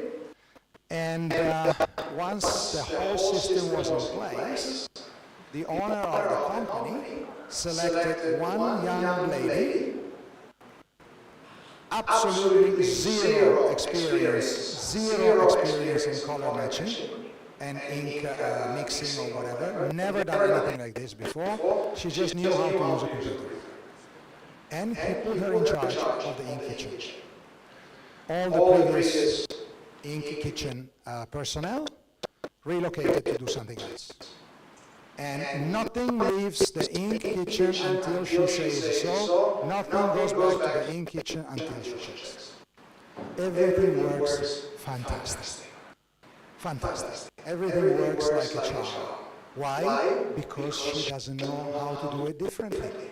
She doesn't have any previous experience. She's not an expert color matcher. So she just follows SOPs. As simple as that. And everything works wonders. And that guy was smart enough to know that if he didn't do that, he wouldn't have achieved the same results. Because people tend, especially people that know how to do a certain job, they reluctantly change to try to do it in a different way. It's always like this. We are always like this. Everybody's a little bit guilty of that. So this was a little bit of an extreme choice, but believe me, it worked extremely well. So anyway, so now off we go. First of all, we need to select the correct return. Correct or not? Better wrong first. Yes, of course. Since the three is the expert of getting it wrong, so first he will select the wrong return, because this is something that could also happen. Because this is a manual operation, so the operator is supposedly going to go and get Black Mountain at location 2, but he got something else. And one more time, this will not be allowed by the system. So he put it there, select it, scan it, and the system will say wrong barcode. So again, not possible to select the wrong return. Okay, it's exactly the same process that we have seen before when we were doing formulation from scratch, using only fresh components. Okay, so now he finally got the correct one, and it is correct. Now, of this, he needs to, does he need, will he use all of it, or how much is it inside? This one is all 74. Perfect. Excellent. So this is, of course, a slightly simplified scenario whereby you are very lucky, we are very lucky today. Of that return, we need all of it. So we need all of this return plus something else.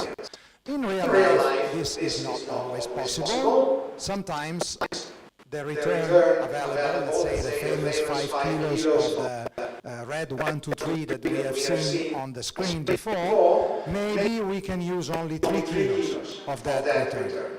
And the rest will have to be fresh ink. So whichever combination is needed, again, it's the software guiding the operator to do it. Of course, if you can make full use of your return, just top it up with some fresh components, perfect, best case scenario.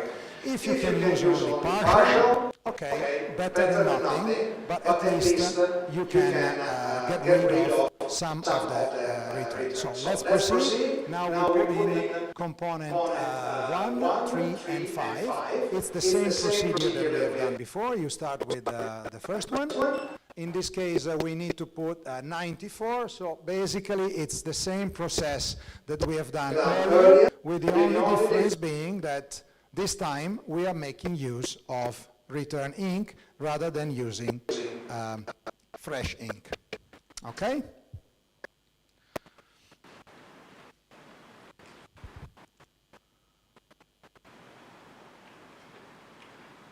All right.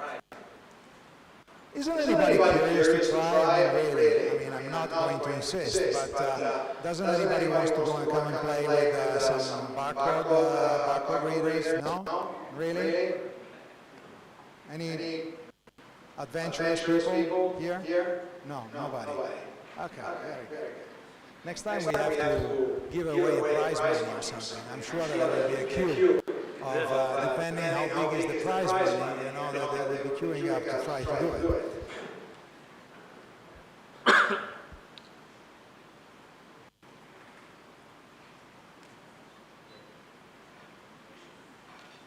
Now, and while Tree is doing his job,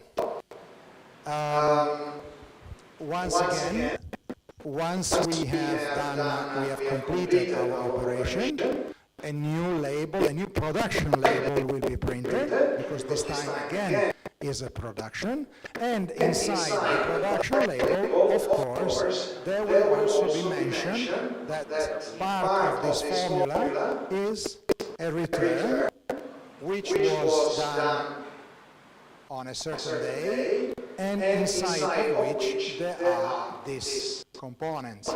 Again, this helps guaranteeing traceability of what we're doing. So everything that we do, it's absolutely traceable.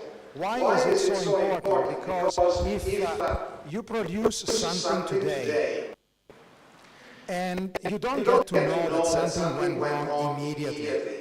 Maybe your product is already in the market, and 1 month after you have done that printing job, your customer comes back to you and says, we have a problem.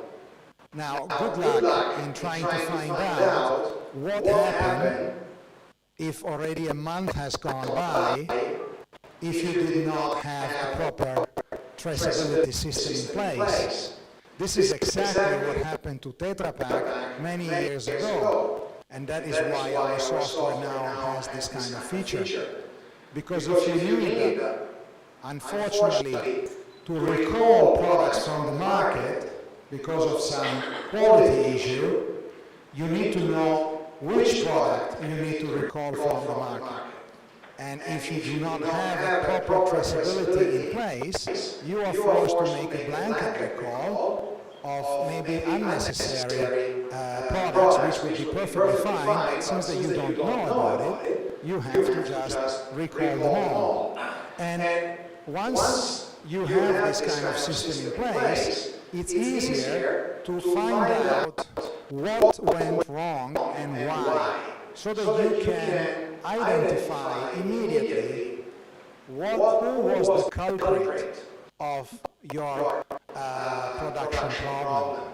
And once you identify, let's say, for example, you do your investigation, thanks to all this data being available, you find out that, here we have a picture behind, this component here is what created the problem.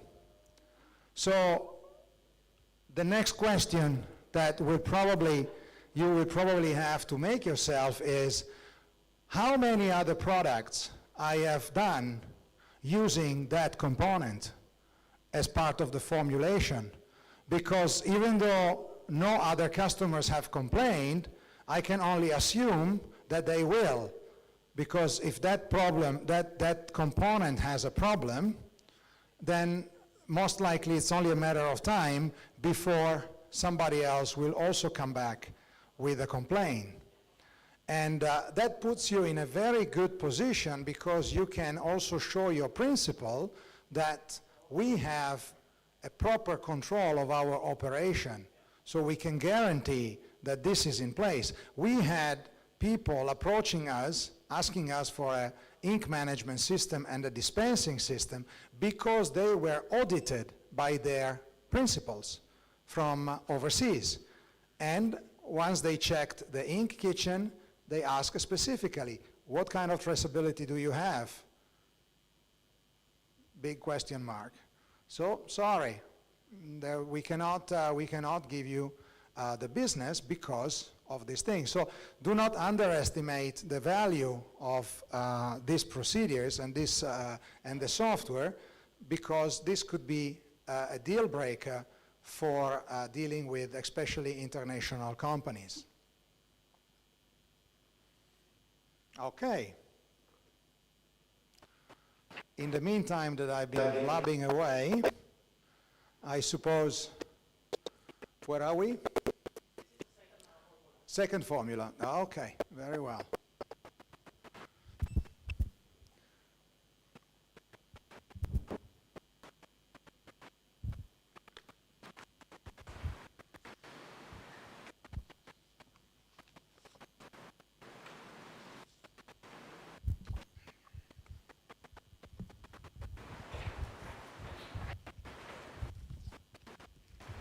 Right, so for those of you who might be lost with the storyboard, we are now at operation number 9. Yeah. No, sorry, 8. So, operation 8. Then we have operation 9 coming up.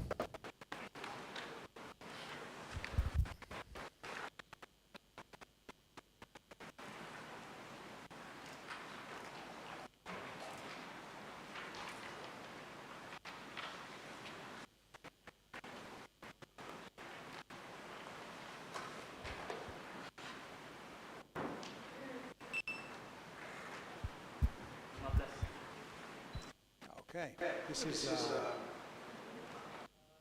the formula number 2. Okay. After this, the last. but we can skip it. Yeah. Anyway, we cut a long story short. We will not do the third formula because anyway, I think that they all got the message. So in this way, we have basically eliminated our returns, and we can now happily proceed with another printing job. And of course, the cycle continues, because again, this is just like we did for Pristine. Now we have done the same with Sprite, with the only difference being that with Sprite we have made use of return inks, something that we didn't do when we did Pristine.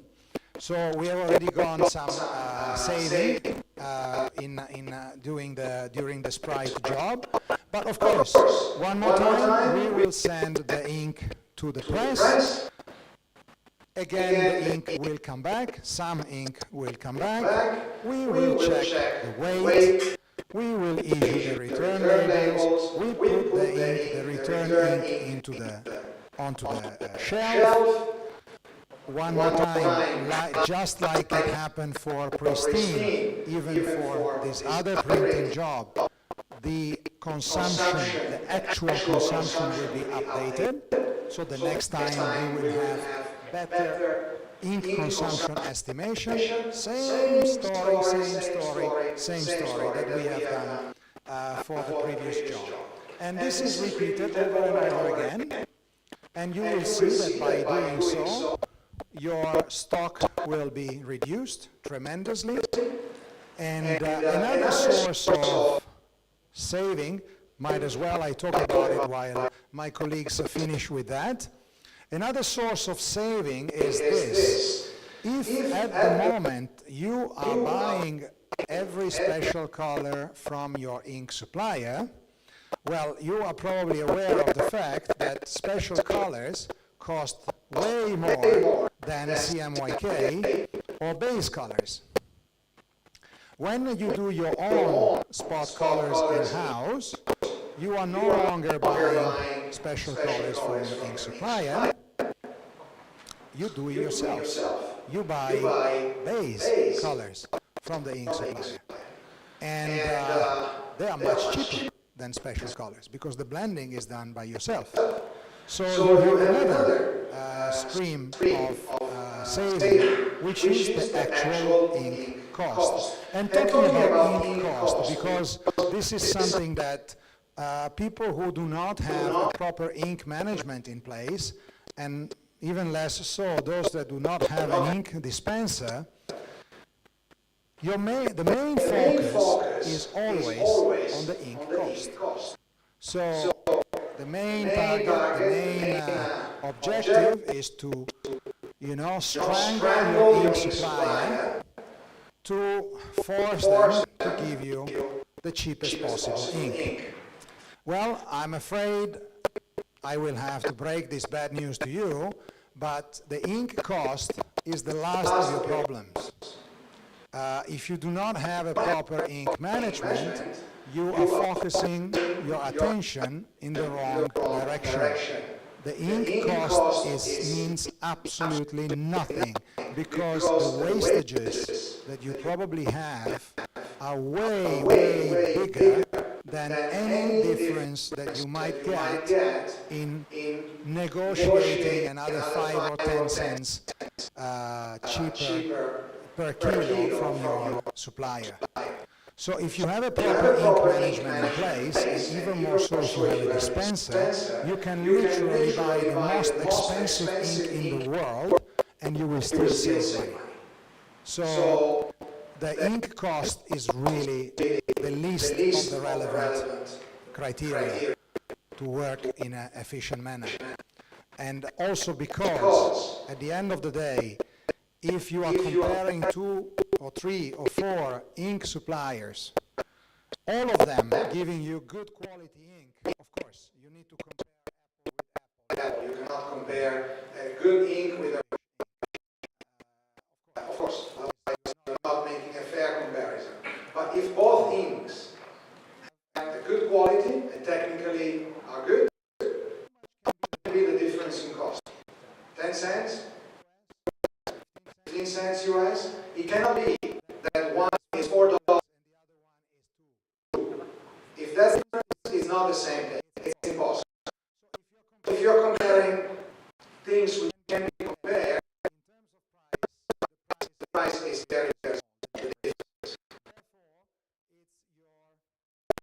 It would be in your best interest to learn how to use your resources in a proper way and maximize your investment returns. Sometimes I talk to people that because of ink cost, they have multiple ink suppliers. So they buy some ink from supplier A, they buy some ink from supplier B, and they buy some ink from supplier C because this one is cheaper here, this one is cheaper here, this one is cheaper there. Can I do that?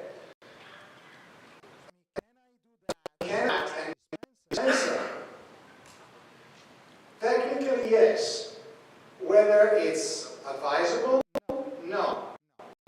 No, it's not. For the simple reason that difference in it makes no difference. Okay, so let's stop focusing on the ink cost a minute. So if that was your criteria of selection, forget about it. If technically all inks are variable, if there is no technical reasons, then we're not. But the problem of mixing different inks coming from different sources is that if anything, first of all, if anything goes wrong, who is going to be responsible? Supplier A or supplier B? Nobody will. You will be the only one responsible. So there is, you are exposing yourself actually to a higher risk. Second, who is going to develop the filters for you? If I say, oh, I have my own spectrophotometer, I have a spectrophotometer, I have my own matching software, I can do my own formulation. Technically, you can have some component from supplier A, some component from supplier B, you do your formulation, on that place, you're good to go. Again,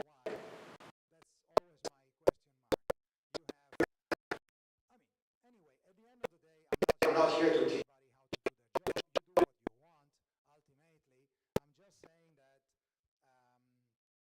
Please take the cost factor out of the picture. If there are other reasons, supplier, I don't know, choice is based on service, proximity, policy of the company to have always at least 2 suppliers, blah, blah, blah, fine, no issues with that. What I'm just suggesting is that don't keep focusing on the cost, because it's really not the point. Okay, so last we have done, right? So we have finished our new job, so Sprite has been done. We are not going to check the returns because that would be like repeating again the same process. We just want to show you one additional step, which is loading fresh component into an existing stock. What I'm talking about is, okay, we are using this, right? Okay. This is a fresh new component just arrived from the supplier, okay? And because we realize that we are running out of this. So we place an order because, again, with our work order creation, when we create work orders, so we do production planning, one thing that is another of the many things that the software will do for you is to do, as I'm sure that by now all of you are expert in this, the software does what? Ink consumption estimation. If it's an existing job, an old job, the software will do it automatically. If it's a new job, you will have to input some data. In any case, the software knows, okay, this is your production planning for the next 2 weeks, 3 weeks, 1 month, whatever. This is how much ink you will require to do these jobs. And you are running out of this. So if you don't buy a new set, of this green, sorry, you cannot fulfill your future production planning. So, okay, you place an order. Talking about a manual system like this doesn't make much sense, because once this container is finished, you either return it to the manufacturer or you dispose of it and you open the new one. But what we are trying to simulate here is assuming this is not a movable container like this. This is a fixed container. It's something that you cannot just simply take because it's empty and throw it away. You need to refill it, okay? So you get the new fresh product. You need to open a latch or whatever, or if this is a big tank, we have a loading system to pump the fresh product into the fixed tank. So different type of scenarios. But assuming this is a fixed tank with a latch, so you open the latch and you pour the fresh ink, the fresh product inside. What could go wrong? Again, like we have done before. Here comes the new product, and our ARI, sorry, it's always your fault. Our ARI, instead of putting this one in here, he wants to put it in here. And obviously, you know, by looking at this, you say, come on, how can it possible? It's transparent. Of course, you will see that this is wrong. Yes, now we see it's wrong, but this is an example. Assuming this is a 5,000 liter stainless steel tank, you don't see what's inside. You have no idea what color is inside. If you try to put that into this one, you have no idea what you're doing until it's too late. So we have, again, our beautiful barcode technology. So what we have done in many instances, if this one has an opening like a small little latch to open, this could be locked. So when we reach the position with the fresh material, what we will do, we scan the incoming material, we scan the receiving tank. If the two barcodes are not talking to each other, the lid will not open, so that you cannot upload the wrong material into the wrong tank. If this is an automatic loading system with the pumps to load the material, again, you try to load a fresh material into an existing tank, you scan. In that case, the job is done by a pump. The pump will not start, so that it prevents unnecessary mistakes. Okay, again, this is basically what we want to show, and so here we go.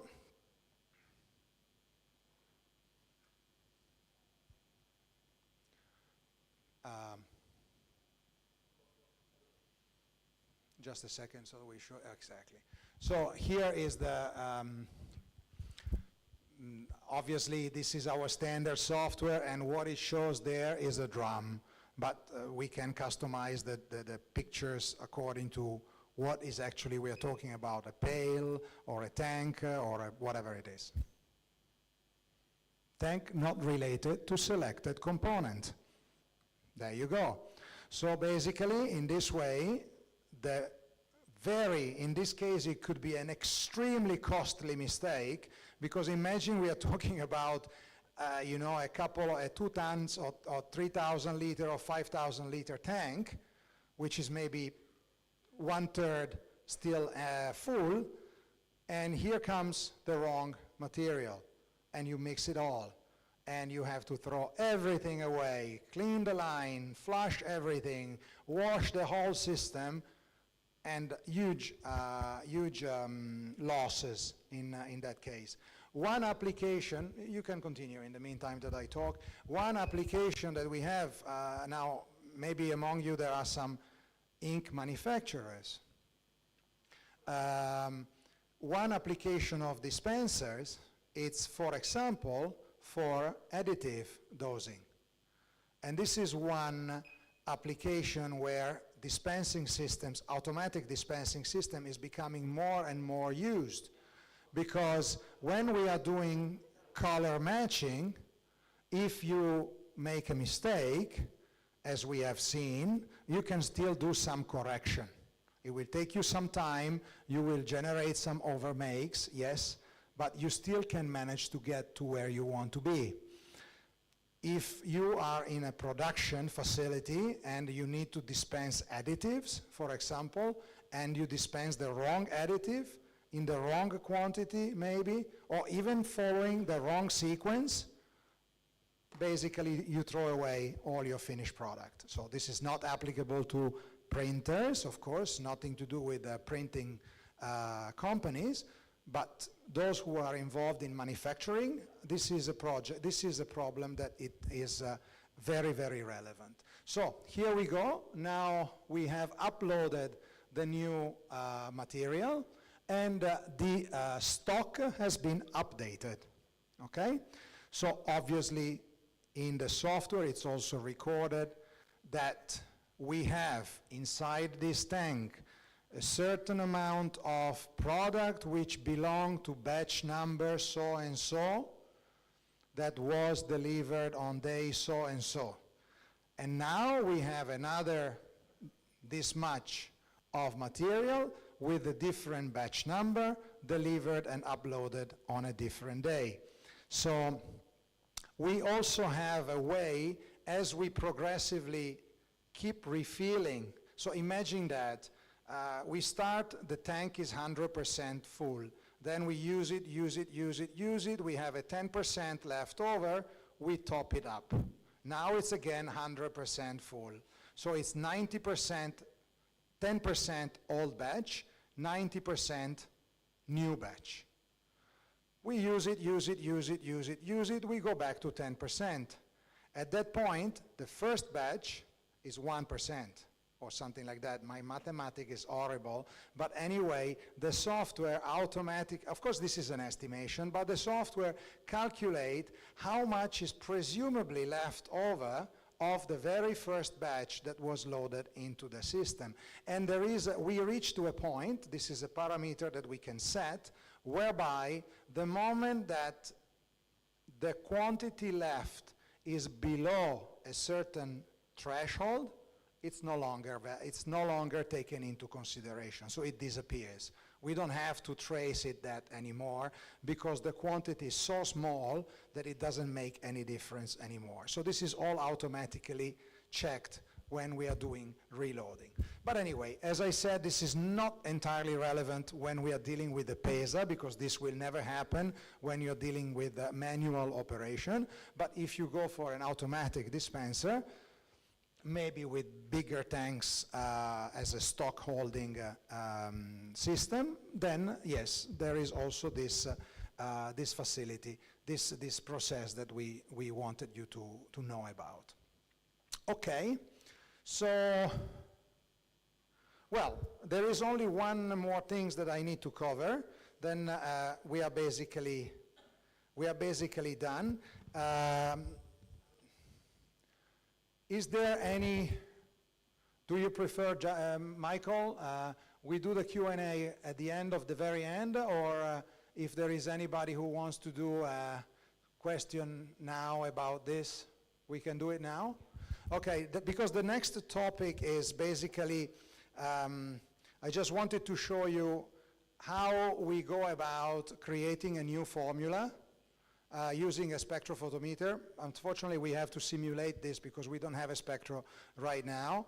And then I wanted to introduce you this little machine that you might have noticed here in the corner. So we didn't put it here because we didn't know what to do with this corner. This is one of our latest no, I wouldn't say creation, but solution, sorry. One of our latest solution, especially for those who need to create a lot of new formulas on a daily basis, okay? We have customers in China that they needed, on every day, they needed to generate anything between 50 to 60 new formulas every day. That was how much business they have and how, different every printing job was. So every time, every day, they had a tremendous amount of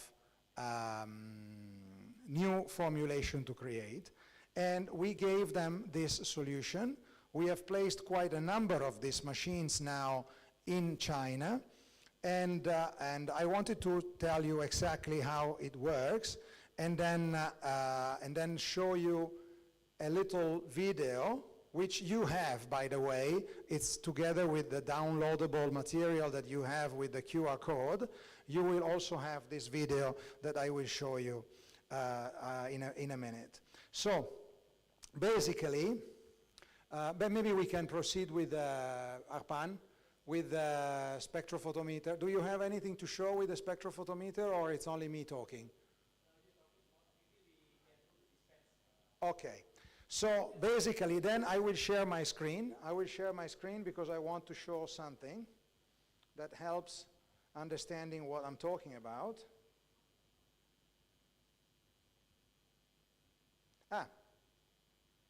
Sorry, before I move on, I kind of forgot. This is for return management. For return management, one little step back before moving on to the next topic.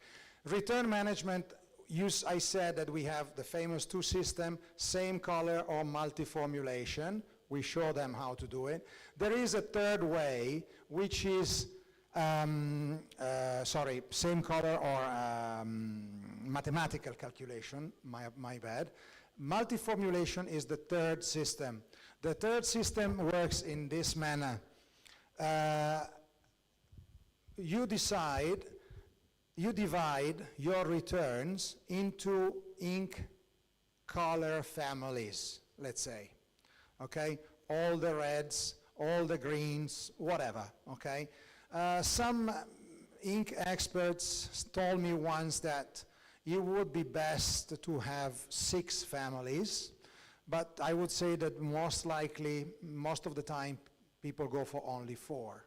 So what happens is this: whenever ink comes back from the press, of course we capture the weight, we close the job exactly like we have done now, but instead of putting it on the shelf, we pour it into a bin. Could be a 200-liter drums, an IBC, whatever. Every ink that comes back that belongs to the same color family, it goes into the same bin after it has been weighted and the job has been closed and blah, blah, blah. Once this bin, there are then 2 procedures. People work in 2 different ways. Let's put it this way. Once this bin is full, you mix it, and of course it's going to be a special red, because it's definitely not going to be identical to your standard magenta. It cannot be, it couldn't be, or any other base component that you have. So it's something, it's a red, okay? So in this case, you make a drawdown, you analyze it with a spectrophotometer and color matching software. The color matching software captures the data of this red, and it becomes another component. So it's basically, it adds it to your family of existing components. So if you have a dispenser, for example, with 12 components, this will become component number 13. The next one will become component number 14, and so on and so forth. But it's not fresh ink, it's actually a return ink. Okay? Second option is you fill up this return bin 80%, you make a drawdown, spectro, and the spectrophotometer will tell you what you need to do to color match this one to a standard that you already have. Like you want to make it into your magenta. So, okay, if you want to turn this into your magenta, exactly identical to the magenta that you already have, you need to do this and this and this and that. Once this is perfectly color matched, then it becomes your component number 13. At that point, the software will automatically select that one instead of the original one when you need to do dispensing, because it's the same. The other option is that all the formulations will be automatically recalculated to make use of that special red that was created with a mixture of all the reds that came back. So this is a very efficient way of return management for those of you who have, no matter what, because of maybe the number of printing presses that you have, the quantity of returns ink is so much anyway that this could be a viable way to speed up the process without bothering to have the single ink on the shelf. Of course, this does not completely eliminate the other option, because there are some colors which do not belong to any of this family. So those might still be handled in the original way, so as a standalone color with using, the system that we mentioned before. The majority of the color which fall into this family instead will be recycled in this manner. Okay, so I just wanted to tell you that there are actually 3 ways of recycling the system. The XPT, this is the machine that I wanted to talk to you about. The XPT is, we have to be very honest here, it's not our production. It comes from a company called FFM, and which we represent in Indonesia, by the way. And it is predominantly used in the paint and coating market, okay? We have two systems, 16 and 32. So later you can stand up and come closer and see how it is. So, and although this was not the original purpose of this machine, we have turned this into an automatic lab dispenser. So for those who require to produce many samples every day for new colors. So on top of that, it helps a lot in ink return management. So this is, and of course it can be integrated with color matching softwares. Okay, so reuse of the ink returns. What I mentioned before is that the mathematical calculation, which is what we have shown here, it's based on the assumption that nobody did anything at the press. So no adjustment of color was done at the press. So in that case, mathematical calculation works fantastic because we know exactly what it's inside, we know what to do to change color A into color B. But if somebody did something at the press, then that goes a little bit haywire. That's why I said we also have a solution for that. The solution for that would be to use a spectrophotometer and a color matching software, meaning to say that every ink that comes back from the press, if anything has been done at the press, you will need to make a drawdown, you need to check. At that point, our software, connected automatically with the color matching software, will capture all the data, the LAB value and whatever, of that particular color and associate it with the return.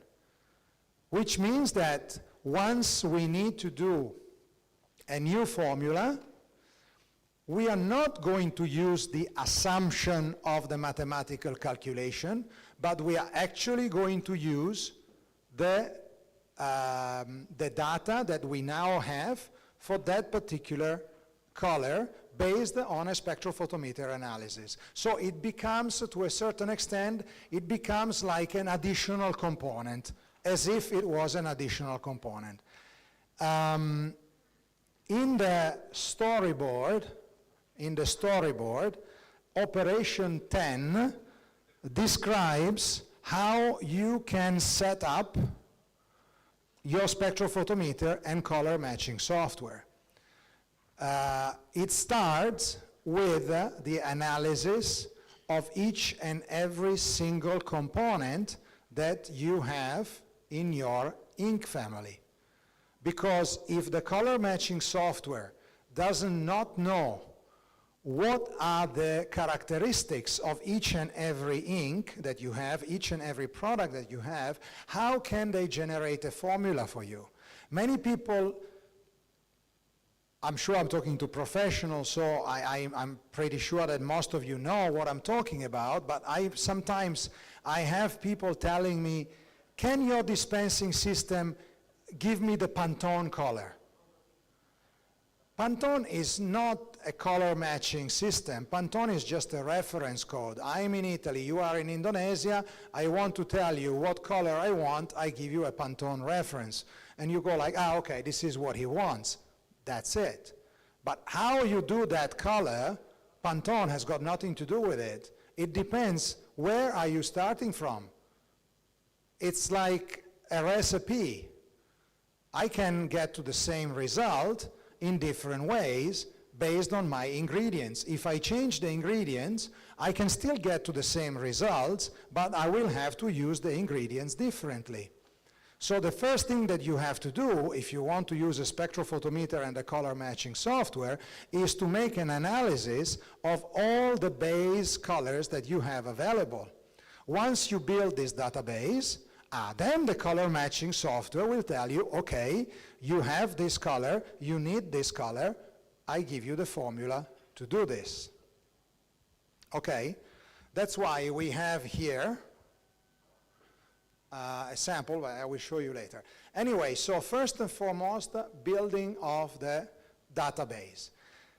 Once we have an ink coming back from the press, if we follow the same strategy, so drawdown analysis, that becomes as if it was an additional component having certain characteristics, and our software will, sorry, not our software, in the case is the spectrophotometer color matching software, will generate a new formula based on the usage of this return, that return, that return, together with base colors. So basically, returning of using spectrophotometer to determine that.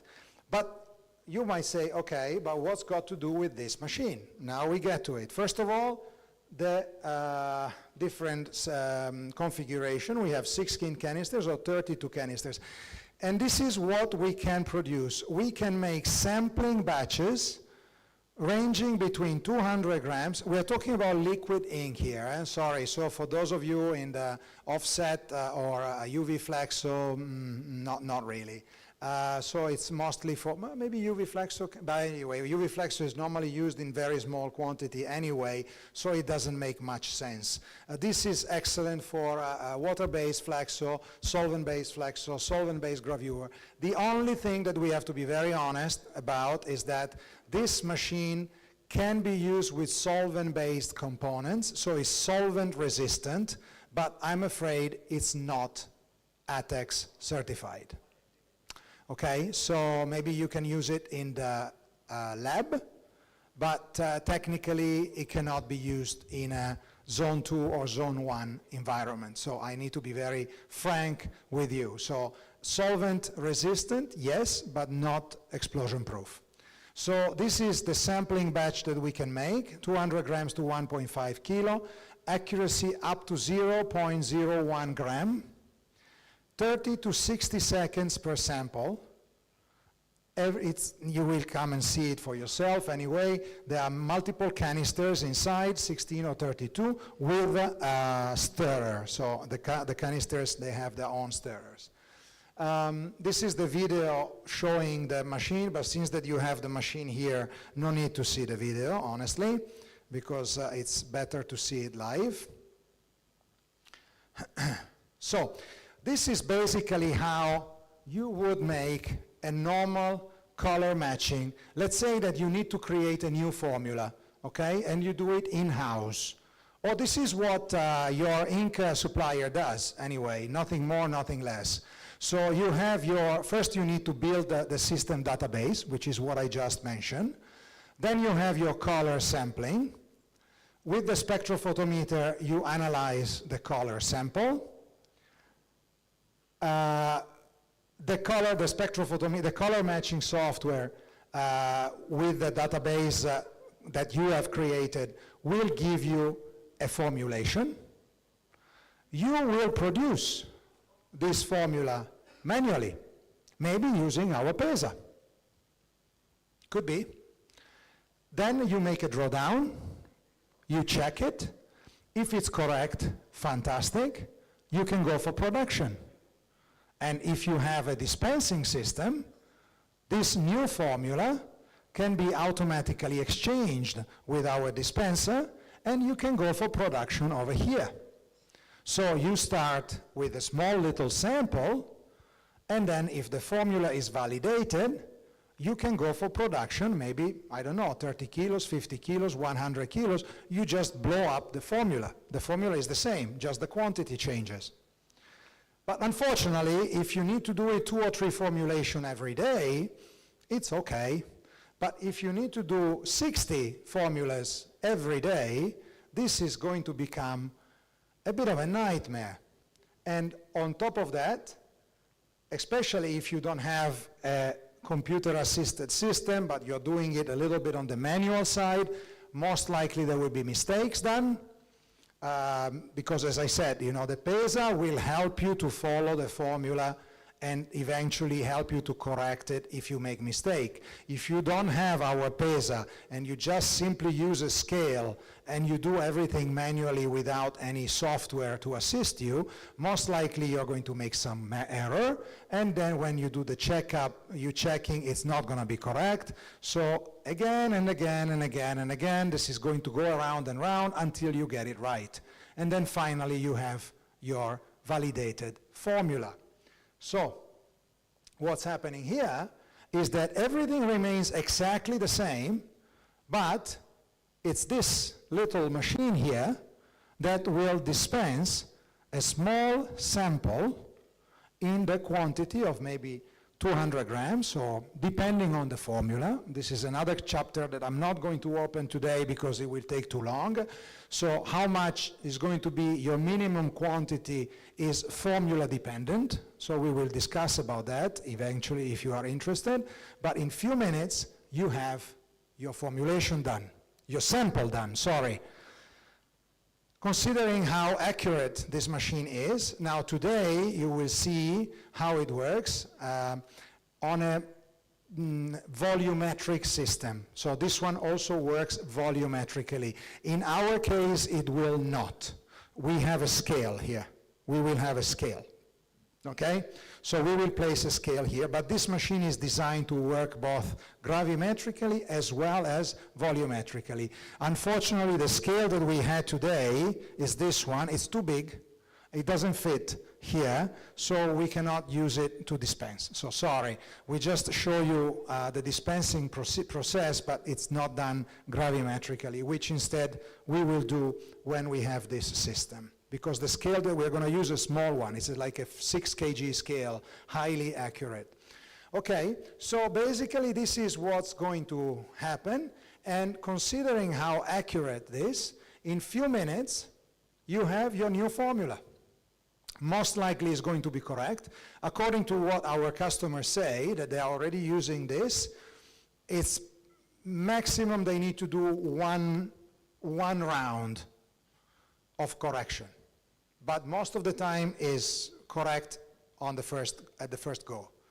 Which means new formula generated, go for production, and voila, can go through for the printing job. This has literally changed the life of our customer, which has this kind of multiple formula requirements on a daily basis. Okay, this is building this is all with you. I mean, you have this in your presentation, so you can see it later. So this is how you build your return using a spectrophotometer. So you associate to every return an LAB value. So you do not go on assumption anymore, but you have an actual value here. So when we use this system to handle the returns, it's guaranteed that there is going to be no problem. Okay? So for example, the system can tell you, okay, you can mix these two returns together, as this is like a bakery kind of mixer anyway. So you can mix these two returns together. Then with this machine, before we go for production, we will dispense the balance. So you will see in the video, because later we have an animation video that shows exactly this. So what's happening? You take this return, you mix them together. You mix them together and you take a sample. A sample, you analyze it, you make a drawdown, you analyze this sample. It's going to be a mix of two returns. Here we are talking two returns mixed together. This is how far we can go. So the system says, okay, you can take this return and this return, mix them together because chromatically they are quite similar to what you want to do. But once you mix them together, you need to take a sample. You make a drawdown, analyze it, and the spectrophotometer and color matching software will generate a formula where you have a certain quantity of this mixture and a certain quantity of fresh ink. So the software will tell you, okay, you need to take 100 grams of this mixture, put it under here, and the machine will dispense the balance of this new formula, which was just now created. You mix it, you can mix it with just a stick. Once you have the formula, make a drawdown, okay, okay, not okay, maybe some adjustment are required.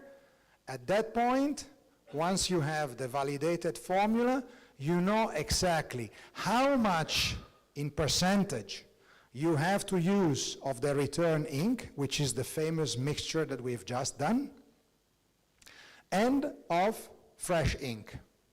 This is a very modern way of actually using returns. So, and this is the concept animation, which you have, by the way, but I prefer to show it here, it's easier. You have this animation video in the material that I gave you. Basically, this is what we are talking about. And after this,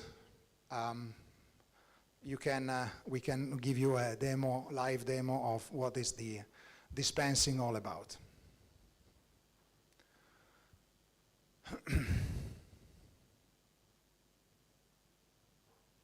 This is the building of database. The first thing is the building of the database. So basically, each canister is filled up with a different base color. And each and every one is checked, drawn down, and analyzed. So this is basically how you build the database, okay? Based on that, you can generate the formula that you wish. But at the end of the day, the first step is to generate the database. Without that, you don't go anywhere.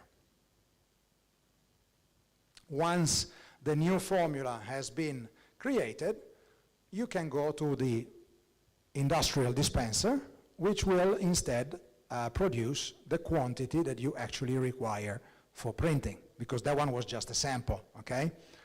So this is the return,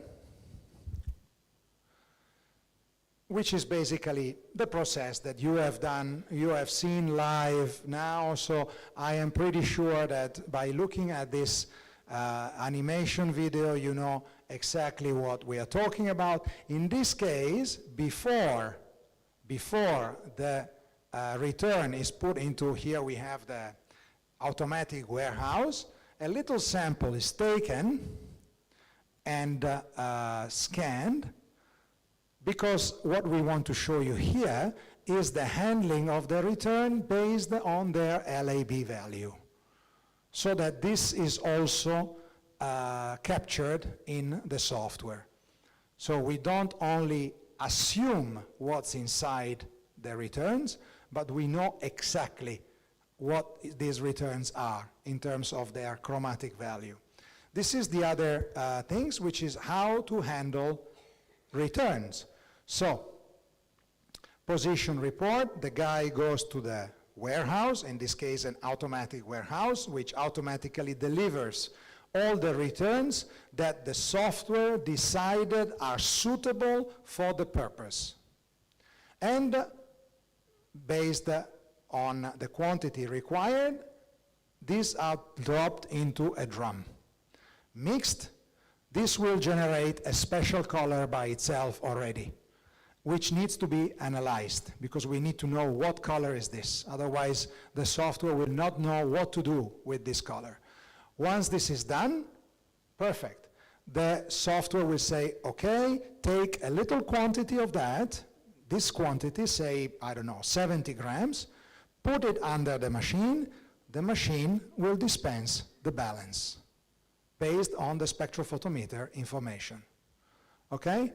Check, is it correct? Is it not correct? No, it's not correct. So we need to do it again.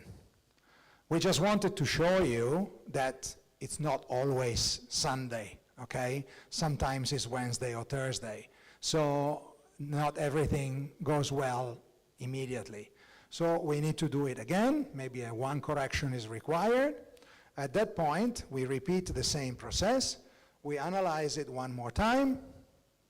And then, once we check it, we know if this is, this time, within specs or not. And this time it is. Okay? So at this point, we know exactly how much we need of this mix of color from the returns, so that we need to prepare a pail. We need to fill the pail with a certain predetermined quantity of returns, and the rest will be filled up by the dispenser, the balance, which is the same process that we have done for the small little sample, exactly the same, but this wine is in production. So the advantage is that when you do this in a lab, you need to handle small quantities. It's very practical. You know, you just mix it with a stick, you analyze it, you don't have wastages. It's a very practical way to work. Only once it's done, there is no discussion, this is it, then you can go for production. In that case, no need to check it again, because it's the same. It cannot be any different. If the formula is correct for the lab, it will be correct also for production. There are no differences in components. Of course, there cannot be difference in components. This is very important. But the formula is exactly the same. It's just bigger quantity. So this is basically how it works. You will see it in the material that you can download, and it's basically what we have described as 10th operation. Okay, so I think I'm okay. You can now proceed and show how the machine works. We can... Yeah, we will show the software. So let's say we receive a formula from X-Rite or Spectro. So we dispense from the software.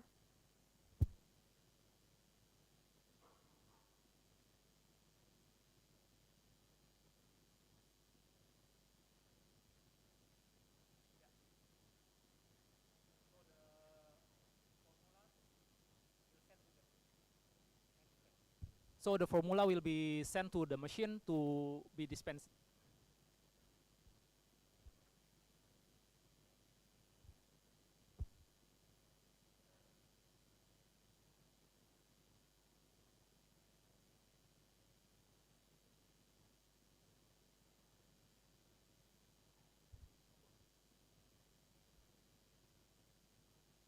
Yeah, now the process is finished.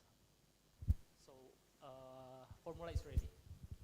So, of course, we have used water for obvious reasons, but all the canisters would have to be filled up with your base components, which are the same components that you're going to use at the actual dispenser that you have in production. So you need to share the same products. That's very important. And once the formula is validated here, it's automatically ready to go there. So for those of you that would be interested to learn how to use our software, of course, step number one, the Pesa. People might wonder, how much is this? I'm sure everybody's thinking, how much is this? You know, so the Pesa desktop that you see right now here for a water-based system is below $10,000. Okay, so this is it. So I am pretty sure that all companies represented here today, they have sufficient budget to invest less than $10,000 for this. I cannot believe that this is going to be a major investment for anybody, okay? But this what would allow you to understand how the software, how a proper ink management is supposed to be handled. You can use it even as a formula creation in conjunction with the spectrophotometer and color matching software.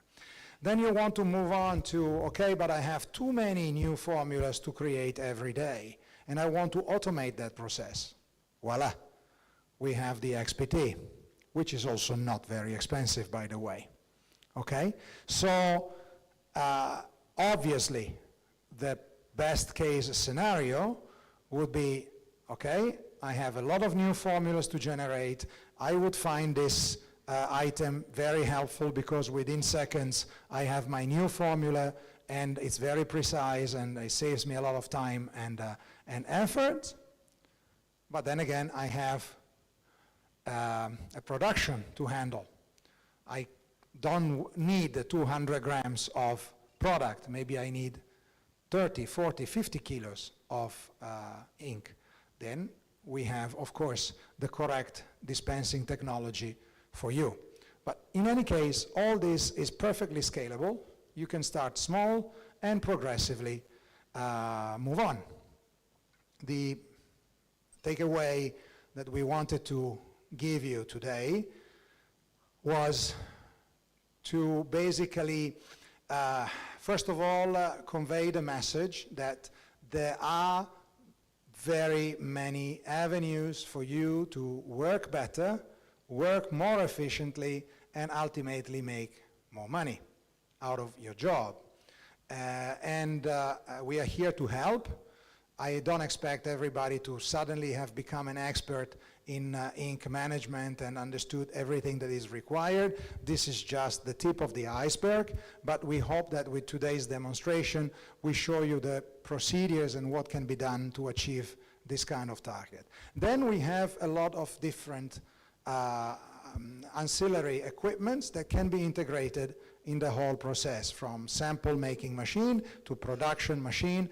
In the downloadable material that you have in your takeaway, you have several technical sheets of several machines which are suitable for different applications: liquid ink, paste ink, UV flexo ink, and so on and so forth. So depending on which ink you're using, we have solutions for everyone. And obviously, we are always available to guide you through it. We can have personalized meetings, and in the hopefully near future, where we can help you out to, to make the right decision for your company. That one I think is fine, right? Okay, just give me back the screen for a sec.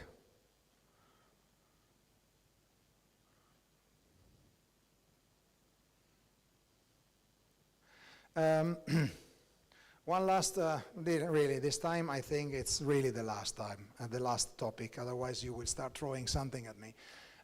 We also have this, which we call Intrasist, and it's a solution that we offer whenever you want to automate the transferring of the ink. We are talking about CMYK or white, directly from the ink kitchen to the press. So this is just an example, but you can have CMYK here or even extended gamut if you work with that. And this can be transferred, we're talking about liquid ink here, not offset. Liquid transfer directly to the press. Different methodologies, different things. Of course, these are normally concentrates, so they need to be somehow turned into press-ready ink before they go. So there will be some engineering and some study to do here. But for example, here you get, this is a simplified version, but here you have maybe your concentrate, here you have your storage tanks where you're going to do the adjustments, and then from here you are connected to the press. Normally it's not quite that simple, but this is just to give you an idea.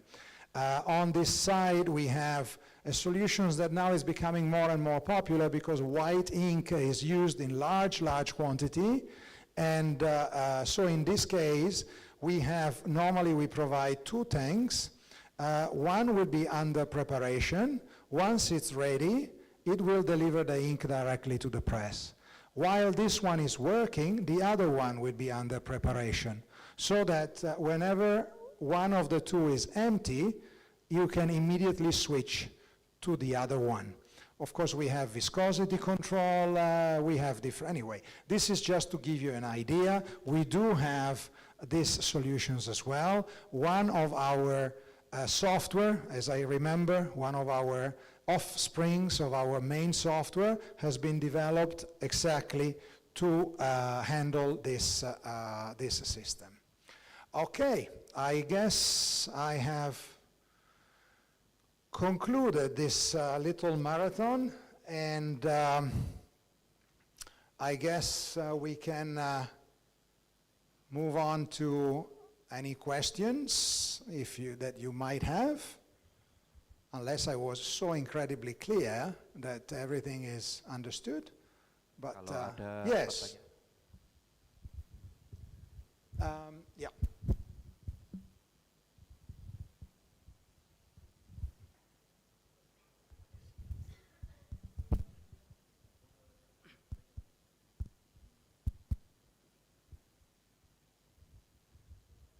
Makasih, thank you.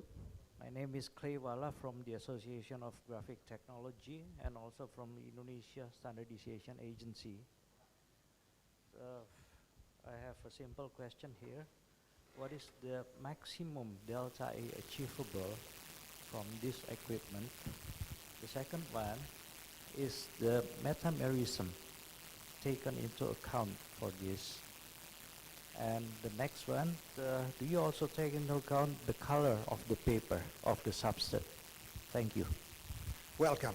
All these questions are actually related to color matching software. Okay, so color matching software is not something that we do. It's something that we integrate in our system. So this, for example, what would be the maximum achievable delta E? This is something that is related to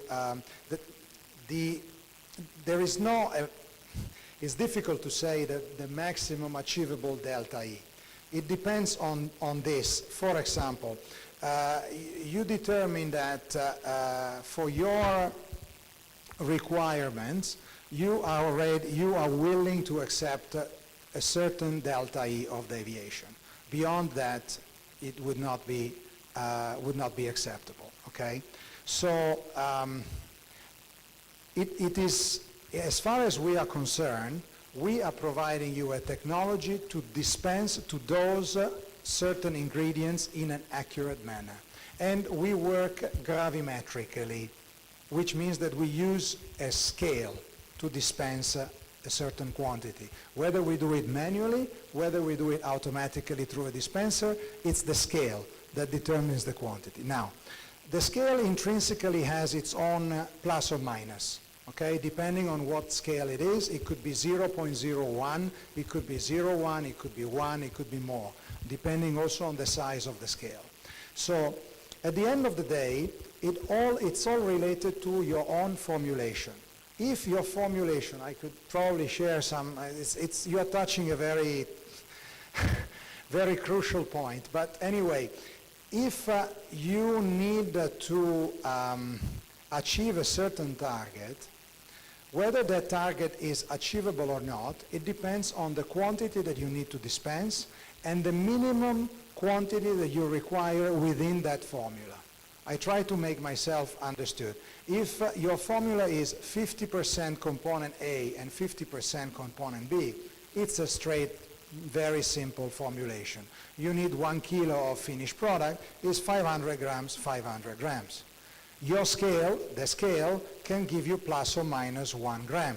So 1 gram over 500 grams, because 500 grams is the quantity that you want. 1 gram is the plus or minus that my scale can detect. So it could be 499 grams, it could be 501. We don't know. It's just that it's plus or minus 1 gram. So this 1 gram difference based on your target weight is equivalent to a certain percentage, which in this case is a very, very, very, very small percentage. Is that percentage acceptable? For you, yes or no? If it's yes, fine. Now, extreme case scenario. Your batch size is 1 kilo. And in your formulation, you have one component which is required in the 0.001%. What is the quantity of 0.001% of 1 kilo? Guys, somebody help me out here. It's probably 0.01 gram or whatever. Now, if my scale can detect plus or minus 1 gram, I will never be able to get you that. It's impossible. I will not even detect that quantity, let alone dispense it. So, option, I give you a higher accuracy scale. I can go up to 0.01. Is 0.01 gram plus or minus acceptable for the quantity that you need within your formula in that quantity? I don't know. It's a percentage. If that percentage is too big, it's equivalent to 20% error, then you would say, sorry, no, you would be off specs, absolutely. So again, this is something that we discuss with our customer, especially in the coating industry, a lot, because formulations are very complicated sometimes. That's why we need to work together to say, okay, either you change your formulations, which sometimes is not possible, or you dilute your components so that instead of requiring them in the 0.001%, you make them less strong, which means that you have to increase the quantity. In that case, everything would fall into place, or you need to increase your batch size. Sorry, your target batch size was 1 kilo. 1 kilo with this formula, double A. You need to make 100 kilo. If you produce 100 kilo, then the 0.001% over 100 kilo is a manageable quantity, which I can still manage with the instrument. So it's not a matter, ours is a machine that allows you to dispense consistently the same amount of product over and over again, plus all the control system that we just now discussed. But basically a dispensing system does that. Whether that is enough or not to fulfill your requirement in terms of delta E, it depends on your formula, it depends on your minimum quantity and the minimum quantity within that formula that you need. Sometimes it's possible, sometimes it's not possible. We also have to raise the white flag and surrender. As far as the other questions like metamerism and all that, again, nothing to do with us. You need to direct this question to X-Rite, Data Color, and people who are manufacturing spectrophotometers. Because what we do, we just integrate our software. So the spectrophotometer and the color match, by the way, X-Rite, yes, I know that they consider those things. They consider also the surface. I know because we work with them, but I'm not the right person to answer these technical questions on color matching. So you need to direct these questions to X-Rite or Data Color or any other manufacturers of that.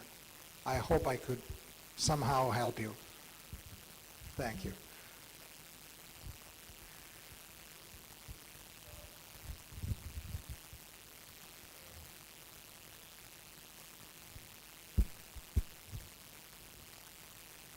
The first, thank you very much for the explanation. My name is Purwanto from PT Ajinomoto Indonesia. My question about viscosity of ink. Okay. As we know, the ink is important, and the viscosity is important too. What about the viscosity? Is there difference viscosity ink in the dispenser and in the printing machine? I think enough. Thank you very much. Right. So if you're asking me whether we can handle different viscosities and so on, yes, of course. if we are talking about viscosity is one of the elements that we need to gather information about whenever we are preparing an offer for our customers. So if we are going for an automatic dispensing system, one of the purpose of the automatic dispensing system is to take the product, ink in this case, from the storage to the dispensing head. Of course, this process requires moving this product from point A to point B, and obviously viscosity is an important element to consider. If we are talking about liquid ink, gravure, flexo, and so on, normally it doesn't present excessive problems because it's normally within acceptable range, which can be easily managed by normal diaphragm pumps, even as small as half-inch pumps, if not 1 inch, 1.5 inch, 2-inch pumps if the viscosity of the product is really higher. If we are going beyond a certain viscosity, we need to change the pumping system. So we can switch to piston pumps. We can switch to piston pumps with follower plates.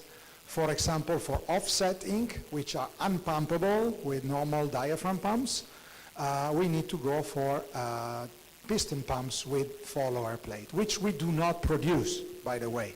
So we need to buy these systems. That's why, especially for offset ink, dispenser could be a little bit on the expensive side because of the requirements for external pumping system.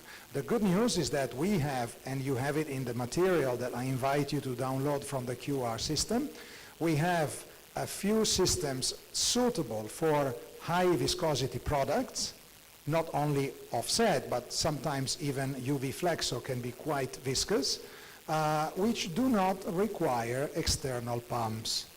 So don't want to go into too much technical details, but in the technical sheets you will see for yourself. So in that case, we can move the product from the storage to the dispensing head in such a manner that we do not require external pumping system. So we can still transfer the ink from point A to point B. But viscosity is definitely one of the information that we must have every time we develop a project for customers. Another, since that we are talking about this, another point is that some products are thixotropic. So they need to be agitated all the time or they will gel up. So all our liquid ink dispensing system are equipped with what we call recirculation. So what happens is that even when the dispensing head is not working, so there is no dispensing operation going on a regular basis, the pump or the pumps will start, the product will be pumped from the tank, in this case from the drums that you see there. It will be pumped along the distribution piping network to the dispensing head, to the dispensing valve, which is closed because we are not dispensing, and it will travel back again. So there is a loop.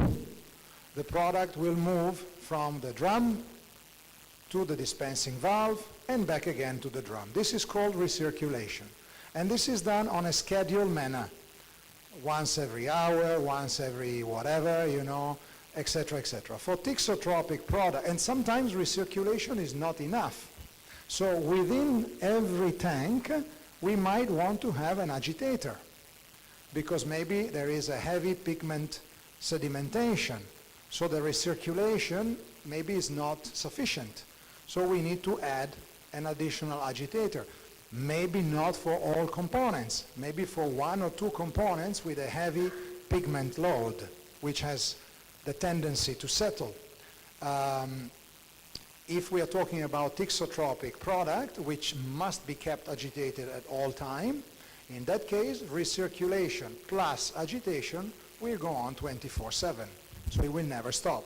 There will always be an agitator turning the product inside the container, and the pump will keep recirculating the product to keep it pumpable, let's say, in a liquid form rather than gel. So these are all precautions that we do take care, because we need to know the characteristics of every single components that we need to handle. So, and in this country it doesn't matter, obviously, but when we sell machines in more in colder countries, in this region, for example, like Japan, South Korea, where they can be very, very cold, sometimes we need to heat up even the piping. So the piping needs to be insulated, and sometimes also with heated. Otherwise, the viscosity will go through the roof, and then the product will not be pumpable anymore. So these are all precautions that we have to take. In this